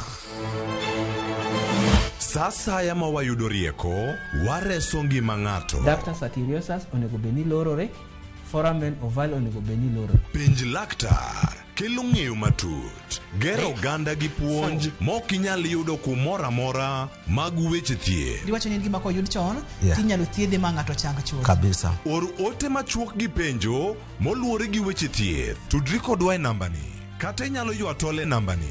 Riwri kod Ruth Otieno, wuok tich nyaka tich abich, saa 12 odhiambo, mana e Ramogi TV.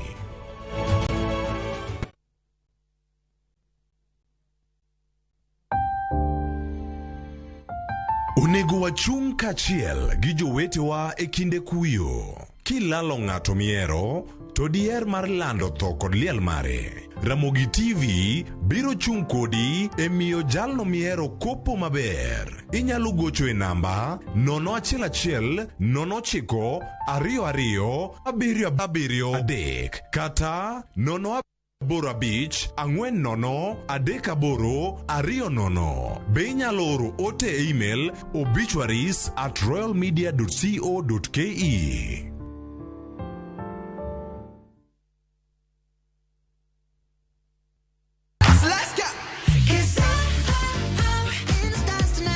Ngeso ka ngeso, en chieng' mor ne nyithindo. E chenro mar rogo mar nyithindo saa 3 gokinyi. But success in excess. Udi wadhi nyime kendo wadhi medo mor nyadichiel, nyadiriyo, nyadidek. Waseyudo miel manyachon gi manyasani, tedo, katiratira,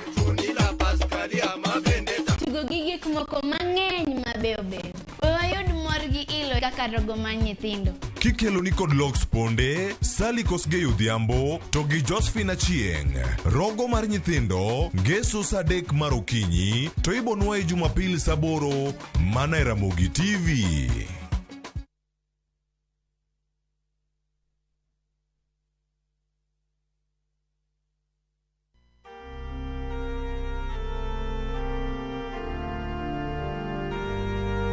Nasadiki kwa Mungu Baba Mwenyezi, muumba wa mbingu na dunia, na kwa Yesu Kristu mwanaye wa pekee, Bwana wetu, aliyetungwa kwa uwezo wa Roho Mtakatifu, akazaliwa na Bikira Maria, akateswa kwa mamlaka ya Ponsio Pilato, akasulibiwa, akafa, akazikwa, akashukia kuzimu. Siku ya 3 akafufuka kutoka wafu, akapaa mbinguni, amekaa kuume kwa Mungu Baba Mwenyezi. Kutoka huku atakuja kuwahukumu wazima na wafu. Na sadiki kwa Roho Mtakatifu, kanisa takatifu Katoliki, ushirika wa watakatifu, maondoleo ya dhambi, ufufuko wa miili na uzima wa milele. Amina. Dial *811*273# to get Nasadiki.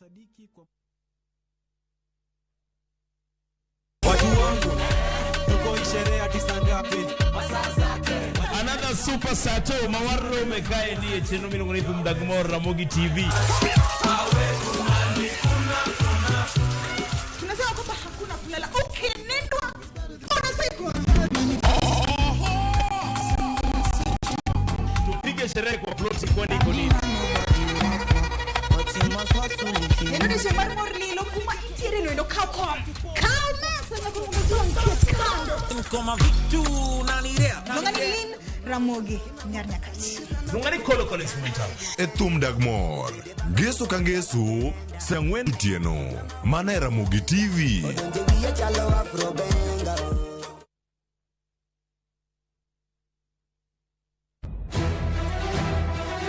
Sigana ni medo minore gi weche mag miriambo kod miganga.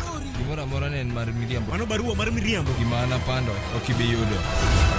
Weche era medo bedo matek kendo mapek. In kendi midwaro dhurufka to in okibiyude. Zabki.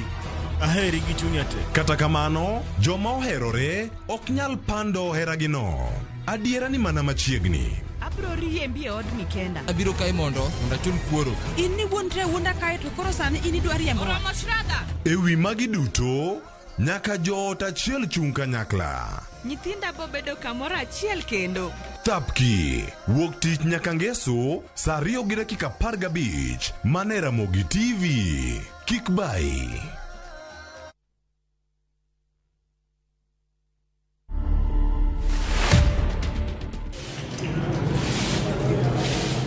Nimekuwa nikitengeneza hii underpass for almost 3 years. The first time nilifagia hapo hivi, sikukosa kutoa kama karatasi kaa gunia kaa 6 hivi. Yani ilikuwa tricky sana. Yani ukipita hapo ulikuwa ni ile tu kujifinyiria kaa utaki kuenda kupita wapi. Uko kwa road utaki kuvuka. Ningependa yenyewe ikue hata iko na lights. Juu yenyewe ikifika idhaa ya jioni, watu wengi sana wa access hii place. Sasa mimi ningeomba hivi, kama naweza kupewa ikiwa kazi, nikuwa nikifanya kazi hapa, naweza kukujanga na ninafanya kama niko kazi bado. To watch this story and more, download the Citizen Digital app. Scroll left on the menu bar to the exclusive videos portal. Once here, scroll the videos and find this and many more exciting stories lined up for you. Click on the video to play and enjoy. Kenya's #1 app, Citizen Digital.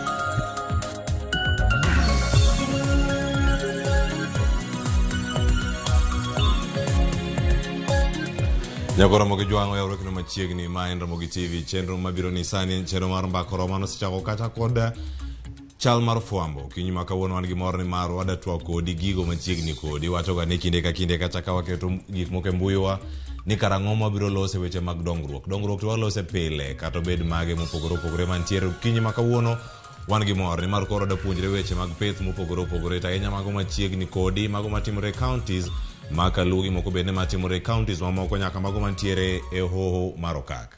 Arwakidi machiegni chenro mar mbako romo twak mokwongo chako sani nyinga Cleophas Luoch kantiere ka ukinyi makawuono ni mar watwak ewi mano ma en pith makare mar gwen. Gigo mantiere kacha wada manarango kinyi makawuono bende wantiere kod welo mago motere godo achiel kachiel. Anga yud thuolo bende mar ruako ayanga Ramogi TV odiochieng' makawuono. Ng'e maber ni chenro makawuono en chenro mabiro thuolo mar puonjore gik pura kata pith mag gwen ma opogore kod winy mamoko bende. Koro anga chaka wano ka koro an gi nyadeni achiel kod owetega ariyo. yena mondo mi achak kod nyadendi mane diere okinyi ma kawuono mondo mi olernwa ni ento nyinge ng'a to duol mane kata riwruok mane motiyo godo machiegni. Erokamano Cleophas. An nyinga en Dr. Lilian Oko. Atiyo gi Heifa International kaka Monitoring and Evaluation Officer mar USAID Transform Project. Erokamano. Erokamano ahinya. Kama chielo bende koro yena mondo mi arange yo Migori en wendo bende mane studio kawuono konwa ni ento nyinge ng'ato otiyo gi riwruok mane to en studio kawuono mondo puonjwe gik machalo nade machiegni. Erokamano. Nyinga en Laktar Eric Were. Laktar Eric Were Odongo en jachung' mar thieth mar jamni kod le e Migori County. Erokamano. Erokamano ahinya kendo machiegni Ramogi TV Daktari Were kuom thuolo mar twak kod Ramogi TV okinyi ma kawuono. Kama chielo dhi e kaunti ma Kisumu. Ayen kono ni kaunti ma Kisumu twak ma kawuono ere kaka ochiegni kod dhod chunyi to wadha twak e wi ang'o ahinya odiochieng' ma kawuono. Kono nyingi gino matimo. Erokamano Cleophas. An iluonga ni George Odhiambo. George Odhiambo en laktar mar jamni mawuok e kaunti ma Kisumu. Erokamano. Agoni erokamano ahinya nyakora Ramogi Jwang' mago welo mantiere godo odiochieng' ma kawuono. Koro machiegni nyakora Ramogi Jwang' ma e chenro ma kawuono en mano ma achiel kachiel. Chenro ni okelni kod Heifa International mano bende mantiere kacha for the USAID Transform Project in Kenya. Kendo okele gi sir makende kowuok kuom jogo mantie piny mar America kata the American people kod sir mar omenda kowuok kuom USAID. Kama chielo bende gino monego ing'e ni USAID Transform Project in Kenya mano kachiel koda ka Heifa. Gigo magi temo rango mano Heifa International. Gino magi temo rango ni ere kaka oganda nyalo chwalo kendo chiwo paro ma opogore mago e sirkal mamalo mano national government kod mano bende mag county bende gitiyo kachiel kod jogo mane private sector. Ntiere local partners bende kuonde mopogore kachiel koda ka jogo mantiere e pith mag jamni mopogore bende gi jogo bende mantiere kanyo wechego mag ohala ahinya bende mago mag chiem gwen gigo mopogore mantiere kar kacha. Magi bende gitiyo nyaka e counties mantiere alworawa ma Kaluo. Counties go ting'o mage. Wantiere kata gi county ma Kisumu, county ma Siaya, county ma Homa Bay kod county ma Migori. Hoho mar Okak gintiere nyandwat mar Hoho mar Okak kata mano North Rift mano moting'o counties go Maelgeyo, Marakwet, Uasin Gishu, Nandi kachiel koda ka Trans Nzoia. Kama chielo bende gitemo rango ni ere kaka inyalo kel kanyakla jopur ma opogore. E chenro ma kawuono ne mar en chenro bende ma osir kod USAID kanyo ni USAID Transformation Project kama gintiere kar kacha ka gintiere piny Kenya. Gin gik mage ma gichako godo. Achako di kaka in apisa mar Heifa International. Ere kaka chenro ma kawuono ni ugeto yudo ang'o bang'e kata gin gik mage ma utimo kaka Heifa International bende kuyudo sir kowuok kuom jok mamoko machwalo konygi. Achako di Daktari Lilian Oko. Erokamano Cleophas. Koro project marwa mar USAID Transform ni en project manochakore higa mar 2021 to odhi nyaka higa mar 2025. Koro haja marwa e project ma USAID Transform ni en geng'o tuoche mag jamni, geng'o tuoche mag gwen kendo gi geng'o tuoche mag dhok. To project wani watime Kenya kae, watime India, watime Indonesia, to watime Vietnam. To project ni watimo gi kambe mamoko be. Watime gi Kagil, watime gi Osvet, to watime gi International Poultry Council. Koro sana kaka Heifa International, to project ni watime North Rift, Uasin Gishu, Nandi County, Elgeyo Marakwet and Trans Nzoia counties. To Nyanza to watime Kisumu, to watime Migori, watime Homa Bay, to kendo watime Siaya County. Mana kaka sewacho ni project ni lengo mare sana en mar geng'o tuoche mag gwen gi tuoche mag dhok. Wapuonjore gi jopith mag gwen gi jopith mag dhok kendo wakwayogi ni watemuru ahinya mondo wageng'uru tuoche mondo kik wadhi asara mar pesa e chiedho dhok gi gwen. Kendo mondo sama wachamo tong' mokum gwen kendo wachamo ring'o mar gweno kendo wamadho chak, wamadhuru chak maler ma onge chemicals, onge antibiotics kendo chak ma onge tuo moro amora ma dhano nya yude e chiemo ma wayudo kuom jamni. Erokamano Cleophas. Erokamano ahinya Daktari Lilian Oko. Adhi ira apisa mochung'ne wechego mag thieth mag jamni kaunti ma Migori. Daktari Eric Were, okinyi ma kawuono nitie gino miluongo ni nitiere biosecurity kata kirango chenro mopogore mag rango ne dieri tuoche mantie mamako jamni. ok gidar kendo gidhi kumachielo kata ka gidhi e jamni mamoko. Gin gik mage ma po nono iketo mondo rang ni okengegi ochopo e yo moro makare? Mana kaka iselero Cleophas, biosecurity gin yore mamoko ma watiyogo mondo mi wageng' awach ni midhusi kata jams mondo mi kik gia kuonde ma giae ka gidhi kuom chiayo, ka gidhi kuom gweno, to bende kik gia kuom lego ka ginyalo biro kuomwa wan dhano. Tiende ni ka wawuoyo biosecurity to koro wawacho yore mamoko mopogore gi thieth. Mana kaka Lilian osewacho. Watemo ni mondo chiachwa obed mangima to ok kuom thieth mar antibiotics kata yath michuowo kuomgi. Koro magi biosecurity measures. Yore mamoko go, okenge mamoko go. Nitiere okenge mamoko mana kapod an kuomi kapok abiro ir Daktari George Odhiambo man gi studio kinyi ma kawuono. Nitiere chenro mopogore opogore. Iwacho weche mag biosecurity magi oting'o nyaka gero udi ne jamni machalo kamagi. Lerno mana mapiyo. Bende okenge magi monego bed ni rango e kinde ma koro igero kata ot ne gweno kamoro amora ma gintie. Ginya bedo gwen kata winy mamoko ma po nono nitiere kata manyalo kelo yuto mopogore opogore. Mana mapiyo. Mana kaka isewacho. En ni achiel kuom okengegi en gero ot. Od gweno wawacho ni thurwa ka od gweno onego bed ni igero ka ong'iyo wuok chieng' kadhi podho chieng'. Mago bethene mogeng'. To bethene ma iwe thuolo mondo gweno oyud muya maber ng'iyo nyandwat gi milambo. Nitie gimomiyo itime kamano kaluwore gi kaka yamo ringo thurwa ka. Kopogore gi mano, onego bed ni yamo no bende donje i od gweno e yo mowinjore, to kendo e yo mayom ma ok makech manyalo kelo tuo ka. Kae to e od gweno kanyo dwarore ni nyaka wabed gi kar luoko tielo ma waluongo ni foot bath. Kapok idonjo tiluoko tiendi. Kar logo bende onego bedie kapok idonjo i od gweno, nikech samoro idhi mulo chiemo ma gichamo, idhi mulo gwen giwegi, onego ibed gi kamoro ma inyalo luoke lweti. Kae to e od gweno kanyo, gweno ka gweno onego bed gi thuolo mare. Personal space. Idwaro comfort zone. Inyalo wuotho mayom ma ok idiyori. Ok ituomri gi wadu ahinya. Koro e od gweno kanyo onego bed ni gweno ka gweno e thuolo mar mita kuom mita inyalo kete gwen 4 kata gwen 5 ka ng'eny ahinya. Erokamano. E kinde ma gintiere kata bende rango ni ler to onego bed ni chalo nade. Magi achiel kuom okenge bende mopogore opogore madakele twakoro Daktari George Odhiambo ka ichung' ne weche go mag thieth ka director mar weche mag thieth mag jamni kaunti ma Kisumu. Gik mage maponono nyalo bedo ni rango mano kotenore kod ler mar alwora mag hygiene kod sanitation ni gin mage ma inyalo mi pek ahinya bende e kinde gi ma koro ng'ato chako pith mag gwen. Erokamano Cleophas. Kuom ler kata hygiene onego bed ni ng'iyo ka ng'ato chako pidho gwen. Wachak mana gi muma. Iwacho ni cleanliness is next to godliness. Yes. Koro matin ni od gweno bende nyaka wakete maler. Od gwen ka seche moko inyalo yudo ni watiyo gi gik moko miluongo ni lita. Yani gine mag randa. Ema wakawo to wapedho ne gweno koro gweno ninde. Gigi kok waketo gi kaka dwarore to ginyalo kelo shida ne gwen. Matiende ni kata ka gwen okonyore gigi kata pi moro pukore to nego bed ni gin gik mwaloko. Inyalo kawo gimoro tiloko gigo kata odiochieng' kodiochieng' mondo ng'ich cha kik bedi ma ka gweno nindo to nyalo miye tuo mar kifua. And then od gweno ka bende mana kaka kwachiewo to gimokwongo mwaneno kwatime ni ywe ot mago nyaka dasta. Od gweno ka be nyaka yweya mondo obed maler. Nitie gik moko mwatiyo ge od gwen kaka makunde ma gimodhe pi gi kunde ma gichieme ma dho kisungu dendo ni drinkers to kod feeders. Drinkers gi bende nyaka bed gik maler.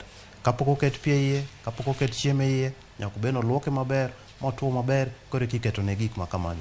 And then alwora mar od gweno ok onego bed ni bunge nitie kata pi mochung'. Ang'o miyo wagolo gik makamagi e alwora mar od gweno? Wang'eyo ni bunge nyalo ywayo gik moko kaka oyieyo kata kaka thuonde kata kaka suna. Kamolil en a breeding ground mar gik mang'eny. To gigi kok watang' to nyalo kelo tuone ne gwen kuonde mapidho. Koro ber ka alwora mar od gweno obedo maler, onge pi mochung', drainage otim maber mondo ka diponi kata ka koth ochwe to pi ridore arida dhi kuma dhi ok chung kanyo.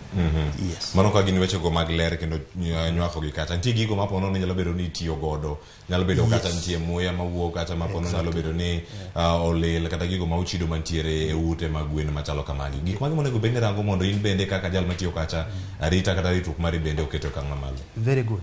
Mana kaka nyawadwa osewacho ni od gweno kapok idonje kaka koro wan e studio ka chopo dala kik adonja gi suda ni tadonje od gweno gi wuoch ga mawuotho we akalo kuonde mang'eny maka timo mano tatero tuo ne gwenda. Koro kar kamwa pidhe gwen nitie ga gimoro moluongo ni footbath ma mano kadonjo to onego bed ni anyono to kata kapok anyono mano onego bed ni kachopo kama pidhe gwen asegolo lewni ma an go aroko lewni mowinjore moluongo ni personal protective clothing. Lewni gi oting'o nyaka kata mana mask moro ke umwa to kendo bende kik wiwa wil gi kamiloge lwedo mondo kwa donjo kacha to jams ma wuogo kamoro ok adonjgo e od gweno. And then the same bende kasetieko tich matime e od gweno ka wuok and the same thing awe lewni madonjo go kanyo awe store kanyo kato alwok lweta kore kadhi adhi kuma dhiye. Ang'o ma important nikech kadipon tie shida moro e od gwen kama na antiere ni to nega we gigo kikating ater kamoro no mane kaka tuoche landore kamano. Koro rito ler bende ni moro makare nyakora mag jangi go duto ma itimo rango ne adiere gin gik mage monego bed ni opek e kinde ma intiere kar kacha meduri kod SMS line oketno kacha 2-3-6-0 orwa ote ka intiere gi penjo moro amora ne jolony man go kar wadhi do thuolo mar somo gi ka wadhi kod gi nyime. Akele twak bende apisa mochung' ne weche mag thieth mag jamni e kaunti ma Migori Daktari Eric Were nitiere chenro mopogore opogore nitiere losruok mag gwen ka gintiere kar kacha ma iluongo waste management. Ere kaka itimo gi yo makare mondo mi orang ni adieri kata gigo ma ugol kacha inyalo ti kodgi kuonde mamoko kata inyalo ketgi kama dwarore. Erokamano Cleophas, waste ng'eny e od gweno nikech daktari nowachonwa ni achiel kuom gik mwaketo kaka kitanda gweno en randa. Randa tiende ni sama osetiyo kacha to koro obedo gima waluongo ni waste. Losruok gweno waluongo ni waste. Chiemo mokere piny waluongo ni waste. Gigi te wayudo ni ka gia ka to kendo ok gin gik marach. Gweno onge gimiwito kendo kuom legi te onge gimiwito. Koro waste ni onyalo bedo giri mar ohala. Sama wajogi kacha kiseketo gi magi top maber ng'ato nyalo biro jogi kendo tero gi e puodho kata in wuon inyalo jogi mondo iter gi e puodho. Lakini yo machuok en ni onego bed ni randa ma watiyo go e od gweno bede e od gweno kanyo kuom jumbe 4 nyaka jumbe 6 ka itigole. Sama en e iye kanyo tiloke odiochieng' kodiochieng'. Ka en giri mar ohala tinyalo gole bang' jumbe 3 nyaka jumbe 4. To gigi sam seche mora mora mitiyo kodgi en ni kik igol gi kacha tipupni kodgi direct iter gi e puodho nikech ne nitie antibiotic ma samoro ni itiyo ge iye kacha ma samoro kodhi e puodho kucho to alot cha bende pod dhi modhe alot cha pod ki ing'wedo ki chamo to pod dhi yudo small doses mag antibiotic cha e dendi. Koro nyaka kuong ketgi kamoro ma gikuong gitow maber kore kigolo gi kanyo kinyalo ti kodgi tije mamoko to kik iwegi e alwora mar od gweno. Alwora mar od ni mano bende pod nyalo kelo chido ma bende waloso kacha kod Daktari George mondo rang kaka inyalo bed ka itieko gi mondo ket kacha kama kata dhano bende nyalo donjo to winjo maber. Daktari Lilian Oko nitiere chenro mopogore opogore ma bende dhi nyime kama okete gwen kacha. Mano koro kotenore kod kaka iyudo chiemo kachiel kod weche go mag pi. Bende gi akani mondo mi orang ne diere gino ma kata gwen yudo pi moro makare chiemo moro makare gi maler machopo kacha. Erokamano Cleophas. Koro akwayo jopith mag gwen ni mondo watemuru ahinya wamiuru gwen chiemo mabeyo moting'o nutrients monego bed ni gweno yudo e ngima mare. Koro watiuru gi chiemo gi yudo gi e agrovets, wanyeuru chiemo mosepim ma waseng'eyo nigi energy level mare teko yani mar chiemo ma gweno yudo e chiemo ni ni e level moro mowinjore. To chiemo ni nigi vitamin, to chiemo no nigi minerals, to chiemo ni be onego bed ni kwamiyo gweno chiemo to pi be nyaka wapar wami gweno. Gweno en kaka dhano, kaka riyo dewo wache kaka riyo be dewo gweno, to pi ma wamiyo gweno onego bed ni en pi maler. Koro wacho ni chiemo ni akwayo jopith wanyieuru chiemo mosepim ma owinjore gi dend gweno. to chiemo gi iyudo gi Agrovet. To nitie jo cooperatives moko ma watiyo go mag gwen be e counties ma watiye duto te ma uso chiemo mag gwen molose yo malongo manyalo loso dend gweno. Nikech koka chiemo ka be kokwarango malongo to tiende ni gweno dhi yudo tuoche. Ing'eni kata dhano kokwa chiemo maber to wan be wanya yudo tuoche dendewa. To wan mana kaka gweno. Wan iluongo wane wan wanyama watedonge. Koro wamiuru gweno chiemo molure gi kaka dendgi dwaro. Erokamano. Nitiere kama chelo bende mimulo kanyo kata kapok adhi ir daktari Eric Were mondo mi olernwa mathoth bende. Nitiere chenro mopogore opogore mantiere kacha. Wacho ni winy onego bende gichamo chiemo maromo nade. Ng'ato nyalo wacho ni mi winyo kata gweno chiemo gokinyi awe kenda mochamo godhiambo koneno. Chiemo onego bende otime machalo nade. Erokamano. Koro chiemo ni onego bende wapime ni gweno ka gweno. Koro gweno mawuok e wige achiel nyaka to gweno nyaka wige 9 ka onego bed ni wamiyo week mokwongo onego bed ni wamiyo gweno kiwango mar grams 15 gweno achiel odiechieng' kodiechieng'. Week mar 2 grams 15 ka nyaka grams 21. Week mar 3 kamano kalure ka gweno osebedo gweno maduong' maber onego bed ni gweno chamo kiwango mar grams 100 dwe ka dwe odiechieng' kodiechieng'. Imiyo gweno kamano. Koro dala wakocha kuonde ma watiye gi jopith mag gwen ng'eny ji ok opidho gwen achiel, ng'eny ji opidho gwen mang'eny. Koro kin gi gwen 10 to gwen gi te gin gwen madongo mamachua. Onego bed ni gweno ka gweno chamo grams 100 odiechieng' kodiechieng' gi pi maler moromo pile pile. Kik wapimuru ni gwen chiemo jopith. Nikech kwa pimo ni gwen chiemo tiende ni ok wami gweno chiemo moromre gi dende mapile pile to tuo nyamake. To mane gima watemo geng'o mondo kik wabed gi asara mar chiedho gweno ni wach tuoche. Erokamano daktari. Daktari Eric Were, nitie chenro mopogore opogore mantiere karka. Dhano nyaka wuoth ka donjo e od gwen kacha, moko bende donjo to moko wuok, moko donjo ka gima timo gidhi mana ng'iyo ni gweno dhi nade. Ichiwo gi nitie kacha kono gweno ni oyawre. Aparo nitie dala nitie joma chiwo arango ni gwen ga bende nitiere karka. Wuoth mag dhano ka gidonjo kama gweno pidhe. Onego bed ni rango yo machalo. Joma onego bed ni donjo kacha to gidonjo e kinde mage. Koso onego bed ni githurore samoro amora ma gidwaro. Adwa riwo weche adek. Kamano. Wuoth mar dhano, wuoth mar gari, wuoth mar lee mamoko. Kamano. Od gweno en altar. Nasewache radio kamano. Tadwa nuoyo e television. Ok en ing'eni altar nitie mana joma donjo. Samoro iwachonwa ni kata kiseketho lweti isebedo gi udi 2-3 to altar ok dwa ni dhi. Okicham sawa. Okicham sawa. Od gweno nigi wegi kaka isewacho cha. Kamano. To kochuno ni nyaka idhi e od gweno nyaka irwakri maber kaka daktari nosewachonwa.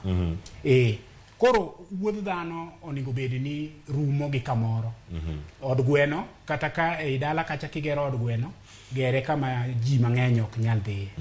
Gari madonjo e kama opidhe gwen. Nitie ne wawacho wach footbath. Takia ni koro mar gari to waluong ni wheelbath, takia ni waluong ni waterbath. Onego bed ni kama idonjo go e rangach midonjo go kama opidhe gwen.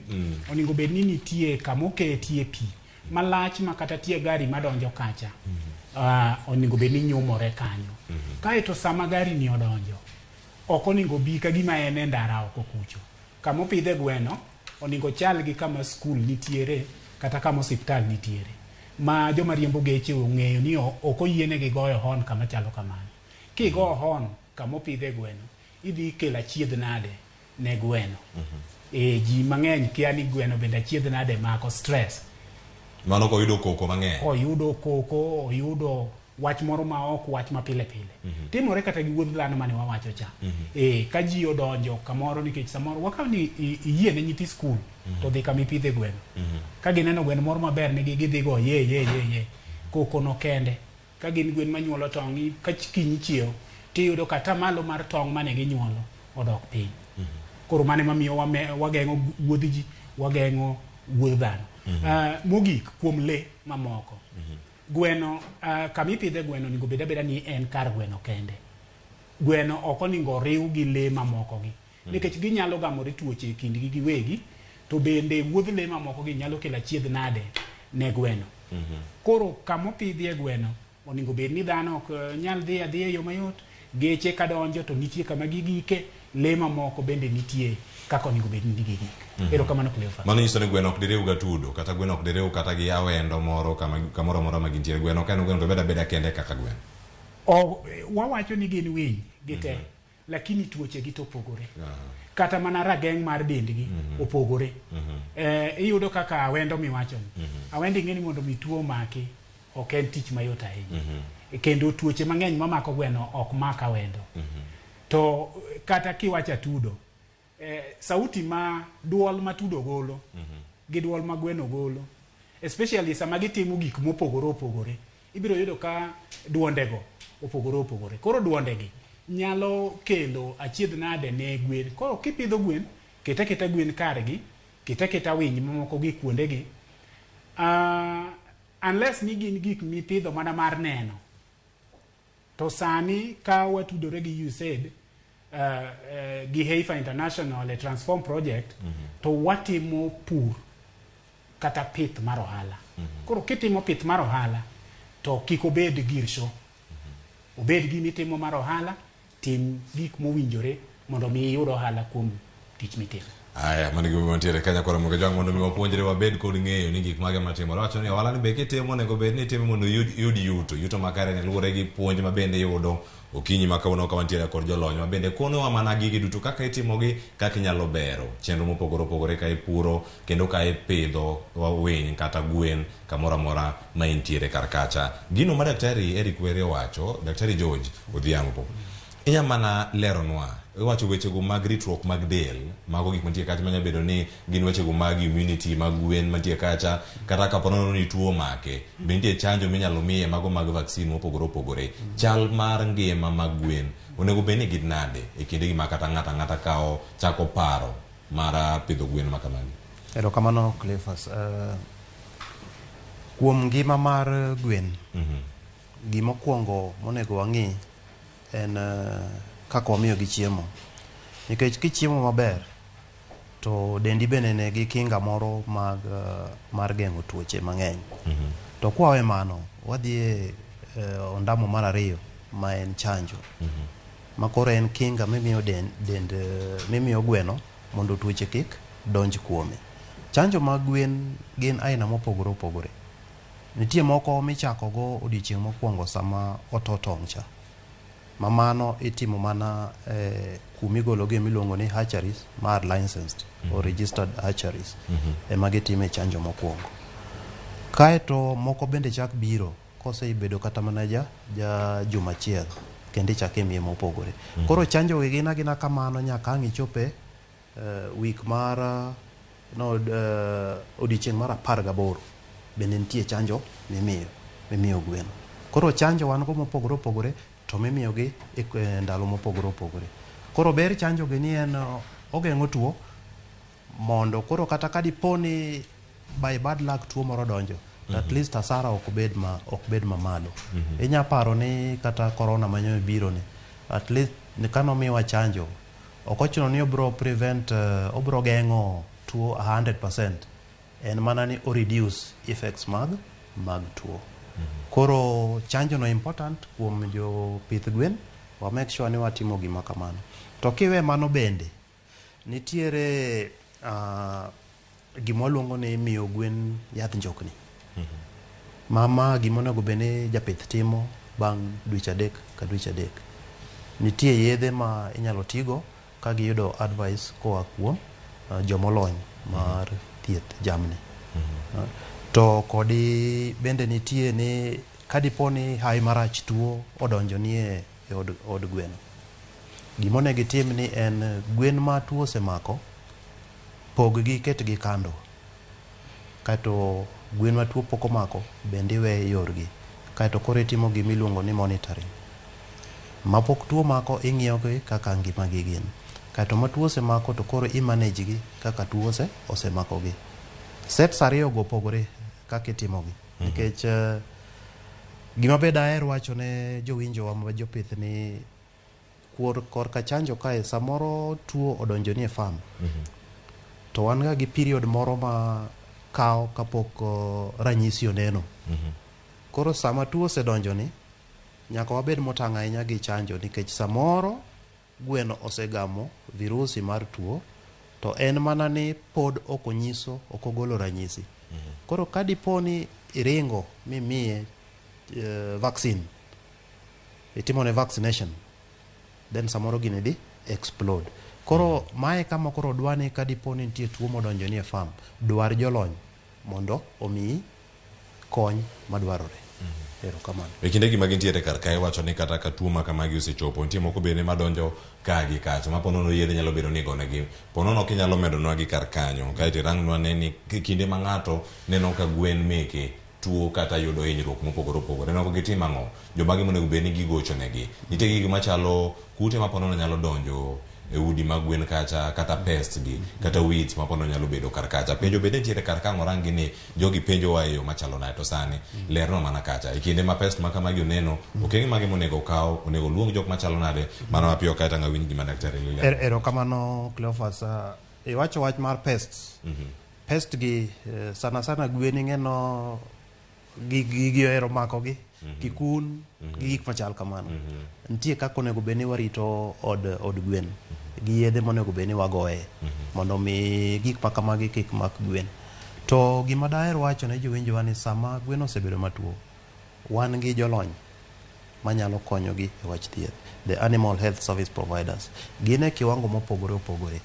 Koro kata e counties ma wantie, ka dipo ni gin gi tabu mar yudo jogi, pod ginyalo dwarwa mondo wanyisgi kuonde mantie, nikech counties ka wan nyaka gi sub counties. So sub counties gi nitiere jomiluongo ni veterinary officers ma nyalo nyiso jopur ni ka in gi tabu, ng'ama kama nyalo konyi.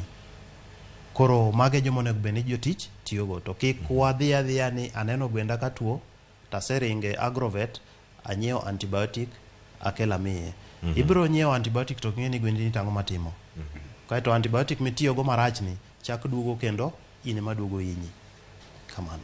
Erokamano ahinya. Daktari Lilian oko, nitie chenro mopogore opogore mag gwen, wacho ni kama opidhe gwen nyaka gima iluongo ni breeding bende bede ni gindo gitimre. Nitie moko bende miwacho kata ka wuok kuonde mopogore opogore kaka giriwore e yo moro machalo nade. Giparo bende kotenore koda nikech gwen kanyuol nyaka irang no nyuolo tong' adi mantie kawuono, adi maonge kiny, weche mag records gi. Japith onego bed ni timogi e yo machalo nade mondo rang ne dieri ohala makelo na yuto arito e yo machalo kamano. Mana kama tieko. Erokamano Cleophas. Koka kwa breeding kata kwayo jopith mag gwen sana sana mondo gitem gimany nyithind gwen e kambe mabeyo mauso gwen mabeyo ma quality gi beyo. Nikech nyocha wasefwenyo ni jopith mang'eny dhi e chiro to ginyiewo tong' e chiro, alafu gikelo gitoyo, gimiyo gwen moko toyo, alafu mago koro e stock margi ma gichako pidho kaka gwen. Lakini gima nyocha wasefwenyo ni gwen minyiewo tong' e chiro, okadwa wacho ni ovyo lakini tiolela minyawa nyawa tong' e siro no nyalo kelo tuoche mag gwen e dala, ma imi gwendi mamoko ka tuoche, iniwo ni nyalo yudo tuoche. Gwen motogi be nyalo bedo gi afya ma ok ber, nikech sama wanyiewo gwen ma nyithind gwen matindo tindo ka e kambe mabeyo, to kambe go osetimo chanjo, kata mane Dr. Odhiambo wacho ni chanjo mar Marex. Chanjo mar Marex nitime samoto gweno mar etong'. Koro to jopith to onge gi chanjo no. Koro afadhali wakwayo jopith mondo nyiew nyithind gwen e kambe mauso gwen mabeyo ma wanyalo pidho kendo manyalo dongo piyo, man gi afya mondo wayud faida piyo. Erokamano. Mano kotenore kod weche mamoko bende mano mar records maka to nego bed ni kano e yo machalo nade. To gin mage. Kwadoko ka record Cleophas, erokamano. Kendo records kanye mahero sana nikech wasefwenyo ni jopith mag gwen pidho gwen to gikia ni giyudo pesa di e gwen ka. Gikia ni pesa di ma gitiyogo e chiemo, gikia ni pesa di ma gitiyogo e chieth, gikia ni pesa di ma gitiyogo e chanjo. To ka wakano records mag chieth mag gwen, wakano records mag chanjo mag gwen, wakano records mag tong' mwayudo pile pile, wakano records mag tong' ma wauso pile pile, to kod gwen ma wauso pile pile, wabro ng'eyo ni kara pesa di ma ayudo e pith mara mar gwen ni. Nikech akwayo jothurwa ni sani koro onego wachak pidho gwen kaka ohala. To ka wachako pidho gwen kaka ohala, donge nyakwange pesa mwatiyo gwen gi pesa ma wayude ohala no mondo dongruok marwa odhi mbele. To ka mede mana matin koka kanyo yudo mapato ma wayude gwen ni, kaka Heifer International watemo sana mondo wawuo gi jopith kod jopur mondo giti matek giyud pesa manyalo miyo gidage ngima maber. To kane watimo research to wasefwenyo ni jopith kanyalo loso pesa manyalo chopo 43,000 kae, to jopith magwa dwe ka dwe jopith marwa nyalo dak e ngima moro maler. To Nyanza kane watimo research no to nwanwango ne wi pesa magitiyogo ma pile pile ma dwe ka dwe e household ka household masani magiyudo en mana 17,000. Koro tiende ni wadak e ngima mapiny sana, to pith ni nyalo konyowa mondo ngima wa odhi mbele matin. To kata mana king'iyo data mar Kenya Statistics so wacho ni average household income maji yudo sani en around 20,000. Teluf prarioni wasefwenyo ni okrom joturwa dak e ngima moro malongo. Ngima malongo tiende ni nyithindo dhi e skul maber, in gi giminyarwako, chiemo in go e dala kanyo, idak e ngima ma decent. Koro watemuru matek mondo wapidhuru gwen, mondo wayuduru pesa, wadak e ngima moro malongo ama maber. Erokamano.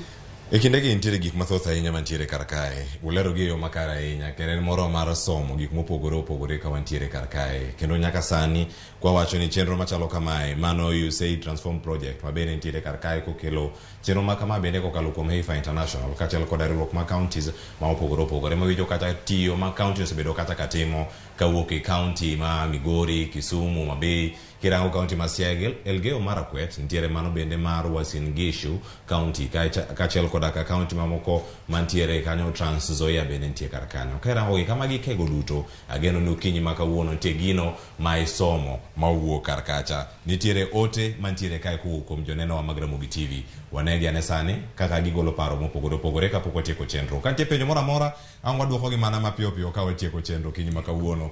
Shem Ndiege wacho ni Cleophas penj na jolony ni sama idonje od gwen iluoko tiende lilo bila yath koso. An Ongata Rongai Kajiado County penjo ni ami Daktari Eric Were ijaduoke mana mapiyo ka ta wasomo ute machielo mantieka. Footbath bedo gi antiseptic. Obedo gi yedhe manego kute lakini ok en antibiotic. Pogruok nitie. Koro donj gi wuoche koso tiende lilo. Ne wawacho ni achiel kuom gik mirwako personal protective gear, od gweno ningitiye gi gumboot, od gweno ningitiye gi overall, od gweno irwako gudu, od gweno nitie mask mirwako. Koro nyon footbath tinyono footbath ka in gi gumboot mondo gik mane gumboot go tingo kik donje i od gweno. Aya, erokamano ahinya. Ote machielo mantiere kar kanyo ka wanyalo yudo ote machielo mantiere Facebook kanyo wan gi Shem Ndiege mano ote mare ne wasesomo wadhie ote machielo kantiere kar kanyo mano Shem Ndiege kaka nyalo yudo dayud jolony ang'ukono e wach mar mogik sani kaka nyalo yudu Benta Nyar Ong'any japuonj wacho ni mar misambi randa onego lok kuom thuolo maromo nade. Awoni mano e ote mogik mantiere kar kanyo ote ma kamae Daktari Jojo Dhiambo wane mano kaita mawinja ne wach mar mogik. Erokamano Cleophas kaka ne wawacho ni randa kiketo ne gwen onego beni ichako loke chakre wige 4 ka olewo to wige 6 ka tigole oko kabisa. Erokamano nyakora mogeno ni yudo mana ka bitieke go kar kanyo miwa wach mari mogik odiochieng' ma kawuono ka to Lilian ang'i konwa Daktari Lilian ang'i konwa ni inyalo yudu e yo machalo nade ponono jogi dudo tude kodu kata ang'o dwach mogik kuom Daktari Eric Were achako ni Daktari Jojo. Erokamano Cleophas daher mana wacho ne jowinjowa ni wakauru pith mar gwen kaka wala to bende waweuru tiyo gi yedhe ma iluongo ni antibiotics bende kako ok owinjore nikech mano nyalo miyowa shida maduong'. Tageno ni puonj ma puonjore ni at least nitie gimoro achiel ariyo ma jowinjo owinjo manyalo dhi loko kaka gitimo pith margi mag gwen. Erokamano. Erokamano Daktari Lilian oko mione wach mari mogik nyalo yudu kanye ka utieko chenro. Erokamano Cleophas. Wachna mogik akoyo jopith ni mondo watemuru ahinya mondo wageng'uru tuoche mag gwen kendo wapidhuru gwen kaka ohala mondo wayud pesa wadag gi ngima moro maber. Aeto agoyo erokamano ni USAID momiyowa pesa mar puonjruok kod jopith mondo wageng'uru tuochegi. Kendo agoyo erokamano ni Heifer International momiya thuolo mar wuoyo kae e Ramogi TV. Kendo agoyo erokamano ni counties duto ma watiye e North Rift gi Nyanza magisekonyowa kendo gisemiyowa support ka watimo project marwa mar USAID Transform. Erokamano ahinya, abiro weyo ni Cleophas contacts magwa mag Health International kaka jopith nyayudowa. To ng'eny jopith be nigi namba. To kendo wakwayo gi ni sasa ya magweno tuo to many mana daktari. Wakwayo sana manyuru daktari. To mondo ibed sure gi daktari ni mae to en daktari monego bed ni chiedho gwen. Erokamano. Agoni erokamano ahinya. Daktari Erikwere, watie kodi, wach mari mogik. Erokamano Cleophas, ne jo winjowa gi jogo maneno wa wang' jowi. Pith gweno nyalo loko ngimani. Koro watim uru pith gweno kaka ohala. Mar ariyo ni antibiotic tigo mana kochuno. Antibiotic manie pi seche te ma watiyogo e pi modho mar gweno seche te oningo wawe to wati gi yore mamoko ma wawacho kagi mondo mi gwendwa kik yud tuo. Iwacho ni geng'o ber malo thiedho. Koro wati gi yore mag geng'o maloyo yore mag thiedho. Ka ok kamano to ago erokamano ne Royal Media Services kuom miyowa thuolo machal kama mondo mi wapuonjre gi jopiny. Ago erokamano ne jotenda momiya thuolo mondo mi abed ka nikech ing'eni jatich sirikal in gi tole ng'uti inyalo ywai kama igeng'i inyalo weyi thuolo kaka koro nowenwa thuolo ni. Ka ok kamano ne jo nenowa jo winjowa ero kamano ahinya. Agoni erokamano Daktari Erikwere kachal kod Daktari Lilian Oko, mano bende mawango kwinyi ma kawuono kachal kod Daktari George Dhiambo. En moro mar bedo kodu ka wapuonjore kaka oganda yore mopogore opogore mag pith makare. Nyakora Ramogi Jwang, nyinga Cleophas Oluo, chenro ma kama inokelni achiel kachiel koyudo sir makende kuwuok kanyo kuom Heifer International, mano e lo USAID, mano USAID Transform Project in Kenya. Gigo duto magitimo pacho kae en mar bero ngimani kaka japith, tayinya japithno mag gwen kachiel koda winy mamoko. Ma en chenro mar mbako romo, kendo ma e giko mar twak mokwongo. Twak mabiro pod idhi ta kodwa an Sharon Ong'ao kachiel koda ka Joyce Oduor. Kik idhi mabor. Nyinga Cleophas Oluo, erokamano kuom bedo kodwa e chenro ni duto.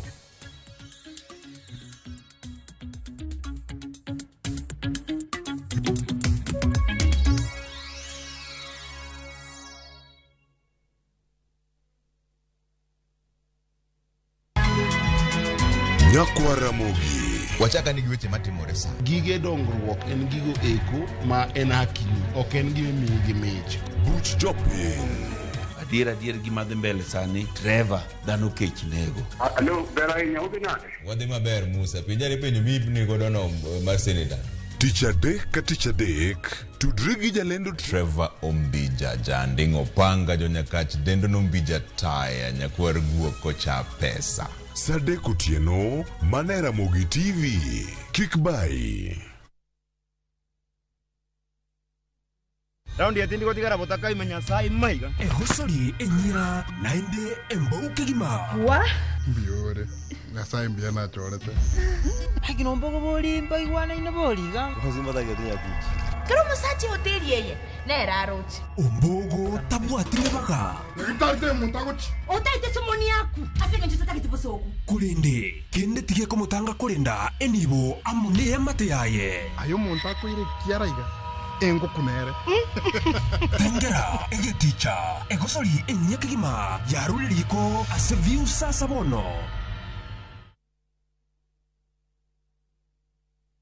Weche manyien muoch pile ka pile. Kumora mora kendo samora mora. Anyalo rito mondo anene kata asome. Kata anyalo bedo e kind joma kele. Gi simba mar smartphone, Citizen Digital en reporter mar jopiny. Seche mantie wach motuch maparo ni nyalo moro oganda. Amako tipo kendo akete mbui kaeto arito. Oken kayiem. Ka oyier report mara, abiro yudo Sh1,000. Kendo sigana mandiko, ibiro ketie kidieny mar Wananchi Reporting e Citizen Digital App. Kik ibed mana janeno mar wach matuch. Bede kin joma kuongo lande. Download the Citizen Digital App mondo iketi sigana mindiko e Wananchi Reporting kawuono. Citizen Digital App. En namba achiel e keyo weche manyien.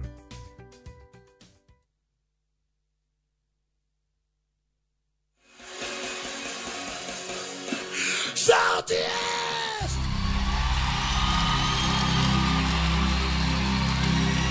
Upate nyota leo!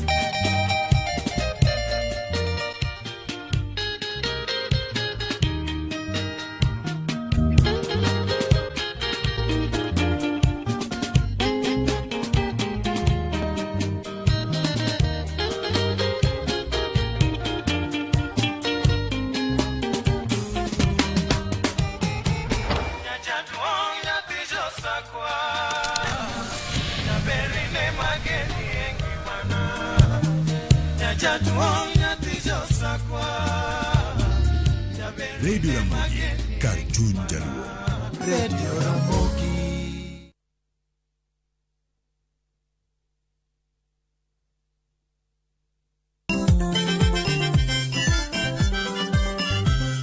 Kiyudo gimoro e belni to mano kare yano. Gikomba gokinyi safaro sa yawa. Palomino chiena tandora mojonya. Thumbe mawakelonu otenore e ndhadhu maggi. Kae kama chokruok nitie. Orchestra Super Hakiaki. Bidola Kabari. Wabiro. Chakre Orutu, nyaka Wangla, nyaka Benga, Budho mara Tiporiti, Michael Onigi DJ Kolo Call Instrumental, kod Ninja The Entertainer, Ramogi Night, Teacher Beach ka Teacher Beach, Sang'wen Otieno.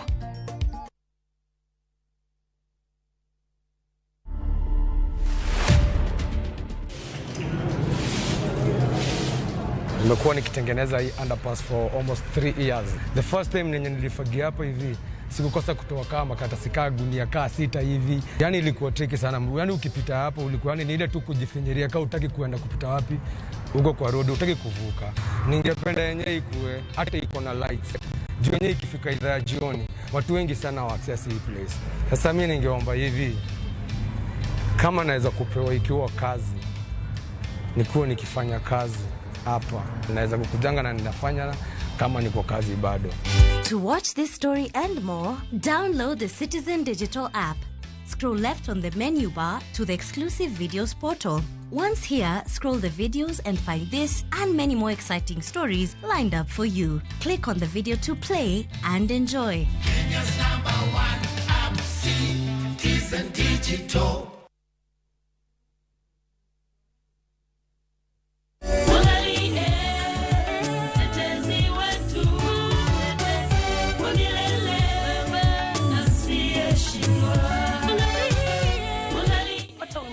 Mwangalie kama sikiza tuni yako, bonyeza *860 *418# na kumbuka sikiza na Citizen ndo nyumbani kwa wasanii wote. Barikiweni.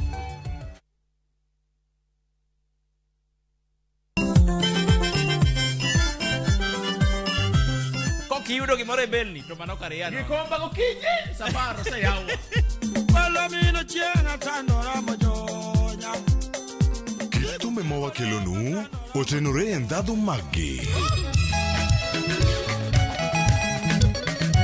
Kae kama chokruok nitie. Orchestra Super Hakiaki. Bidola Kabari. Wabiro. Chakre Orutu, nyaka Wangla, nyaka Benga, Budho mara Tiporiti, Michael Onigi DJ Kolo Call Instrumental, kod Ninja The Entertainer, Ramogi Night, Teacher Beach ka Teacher Beach, Sang'wen Otieno.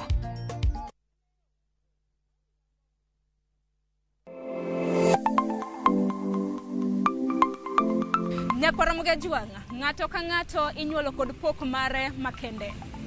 Hero mara marokapu nochakre chon. Nafwenyo ni mae gima hero timo, mae gima lwetega nyalo loso. Ramogi TV koro mi pok mopogore opogore manyalo loko ngimani. Nitie gima iluongo ni giving back to the community. Like iga moantie ni asepuonjo ji ariyo no. Parni chenro mar pok opogore nyaka Ramogi Juanga biro ni chieng' tich ang'wen ka tich ang'wen. Chakre saa 2 nyaka saa 3 mar okinyi. Kod an Sharon Ong'ao. Kik bai.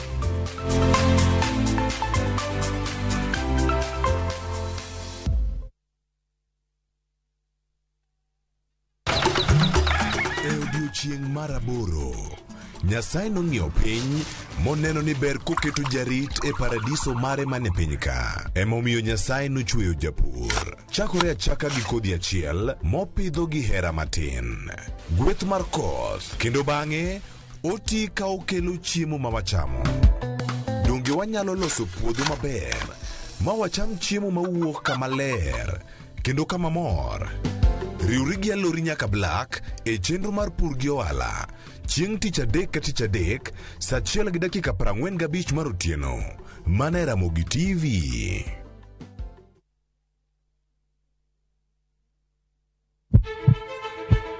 Sasa ya mawagamo muya wayudo ngima. Sasa ya mawayudo rieko wareso ngima ng'ato. Ductus arteriosus onego beni lorore, foramen oval onego beni lorore. Penj laktar kelo ng'eyo matut, gero oganda gi puonj mok inyal yudo kumoro amora mag weche thieth. Diwacho ni gima koyud chon, tinyalo thiedhe ma ng'ato chang chuth. Kabisa. Or ote machuok gi penjo moluwore gi weche thieth. Tudri kodwa e nambani. Kata inyalo ywa tole nambani. Riwri kod Ruth Otieno wuok tich nyaka tich abich saa 12 odhiambo mana e Ramogi TV.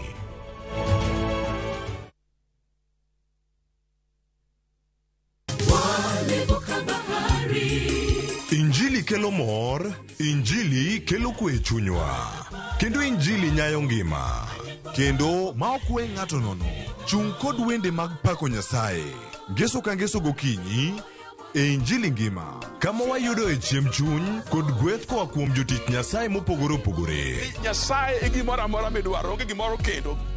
Gigo mar piny. Ngeso ka ngeso, saa 2 okinyi e Ramogi TV. Wadwaro chung' motegno. Nyakwa Ramogi. Wachaka ni weche matimore sa. Gige dongruok en gigo eko ma en hakini, ok en gime miyi gi mich. Buch jopiny. Adier gima dhi mbele sani, Trevor dhano kech nego. Alo, ber ahinya udhi nade? Wadhi maber Musa, pinjari penjo mibni godo no mar senator. Tich adek ka tich adek, tudri gi jalendo Trevor Ombija, janding opanga jonyakach dendo nombija taya nyakwar guok kocha pesa. Sadek Otieno, mana e Ramogi TV. Kik bai.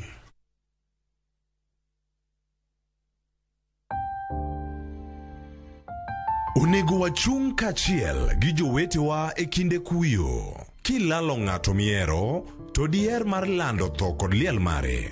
Ramogi TV biro chung' kodi e miyo jalno miero kopo maber. Inyalo gocho e namba 011 09 22 77 kata 0 Borabich, 403820. Be inyalo oro ote e email obituaries@royalmedia.co.ke.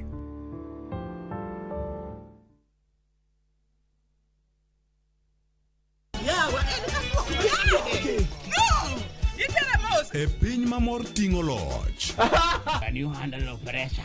Wakelo ni Nyarkochia. Nyarkochia. Kali Nyarkochia. Chungalo. Serikali saidia. Sur machiegni ka ng'wei. Mami nyiero gi golo paro mang'eny. Gigola gi ng'wei. Gitera kaji. Ne kaka ngima boma gi hera nyalo kaso dhano. Wach hera gi ech dhi ok wach ka. Kucha. Kadengele. Wogi. Nyarkochia, tich abich, saa 1:45 mar otieno.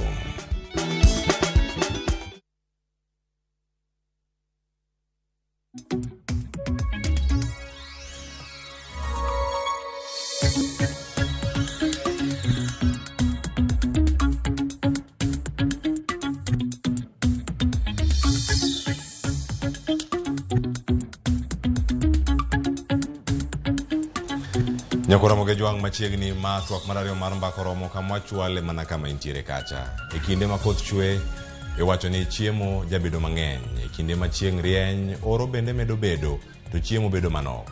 E kinde ma moro medore, machielo bende yudo hinyruok. E kinde ma koro bende gi rom, ma iwacho ni gine ratil marom. Ma koro chieng' gi koth bende chalo mana marom. Oganda onge kod ywak mathoth. Oganda osebedo kakale matek. Nengo mar ngima bende oidho. Oro kachiel kod angaji maliyo kwako gwenge mopogore opogore. Nyaka gwenge manigolo chiemo, gwenge gi tinde yudo mana chiemb kony. Ichwalogi gi sirkal, gibede mamoko mag piny owacho. Riwruoge mopogore opogore mag ji giwegi bende osebedo kokanyo ka chwalo kony machalo kama. Arwaki ni machiegni chenro mar mbako romo. Twak mwatwak kodi ni mar mbaka ni okwatieke studio ka kende. En mbaka mwada goyo kachiel koda ka jowete mantiere go studio kinyi makawuono Sharon Ong'ao kod Joyce Oduor. Wada mana winjo pachi ka mintiere kacha. Ngimo osebedo matek. Sharon gi Joyce. Oganda pod chiemo. Oganda pod gimoro ma ginyalo keto e mesa. En kanye magi yudi gik machalo kamagi. Ngima to tek. Koth onge. Jipuro. Oduma iuso ka gi kacha. iyudo gi kuonde machalo nade. Mae twak mabedo bedo godiochieng' ma kawuono Sharon. Pa nyalo bedo mane mapiyo. Ng'eni joneno wa oywak ahinya kano chiwo posta kaachiel koda video nyoro oko e mbui. Gini wacho mana kama gitiere en mana liet ema ntiere oko kanyo. Ing'eni kata mana ngima ridore Cleophas matin mintiere godo no ema nyaka ikunga mineni chamo itere godo nyithinde sikul iritori godo e ngima ma pile pile. Wacho ni sani an kamna sani yo mabende nyalo wacho kamna katiyo godo Cleophas en mano mar omenda manitiere kani ng'iyo chamo kata mana kuon maduong' minuorie koro kiwango mar kuon ema nyaka koro odok chien kani ng'iyo kata mana chamo snacks chiemo mabende chamo ei mano kisechamo kata mana migago tintiere kata mana chiemo mamoko mago to koro onge mar mondo mi one kata mana kaka oganda nyalo gare gi kech akeni jesto tiyo gi yore mag to bende ming'eni mana kaka isewacho Cleophas ni gwenge manyocha jo Kenya nitiere kod geno ni chiemo wuok e gwenge ma kamago ema nyaka sani waneno ka oro okwako moko kuom gwenge matamra gi nono nyaka sani kata report mabende wuok makoni kod kocha mabende osegol kod kembe mabende rego oduma e pacho kae kata mago mabende dendo kanyo ni maize millers ni kochakore dwe mar adek mar higa mar 2023 ponono wanyalo bedo kod nok mar mogo e pacho kae akeni koro jo Kenya onego bed ni rido okanda e yo machalo nade ka bende nyaka sani kata jo kembe makamago wacho ni ponono ok ginyal nyiewo oduma kowuok e pinje ma okalore ni nyaka sani koro nengo medore akeni dhi bedo machal nade jo Kenya onego bed ni rido kanda iduoko budget piny kapo ni ng'iyo gi chamo kuon ponono koro idhi e mchele kata idhi e gik mamoko mar mondo mi ine kaka iduoko piny budget mari. Iwacho ni sani bende makech koro kwako piny oganda moko nyalo bedo gi paro mopogore kuom mano yono mondo dhi ane kaunti ma Kisumu. E kaunti ma Kisumu kar kae wantiere kod jafwambo marwa e kaunti ma Kisumu Millicent Adhiambo. Millicent Adhiambo yaore en odiochieng' ma kawuono mabende osebedo kata ka oluorore gwenge ma opogore to ahinya bende odiochieng' ma kawuono kama koro nengo mar ngima idho oro medore koth pod onge. Jo Kisumu odak e yo machalo nade e kinde mapek ma kama gipod ntiere Millicent? Erokamano ahinya kachiel kwa wuok e boma ma Kisumu mana kaka usengeko kanyo ni sani kech omedo go tach ya kandi kendo wayudo ni kuonde mane golo chiemo mopogore kuondgo duto kata ne ji yudo go chiemo odok kendo duono mokalo wan kaendi gi jopiny mabende wadwa ni watwag godo kotenore ma wan godo pachgi chalo nade to ere kaka biro dak mbele kaendi ponono wach maliekore ni chal ka gima kata mama jirego nyalo biro lal nengo ngima nyalo biro medo kendo ganda biro muodo lak kendo biro ywak ahinya ka gimanyo yore mag dak godo kata nwang'o godo yudo nyalo kumbo gi nyithinde mondo bi ginyal kalo odiochieng' ka odiochieng' ka ok dhi iri achiel ka chiel ginyiswa ni to kotenore kod pek mar ngima masani oganda kadhe ndo nenore ni mbele kandi bende pod obro medo ridore gin ginyalo wacho ang'owa machiegni inyalo ng'iyo na kacha kichako gi nyingi mondo nyisa ni paro nade pek mar ngima kech maliyo masatach chalo kod nade pango biro survive kata koponi odumo kendo ne medore e ndalo mabiro mbele gisani an gima nyalo wacho an iluonga ni Brian Ochieng' Obado aja Kisumo ka aya dala ma Kisumo ka kech sani ng'eny e dala waka kata tije be onge iyudo ni kata sani pi mituome frejini sani owuok mana dichiel ka dichiel kata mwano kinyi sapar ka gimanyo pigni oduma be wawinjo n'oduma wachne mbele ka dhi bedo ka onge tich be osebedo ka onge jotendwa mag luo wawe ng'iyo uru sirikal moro mamalo no wang'iyo uru kaunti wa pesa mabiro ni walosre uru kaka wabed uru ka jo Nigeria ma iboka joluo wa jotendwa konywa uru kech ni oketowa ka nyalo timo otamowa kata mana an kakineno ni gima sechamo malich onge tayie machalo lo to Kisumu kech chalo lo yawa jothurwa wakwayo jotelo nena wach kechno Pada mapiyo Julius anyalo wacho kuom wach kech en wach mamako piny te to ahinya e wan luo e piny mar Nyanza ka wabedo covered kod pi Victoria to Kiingereza wacho ni water is life adwa na wuo kod jo sirkandwa mondo chik moro amora manogolo matama ne okonyo na mondo tim go irrigation mondo ji pur mondo chiemo bi mondo gol oko nikech thuolo masani atimo transport kaka Kisumu kadhi Mabei to minyalo ting'o yonge nikech pesa onge tich bende sani mondo yud kata siling 200 onge nyakwa kal maro mamalo nikech gino mako piny te kata ka ok nyasa kende wago moko mano tu matek matamo ni ok nyal timbe irrigation pi na kod pi kendo kuonde man to mondo chiwo amuri mondo aoche matin konyi dam sigo bede pi obede mondo jok mamando kono bendo pur to kanyalore Lake Victoria to mewa irrigation pi nyaka odhiye gode madongo nogo mondo gravitation ogber mondo ji to tim fata matimango otim pur mondo chamo bedi amor kod sir kata motelo ni biro kelo fertilizer ok nyal ole lo motuo wadwaro pi mokwongo kuka fertilizer biro namba 2 emomiyo kwayo sirkal moro masani kongi wuno kum wach mar pi manyalo miwa irrigation bedo to chiemo fertilizer biro kwa complain nyewa puro to production koro kelo fertilizer omiyo dage wach mar kaswa kod fertilizer to koth tong' mipuro godo ero kamano mana mapiyo mana mokwongo gi nyinga en Samuel Ojuka an director mar Bus Park atiyo Kisumu ka chandruok maneno maduong' mokwongo ni nyithindwa matindo ni matek moloyo ngima mar age makoni kech ging'eny to onge kaka gikonyore ka gichiewo gokinyi to giwuotho kama konyruok gi maler kamango ni nyithindo nyalo yude kata kibarua onge Kisumu ka wan matek ke generation mobiro manchien nyithindo kitabu koro chandruok nitie kaka dhano chiemo onge kaka jinyre onge jimenyo koni kodhi miyo mbele ka chandruok jidhi kendgi kora wakwayo sirkal ni koyie to wariwre wabede parachiel mondo wane kaka jomatino nyalo yudo tije yud yo ma gikonyorego joma timo ohala ohandgi maber nikech yuto onge kogo koni ok nyal dhi kodhiro koni ok nyal dhi to nikech ji ok nie parachiel wakwayo kaka joluo manyansa wariwre parachiel mondo wane ni to nyithindwa matindo wanyalo konyo kanye Kisumu mangima ge timoro amora manganje kata kwaye kibaru mandango yudo gimoro godhiambo to mana nikech gik moko nosekethore mbele koro gisani kwa jotelo mantie manyo kama pod biro mondo yiergi giriwre gibede language achiel mondo joluo konyre mondo kik wabed gi tich matek ahinya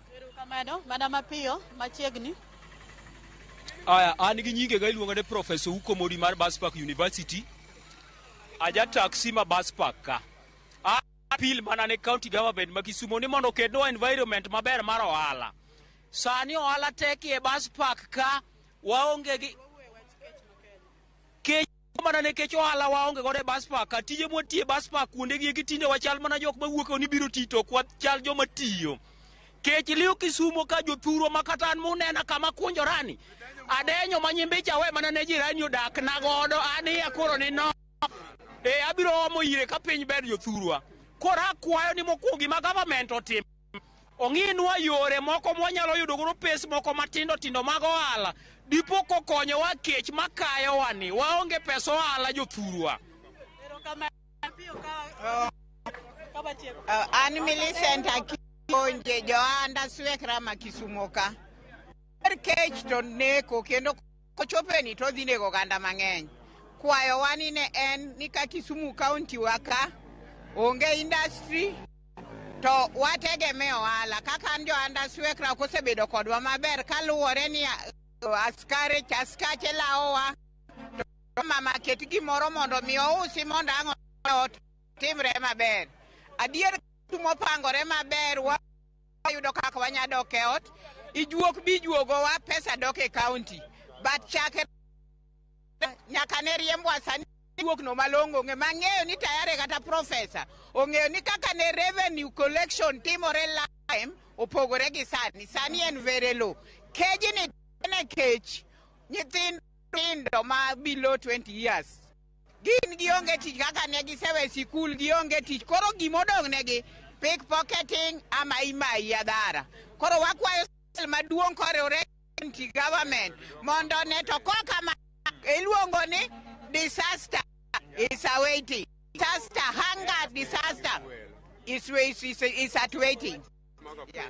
Mana kamano Cleophas ni kod weche mang'eny ma ginyalo wacho to nikech onge sabetin wabiro duogo mondo mi wakaw pachi kotenore kod weche ma bende okwako piny magikech kaka isewinjo ni adisas waiting ajal moro bokoni en nyimbie oweyo gi jirani chalo ni weche tek e alwora ni ka kamano ta duoko ni e studio mondo ni nyime. Aya, erokamano ahinya Millicent Adhiambo, en twak moro makare. Wageno ni bende udhi luoro ukolna gik mathoth matimore kanyo ka kawuono en chieng' sap buru ka ngichope misa kata bende ang' waluw anene utimo gi e yo machalo nade. Erokamano mano Millicent Adhiambo. Koro yiena mondo adhi Chris Owino. Chris Owino ni alam machielo ka. Koro Chris oyawre kamitie kanyo kawuono en oluonge National Prayer Day, alam makende mag jo Azimio mobagi bur Nairobi kae Jivaji Gardens. Nyaka sani chal mar wach gin magi joma ni toke go bire alam koso gichopo mana yweyo kaka giweyo pile Jivaji kacha. Chris. Erokamano Cleophas mana ka iselero ne nyakwa Ramogi. Wagoyo tach e kar yweyo ma Jivaji Gardens maidore e chuny boma maduong' ma Nairobi kama odiochieng' ma kawuono riwruok mar Azimio la Umoja One Kenya biro bago alam mar lamo ne duol mochung' ne tayo yiero e pacho kae kod kiewo IEBC ewi mano magiwacho ni alam ma kawuono en mar kwayo Ruoth Nyasaye mondo okony piny Kenya obed kod commissioners mag IEBC manyalo tayo yiero e yo ma odimbore kalure kod dwaro ma jopiny kaachiel kod yo ma ohuyanga ma onge kod badhro kaachiel kod kuo mar ombulu e gino magiwacho ni piny Kenya osebedo kod duol matayo yiero e pacho kae ma osebedo ka ok mi jopiny duoko manimba, duoko ma ohuyanga kata duoko ma ochung' tir kendo ma emomiyo odiochieng' ma kawuono riwruok mar Azimio obago romo mar alam ne duol matayo yiero e pacho kae IEBC. Ang'o momiyo gibage e Jivaji Garden? Jivaji Garden kakae Cleophas ochiegni kod apisi maduong' mar IEBC kata log tich maduong' mar IEBC miluongo ni Anniversary Towers. Ma emomiyo Azimio opuodho kata oyango Jivaji Gardens kaka karo maber maginyalo bago manyalo bago alam makende ne IEBC. Ka nyalo neno sani jopiny ma oseyuoro tin, kwan mag jopiny ma oseyuoro e alam makamae gin kwan ma ok ng'eng' ahinya kata jotelo mag siasa mag Azimio moro amora pok oyuoro. Asenaneno achiel kuom moko kuom jotend kanise madhi tayo alam ma kawuono ni ema bende oseyuoro gin jotend kanise manok oting'o nyaka jotend ute lamo mag Islam ma bende obiro kae mar neno ni gichwalo kwayo margi e nyim Ruoth Nyasaye mondo koyie to piny Kenya obed kod IEBC kata commissioners mag IEBC mabiro tayo yiero mabiro e kinde mabiro e yo ma ohuyanga maonge kod badhrok kaachiel kod kuo mar ombulu, gino ma jotend Azimio wacho ni en rocho ratiro mag jogo ombulu nikech ombulu magigoyo ok kwan e yo makare. Ombulu magigoyo osebedo ka ok gol kwano kaka jopiny ogeno. Ma emomiyo jotend Azimio kawageno ni ogai mar Azimio Raila Odinga, jalupne Martha Wangari Karua, ogai mar Wiper Kalonzo Musyoka, jatend duond bura mar DAPK mano Eugene Wamalwa, kaachiel kod jotelo mamoko mag Azimio koting'o nyaka jagoro mar duond bura mar Jubilee Jeremiah Kioni ma bende wageno ni biro yuoro e romo ma kawuono e Jivaji Garden kakae.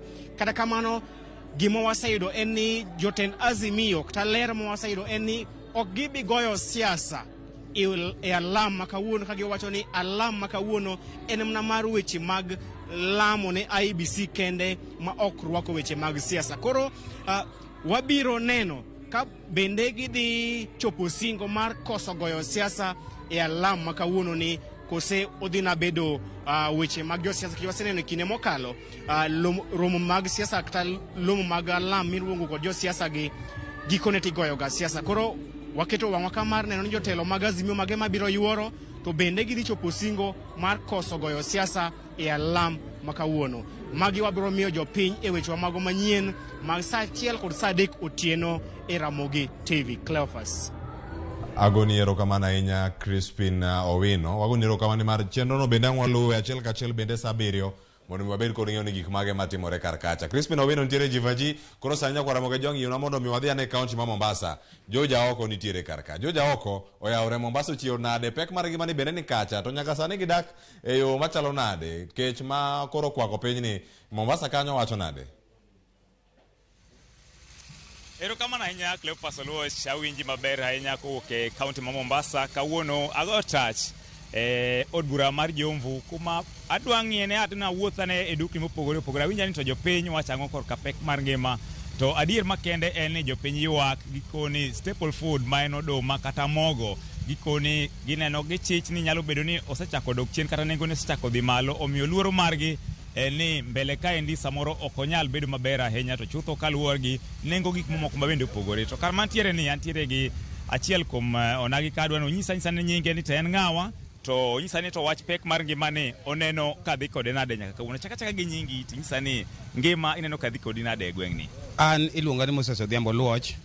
Piny sani okethore ma sani ngima oidho ma kama ji nitiere ji 6 kata 10 gima dhano ywago en mana oduma. Chenro mar piny ma sani koro sirikal nyo wacho ni kelo ne ji oduma okethore nikech ng'ato ywago ngima, kila ng'ato kiwinjo to en ma ng'ama ywago ngima. Piny oidho ma sani oganda ywak ma piny okethore ma sirikal ka wacho ni nitiere oduma kamoro to onego bed ni giwachnwa adier, nikech gima sani otimore e piny kaendi en gima rach ma ng'ata ng'ata ywak ma nengo oduma okethore ma ji ywago ngima ma sani koro vijende ochako donjo kata e kuo kamoro amora nikech ngima oidho kamoro amora, tich bende onge.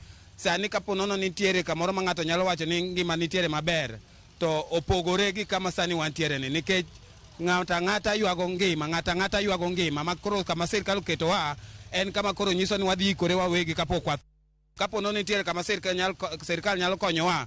Rais kapo nono ni donjo kanyo endo mar konyo ganda, to wane mapano onego ma ikonywa wan jopiny machien, wane ma wan piny mogik. Ngima oidho kodwa ma sani ng'ato ka ng'ato kineno kamoro dhano ywago ngima, mogo onge, oduma onge, to oduma manyochi wacho ni ukelogi gin kanye? Koso udwa ni waandamana mondo kung'e ni waywago kech. Dhano kwalo sani koro dhano donjo mane kuone kech ngima oidho. Wan sani kamoro amora ma wantiere waparo mana plan B ma kapo nono ni wanyalo dhi kamoro mondo mi wadhi wakwal mondo negwa e Kenya ka, to koro kanye ma sani koro choponwa wadwa ni wadhi kwalo nikech ngima oidho. Sirikal konywa uru. Iparo ni wach chiemo wang'e ni pile samoro wacho ga ni kochopo kinyi to yude breakfast moro, saa 7 yude lunch moro, gotieno yude gimoro ma bende onyalo chamo. Iparo ni kinde mabiro ka weche nyalo bedo machal kama, biparo ni madhi nyalore? Ma onge kama nyalo dhi nyalore nikech kapo nono ne nitiere gima apano ka unano maber ka sirikal madonjo ni nodonjo gi wach moro ni kapo nono gi keta Bible piny to mogo dhi medore, ngima mar piny dhi medo, ngima mar maisha dhi dok maber. To ka odhi malo masani kamoro amora ji hinyore. Wan waneno ni kama wadhiye ni koro wadhi e tho malich nikech ka sani ma ji hinyore kamaendi to ji nitiere nyithindo dhi e skul. Kapo nono ni gia skul giduogo e lweto wan kod gi e udi to wadhi tho kech maromo nade? Wadhi kinyore jothurwa. Konywa uru, sirikal konywa uru, wahinyore. Iparo ni ang'o monego tim sani kaluwore gi ngima masano idho? Ang'o monego piny owacho tim? Piny owacho onego ti gi gik mane giwachonwa. Giwachonwa gik moko ma ok donji masani koro in kasani endi sirikal onego bed ni wuoyo wach ngima moidho ni. To gin e parliament gitimo re-amendment gi constitution moko manosekadho. Mano ok wadhi donje. Gima onego bed ni sirikal onego tim sani endi, onego bed ni gikonyowa e wach ngima moidho ni. Wach ngima moidho ni onego bed mogo. Kama wadhi kama rach, ok wadhi kama ber. Erokamano ahinya. Oyudo ng'at machielo, chaka gi nyingi to inyisa ni to wach ngima ni ineno ka odhi kodi nade e Mombasa ka?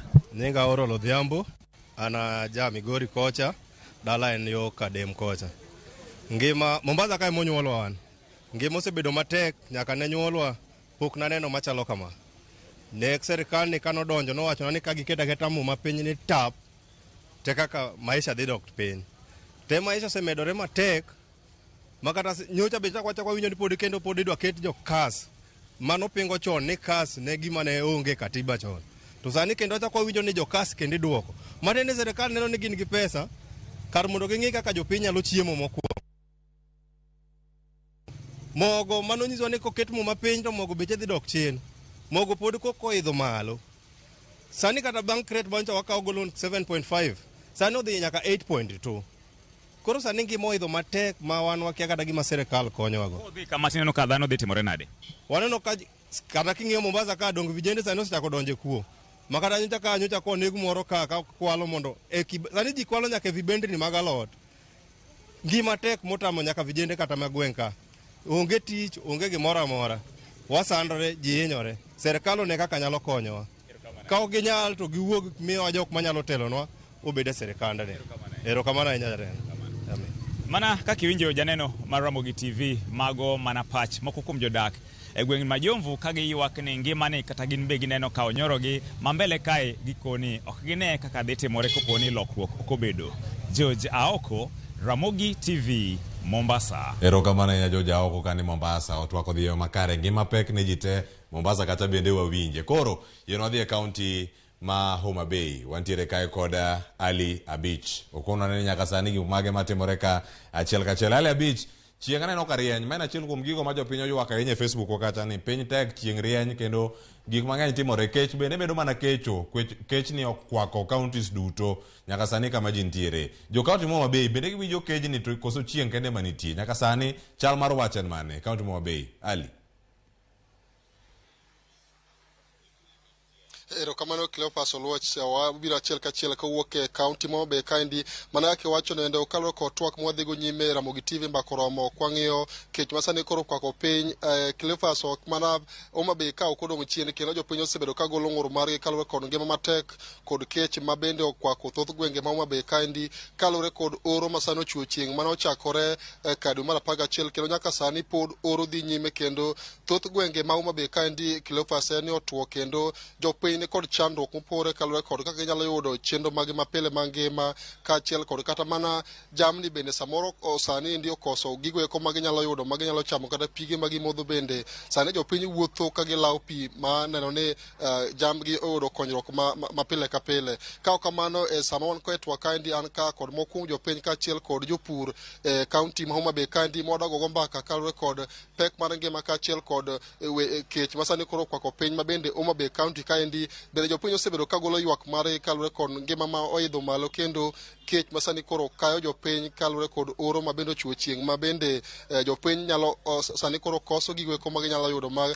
gikete bondege. Achiel kachiel an ka kod achiel kuom jopur Homa Bay kaendi ma bende gisebedo ka gineno matek ahinya kaluwore kod chieng' kaachiel kod oro masani koro kwako thoth gwenge ma pacho kaendi kamoting'o nyaka kaunti wa ma Homa Bay kaendi. Ibiro chako gi nyingi ting'iswa ne kaka achiel kuom jopiny kaachiel kod jopur ma Homa Bay kaendi sani no ka thothne chiemo tin kendo ji osebedo ka chandore kaluwore kod oro masani tieni. Okang'e ni kaka achiel kuom jopiny kod jopur ma Homa Bay kaendi ineno kaka ere kaka sani koro chal kodu e weche ma konyruok mapile ka pile kuonde mudake machiegni.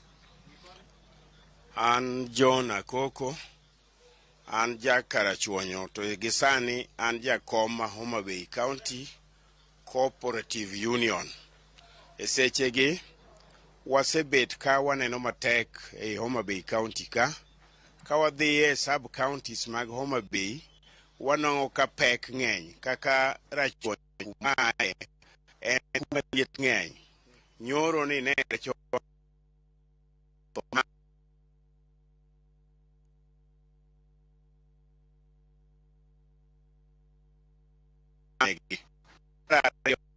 bende ka wachak wang'iyo kit kaka koro jomatindo masani odak, jomatindo kech kayo, jomatindo biro wild ka waneno gichomo kuma gidhi biro wild, gidhi bedo nyithindo ma koro ok winj wach kech ung'eyo ni ng'ama kech kayo ok bed ng'ama koro winjo wach, koro dang' ni adang'a kocha gi koni. Ne wasewuoyo gi jomatindo mang'eny gi ne wakete pur, jomatindo gi notemo ma puothe opur te gigeno ne koth dhi chwe mondo ginwang' konyruok. Kodhno wuono kod piny poko amua mondo koth obi e piny. E sechegi wan kaka motelo e piny Kenya, motelo e kaunti, ere kaka unyalo konyo jomatindo mondo nikech jogi e joma kiny ka ineno ka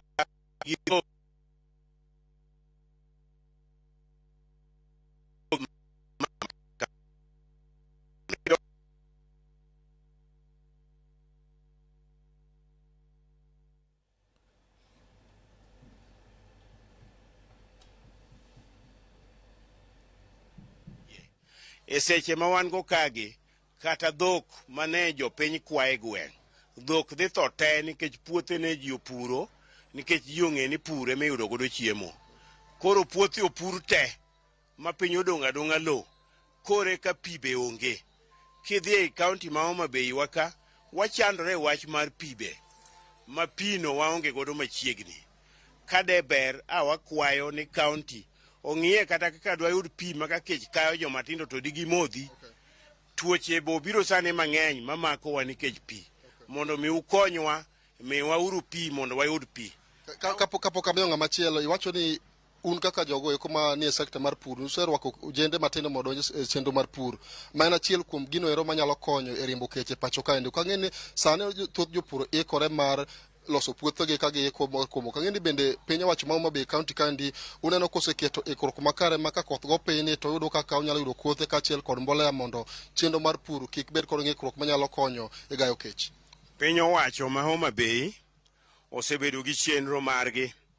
Gisenja gindiko nyinge ji ma jopur te mondo mi gimi jopur gi support. Koro jopur ne gidwa miyo support e yor chiwo kodhi, e yor chiwo mbolea, to gimi jingo mondo mi gipur. E sana sana, wan kaka jo Homa Bay, jo World Bank incho dhinwa maber. Incha gimiyo wa pesa mua ng'iewo tingni, kochia ong'iewo, karachuonyo pala, cotton growers ong'iewo, lambwebe, to gi union ma Homa Bay mondo mi tiek godo chan. Koro wapuro to sana sana ka wadhi e field ka wapuro to wa meet difficulties nikech tinga ok ole pi, wa ole diesel. To diesel mwa ole e tinga ne ibiro yudo kidhi puro ne japiny eka achiel monego wapur gi siling 3,000. Idhi yudo ka japiny onge namna. Koro wayudo difficulties, samoro wayuoro jomoko, koro lale mang'eny kuomwa. Ta wakwayo ni sirikand Homa Bay mondo mi owuog oko omed konyo jopur. Wayie ni gin gi chenro maber kate pamba kuma watele. An ka kod achiel kuom kijende, un achiel kuom rowere ma Homa Bay kaendi, usewinjo ka jodongo wacho ni ka oko nge kech masani koro kecho ni oko yudo kaka ichungo to kijende nyalo dhi ma donjo kata timbe moko maricho manyalo hinyo ngimagi. Ok en kaka achiel kuom rowere ma Homa Bay kaendi, ere kaka ineno ka sani koro ngima dhi gi kijende kaluwore koro kech masani koro okwako piny ngima niendi? Erokamano, en adier makende ni kech to koro olak e piny mar Kenya ka, moloyo koro e dalawa kata e kaunti ma Homa Bay ka. Kech chiemo jowadu. Kej ni wan wawinje awinja, an sani koro kanene kata ng'ato depe ni kej no chalo nade, koro anene kaka olak. Adier makende, jodongo no bedo gi chenro makare moloyo kaka jakom mar jopur e Homa Bay kaunti ka, ma gitemo mondo giywa ojende ma giuso ne ojende ber mar pur, nikech pute kama konyruok ae mwandu ni e pur. Koro ojende gi kosedonjo e pur ma gisechako pur, to koro pur no koro ok giae nono nikech piny otuo, dalili mar koth onge. Koro nyiso ni kare pur ni koro wan kaka ojende waneno ni kare onge konyruok, to kae ma idwaro mondo wadhi wayude konyruok. Koro gini hinyowa. Naneno kata mana nyoro ko ojende ma Nairobi modak e boma owuok oko ng'anyo nikech kech oromo gi e mier. Aneno gombo wono ojende ma Homa Bay ka, koro wadhi wuok oko mondo koro wawuok oko nikech kech oromowa. Mon ringo weyowa nikech chiemo kata kun ka onge ot to onge gima nyalo timo. Kech obembo wandasi. Ang'o momiyo joma kijende kata rowere kaka in kama ni rito mana mondo oyud tich mar ofis, to nitie tije moko mag lwedo ma ginyalo timo makonyogi e yuto margi mapile? Nyadi mang'eny somo ma wasebedo e piny Kenya ka noseketo paro magalagala e pacho jende ni ng'amo orodho buk kata ng'amo somo nyaka manya kama irwake tai bila mine na rwako marani, nikech giparo ni kone ma konyruok nitie. To adier konyruok to beni mane pur mwandu ni e loka. Mano miyo somo jende osebedo gi paro molil. Koro giparo ni gin nyaka giyud mana mwandu e yor apisi. To daher mondo ajiwo jende ni mwandu ni e loka. Koro daher mondo akon county government marwa ni sirikal wuogu oko mondo mak bedo ojende gi jiuru gi, timne gi empowerment mondo ging'e ni mwandu ni e lo, to migi gik mowinjore manyalo konyo ojende gi los mwandu ma e lo ni. Erokamano.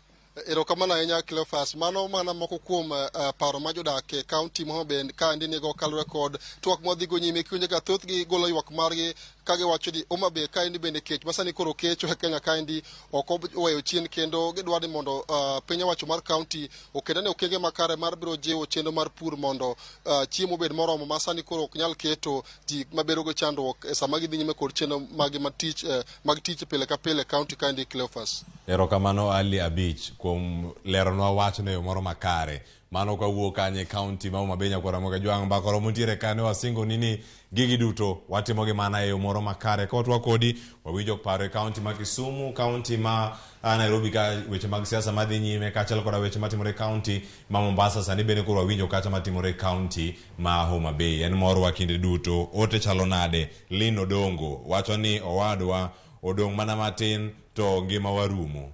Eriko Keo Kizito kech kama jwala kech diroki ero. Makanditi Vincent wacho ni kech tin piny ber kama. Jomoko nene yo moro makare kaka machielo Christine Nyar Migori Bombo Lulu Kibra kae tema kech liche yawa piny ochomo kanye. Sharon Ong'ao adani ka mige anyika Cleophas Oluoch je Kisumu Kanyakwar tada tieke gi ka wacho ni Sharon Ong'ao gi Joyce ka gidhi nyime gi miwa pachgi mogik ka gintiere kar kaya. Chako di Sharon kata wadhi nikech koro nduru moro ni ka Sarach onego bed ni koro wawuok. Erokamano ahinya Cleophas. Mana kar dhogi kanye wacho kech kama jwala ma paro kaunti ma Mombasa bende nobiro gi nying moro mano mar kech. Kata kamano manyalo nyiso onagi okinyi ma kawuono. Wasewinjo kata kaka jofwambo magwa oloso gi jopiny e kor gwenge mopogore opogore. Gima nitiere ni kech nitiere, nok mar tije nitiere, nok mar pi nitiere, ngaji nitiere. Koro mar mondo mwaber ngimawa e kinde mabiro. Apani Kaluo nitiere kod puothe. Sani ka wayuak ni nitiere nok mar bando. Apani osechopo kinde manego bed ni wapidho kata mna cham mamoko kopogre gi bando. Bel timo maber, kal timo maber. Wapidhe kata mna kit olemo bende mopogore opogore. Koko kamano kata mna kintiere buore Nairobi ka bombe mopogore opogore. Bende nitiere gino yore mabende ong'ere gi dho ngere kaka kitchen garden. Ma bende nyalo kawo lo isaye gunia moro tipidho cham, ipidho kata mana sukuma. Nikech ang'eni kaunti ma Nairobi kanano kata mana ote moro mawuok Nakuru. Ni sani kata mana spinach mar siling 50 ok rom kata mana dhano kata mana ini wuon in ng'at achiel. Koro osechopo kinde ma bende koro nego bed ni wayaro kata mana pachwa mar mondo mi wabed kama ber. Joyce Odora kene gimane. Mana kaka iwacho no Sharon kata ok en kanyo kende. Jonno magwa moko bende kokalo yore mag tudruok. Anno ka ng'ato ywak kacha ni kata kaunti ma Kisii kama bende chiemo jathoro bedo mang'eny. Skuma ichako pima e shillings 40. Rabolo kata rabolo mar 10 bob en achiel. Nengo ngima oidho malo. Magi kalure kod ridruok mar ngima. Makoro nyaka sani wanyalo mana jiwo jo Kenya mar mondo mi orid kanda margi. Sirikal ma pacho kae nitiere kod chenro mar kelo tansa mago maderom 1580 mag chiemo mabedi kelo kae kati kele pacho kama onge chulo usuru mora mora. Mano moriwo chiemo kaka mchele, obed mor chiedo, obed kanyo manungano, kaachiel kod chiemo mamoko. Kata kamano penjo en ni chiemo makamagi kobire pacho ka bende gibiro kelo fuong'ruok e nengo mar ngima. Kosepo nono gibiro bire pacho kae gin chiemo mabiro to kel gi maonge usuru to podi nyiewo gi e nengo mamalo. Akia ni jomoko nyiewo mogo kilo 2 pesadi, jomoko nitiere nyiewe shillings 180, jomoko to nyiewe 200. Luwore kod kidhi e supermarket kacha ing'iyo ni en quality mane kosi ing'iyo mana ni en mogo, ing'iyo pesa mare. Kata kamano jopiny onego bed ni wamedo jiwo gi girid kanda ne ngima matek mabiro mbele kacha. Kata kamano nyojo selemne piny Kenya wabed kod geno ni koth biro mar mondo mi ores piny Kenya kaluwore kod ngaji kaachiel kod oro mabende okwako piny Kenya. Riti masani an nyinga Joyce Odua. Cleophas bende biwa kik wil gi paro mar piny owacho ahinya mar kelo chiemo ma otimo nyinyo. Mabende giwacho ni dibed ni resruok mabende oganda papacho ka indi rito. Ponono bende mage midhiero ma ponono Nyasaye nyalo kelo mondo mi wapar. Wantiere kae nyakora Ramogi Jwang' Luchi makinyi kaka wantiere ka Joyce kaachiel kod Sharon wadhi bedo kae ka watieko chenro masani. An nyinga Cleophas Oluoch nokelo chenro mar rupiny wabedo kod mbaka e kidienje ariyo nyaka kiny. Nyasaye mondo riti watieko chenro sani kendo koro ka watieke en mor marwa mbaka rumo gi sani waromo odiochieng' makiny. Kiny watwak pek koro kik idhi mabor.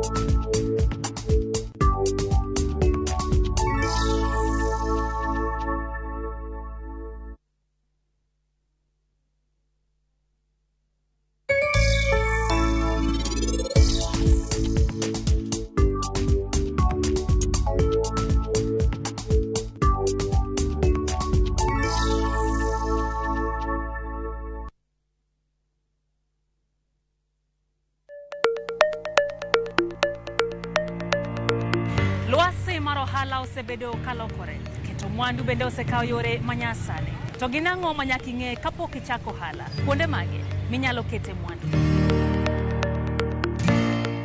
Ramogi TV biro yango ni kit ohala, kaka itimogi, kachiel kod yore mag keto mwandu. To ok mana mano kende nyakoro mga juang', bende wabiro twak kod yawuoto nagi kod nyonagi matimo ohala, maweg kembe, kachiel kod mago man kod lony e keto mwandu. Mana e chenro mar ohala gi mwandu e Ramogi TV kod an Lydia Okeyo.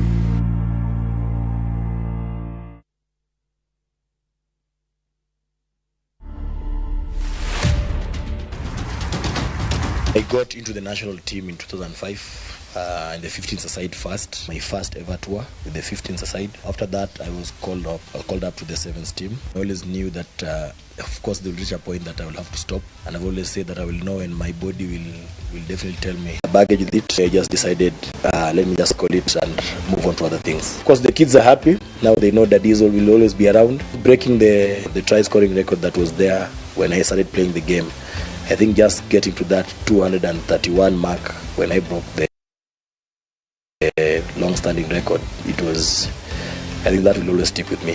To watch this story and